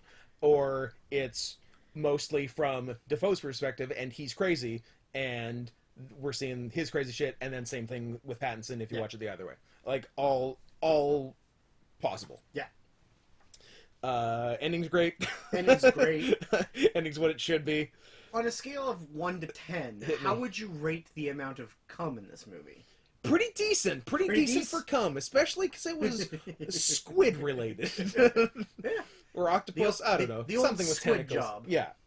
Yeah. No, it was probably octopus. Oh, octopus. Yeah. Octopus job. Yeah. An O job. Yeah, of course.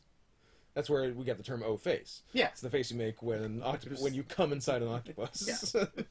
And then later on, a light bulb. Yeah. Yeah. Making those bulb babies. Yeah. And who among us can say that we've never jerked off to a little wooden figure of a mermaid? That's Come true. on. That is true. Girl parts, fish parts, where does one end and the other begin? Yeah. In the right order or in the wrong order, who knows? Imagine if your dad was a centaur and your mom was a mermaid, and you got the human parts of both and are just some guy. Excellent. So that's The Lighthouse. So number 3 is Marriage Story, and You Should Come and Give Me a Kiss. Unless it's your number 1, it's not your number 1. It's your number 3. Give Daddy a kiss. 3 in 1 year is pretty good. Pretty good. Yes. 3 in 1 year is pretty good. That's got Marriage Story. That's got to tie the record. We only had 2 in 1 year, I think, and that was it. I feel like we had some Kiss every year fairly early, like a 2012 or 13. I don't know about that. We'll find out after this. When we do the stats for next show. The stats. Kiss count. Marriage Story. Or if someone wants to do the Kiss count for us and just tell us, great. Kiss Cam. Ooh, Kiss Cam. But it's like a cam girl show, but it's just kissing. No, it's us on cam, but we're both dressed as Peter Criss from Kiss. And that's the Kiss Cam. Not bad. Not bad. Just a couple of I made myself laugh. Just a couple of straight men dressed as cats kissing. There's a good market for that. Absolutely. There's a good market for that. Every day I think of all the ways that we're squandering our earning potential. Yep. We'll figure it out. Marriage Story. If it's not the best screenplay of the year, you can go fuck yourself, because I think it is. Noah Baumbach really He's good at writing. doesn't want me to get married or have kids. Like he's actively trying very hard. Stop drilling, Noah. You struck oil. Between this and The Squid and the Whale, Yeah. I'm not even remotely Not really interested considering in it. marriage or kids, thank you. Yeah. Like, nothing, like, kids are such assholes, whether it's their fault or not. Like, or intentional or not. Yeah. And then just being married seems like such a fucking Seems like bummer. a drag. And, like, getting divorced and having an excellent divorce lawyer and an incompetent divorce lawyer just seems like such a nightmare. Yeah. You know how they say it's better to have loved and lost than never to have loved at all? Is it? Someone's lying. Is it? Who said that? Because, I don't A know. non-married guy? Yeah. Because, like, I see a lot of miserable divorced couples with kids. And yeah. I don't know if it was better to have loved in their case. What about if you date for a while, like a long while, then you get married, and you're married for a little while, Okay. and then you discuss whether or not you want to have kids, But you wait. This is mean and directed at a friend of ours. Deep shade. That is unnecessarily cruel, but also 100% accurate. Date for 3 years. Yeah. Get married for 3 years. Yeah. Then discuss kids. Then discuss having Turns kids. out you're kind of on different pages when it comes. Kind of on different pages? Kind of. The complete opposite. In that one of you absolutely wants to have kids and the other absolutely doesn't. And, so you get divorced. So you get divorced. And then are super mean to each other after you And get are divorced. super mean to each other, and then eventually you pick up some other guy at Wrestling Sloppy Seconds. Not gonna name names, but you do. The person does eat off their tummy like an otter. Yeah, but who's to say? It could be anyone. Could be anyone. Yeah. Anyway, It's not like he listens. What if he does? maybe that'd be why he unfollowed me. I don't know. I think he follows me, and I don't follow him. Nice. Which is for a lot of people. That's the power dynamic you want. Well, also the fact that, like, Greg tagged me and Dan in some stuff on Twitter. Yeah. And it's very obvious I don't follow Dan. And so, like, when I was clicking through all of them, I was like, oh, he's going to notice. But nothing happened. So, anyways, man, like, ScarJo, Adam Driver just nailed it. Good year for ScarJo. This and Jojo Jojo Rabbit. Rabbit, yeah. Yeah. Good year for Adam Driver because he's handsome. So, good year. I would argue 2020 was a better year, if only for the John Oliver season That finale. is true. That is true. It was pretty perfect. Where it literally called him a freak and a pervert. Like, but yeah, just like, I mean, I guess all it takes is for you to have a horrible marriage where you and your ex-wife scream at each other a bunch, and it gives you 5 or 6 movies worth of material. For sure. And you just live your life through that. Yeah, the Driver singing the song near the end is so good. Mm-hmm. It's just so good. It's one of my favorite scenes of the year in anything. Yeah. I don't even know why, but just like his emotion is exactly what it should be. He's like dead on. Yeah. With what he should be doing. Yeah, absolutely. Yeah. Yeah. But just like everything about being married and having kids just seems like the worst thing in the world.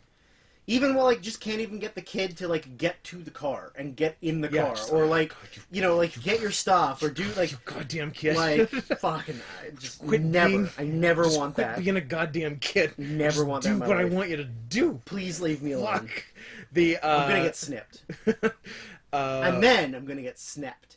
Ooh. That is how to do it. The Bombeck's ex-wife, which is Greta Gerwig, right? No, that's his current wife. Oh, current wife. Okay. Jennifer Jason Leigh's Oh. ex-wife. He gets around. Good for him. No, whatever. He's old. Well, that reminded me that the blonde woman in Portrait of a Lady on Fire reminds me of a hotter Greta Gerwig. Yes. Yeah. Yeah. I was a fan. Yeah. Anyway, back to Mirror Story. Speaking of Greta Gerwig, I didn't see... Oh, you didn't see Little Women. Oh, then I guess we have different number ones. Oh, no! What if? I watched it because it was nominated, but it's fine. If you've seen it once, you've seen them all. Yeah, it was. There was one in the 90s I remember seeing as a kid, and I'm like, yeah, women can do it too, I guess. I do think... Act. Yeah. I do think Saoirse Ronan is very pretty. I think she's very pretty. I think Florence Pugh is very... I think hot. her last name is not. No. You know that she's also dating Zach Braff? That's a pair. She's like 23, I was gonna say, and he's like 39 He's or 40. older than her. Yeah. Whatever, good for him. Yeah. Good for him. He's not quite Seinfelding it, but Yeah, but... yeah. He's on the good side of Seinfeld. Yeah, yeah. Whatever. Which, they're all adults. P.S. Don't be on the bad side of Seinfeld. Seinfeld is truly the line. Yeah, good for him. Yeah. Him, Leo, whatever. Leo. Just do it. Pussy Posse. If you're... Leo. If you were born before the year 2000, he's not interested. Leo, Tobey Maguire, and Lucas Haas. Well, can you name a Lucas Haas movie besides Mars Attacks? Like, how did he get in the Pussy Posse? Also, he is actively ugly. He's bug ugly. Oh, he's the worst. He is an unattractive man. I couldn't tell you. How did he fuck everyone in the 90s and early 2000s? I don't know. Guess he had a look. I guess. Also, he's friends with people who... He is absolutely friends with the right so people. I'm sure it was a lot of roll-off, spill-off, Yeah. trickle-down. That runoff pee. Yeah. Yeah, fair enough. How did we get on a Pussy Posse? Any other marriage stories? Do you have any marriage stories? I have a story that I am not getting married. Yeah, that sounds like the best marriage story to me. Snipped and snapped, baby. Yep. The big two. Me too. My number one, Scott, is Parasite. Now get over here and kiss me. I don't want to get up, but I also... I'm gonna hold the mic closer to the kiss, let's meet so in the middle. everyone can hear it. Mwah. You're welcome. You could. That was close enough that you can definitely hear lips on skin. Lips on lips. Oh, pardon me. Yes. Your lips on my pussy lips. My bussy lips. Mouth to bussy.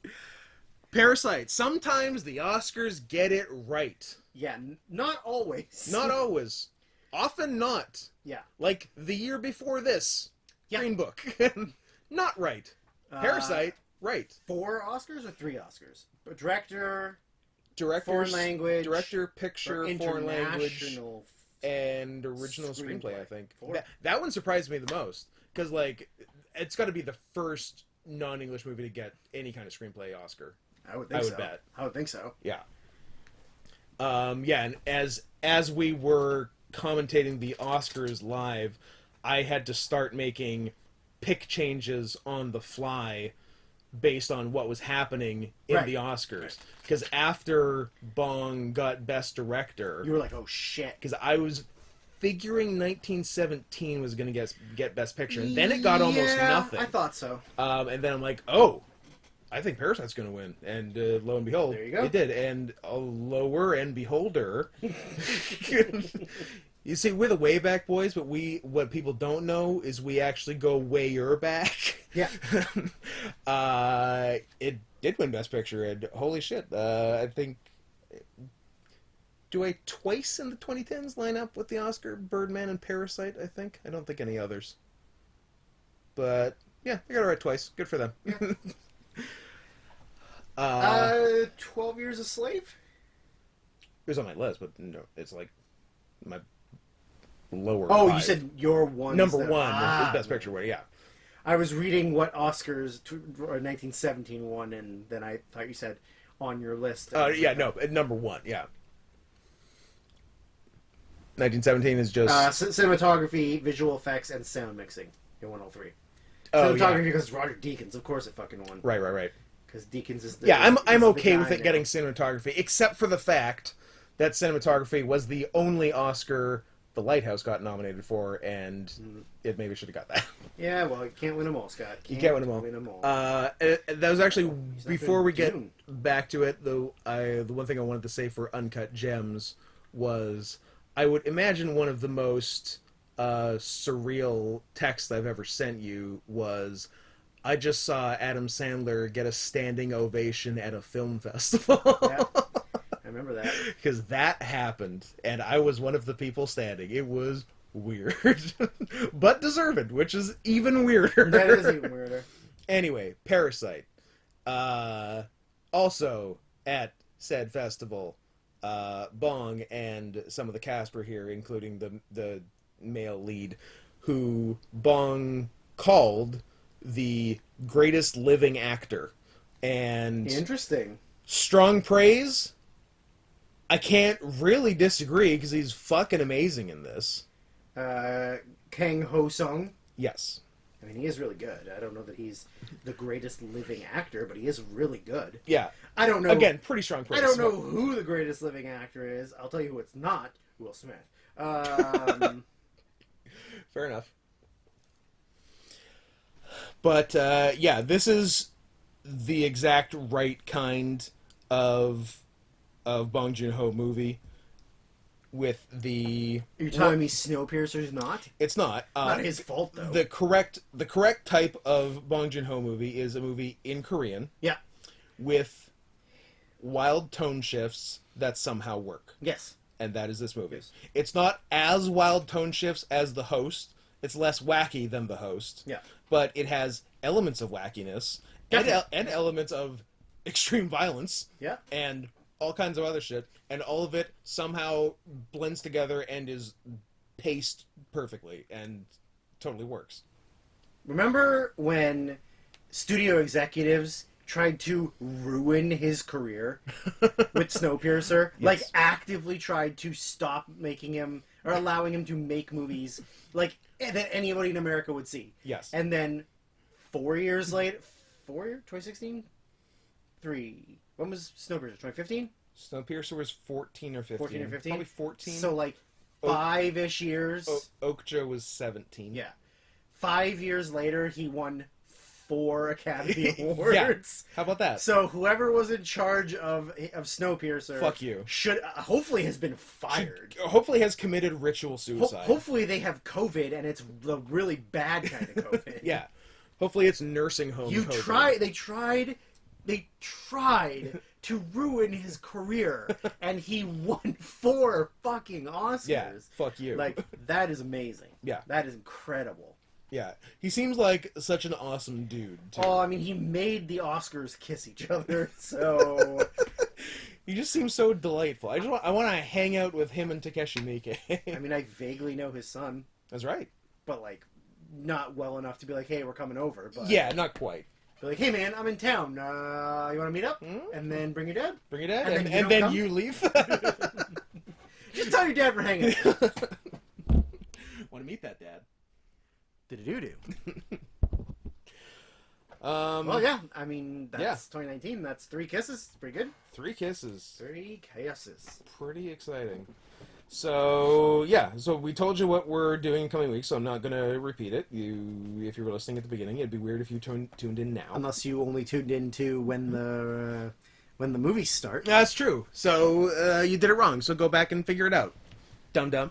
My 10 through 1 in ascending order. The Mustang. Oh, that was the end of my voice. We should have ended 1 minute earlier. 10, The Mustang. Greener Grass. Ash. The Climb, Waves, Portrait of a Lady on Fire, Uncut Gems, Marriage Story, The Lighthouse, and Parasite. Mine would be Calm with Horses, Pain and Glory, 1917, Portrait of a Lady on Fire, Waves, Ash, The Lighthouse, Marriage Story, Uncut Gems, and Parasite. And we can agree that you definitely fucked up 10 and 11, keeping us from a fourth kiss. Or also you fucked up 10. I don't see that happening.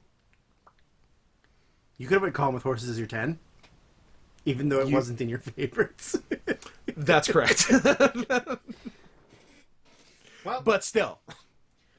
let's just be glad that there's 2 movies in our number 10s that have horses in them. Yeah, we both have a horsey movie for number 10, and this is my second number 10 that is a The Animal title. The Mustang 2019 and The Tiger 2015. So that is pretty exciting, and that's one of the cool, dumb stats things we'll be presenting to you in 2 weeks. So stay tuned next week for a real quickie by me. Maybe I'll record in stereo this time so you don't get weird mono just in your left ear. Sorry about that. You buffoon. Because I do it to stream and it's fine, Yep. but not so much for the podcast. And then in 2 weeks, and for the next 12 weeks after that, will be the last episode record. And this is my promise to you, Drew. The day we record that, sometime before December 9th, will be the day that I order 2 coffees at the coffee place before we do it, and drink them both over the course. It's going to be 5+ hours. Okay, because you're fading right now and you need that pickup? I'm okay now, but that next one's going to be considerably longer than this. 4 hours? This one's 4. Yeah. And yeah, it's going to be a 2 coffee pod. It definitely will be a 2 is coffee what I'm pod. saying. This was a coffee, a Baja Blast, both caffeinated, but also alcohol. So there's a lot going on. Too much mellow mixed in there. Yeah, there will probably also be alcohol in that one, but also 2 coffees. So we'll be okay. Fair. It'll be the first time I've ever ordered 2 coffees for myself at one time at one place. I don't know if I believe that. You think I've doubled up before? Yeah. I feel like you've tripled up before. I will have 3 venti mocha frappuccinos, please. Yeah, I could see that happening. I don't think I have. I think you should just take your own mug, like get a big gulp.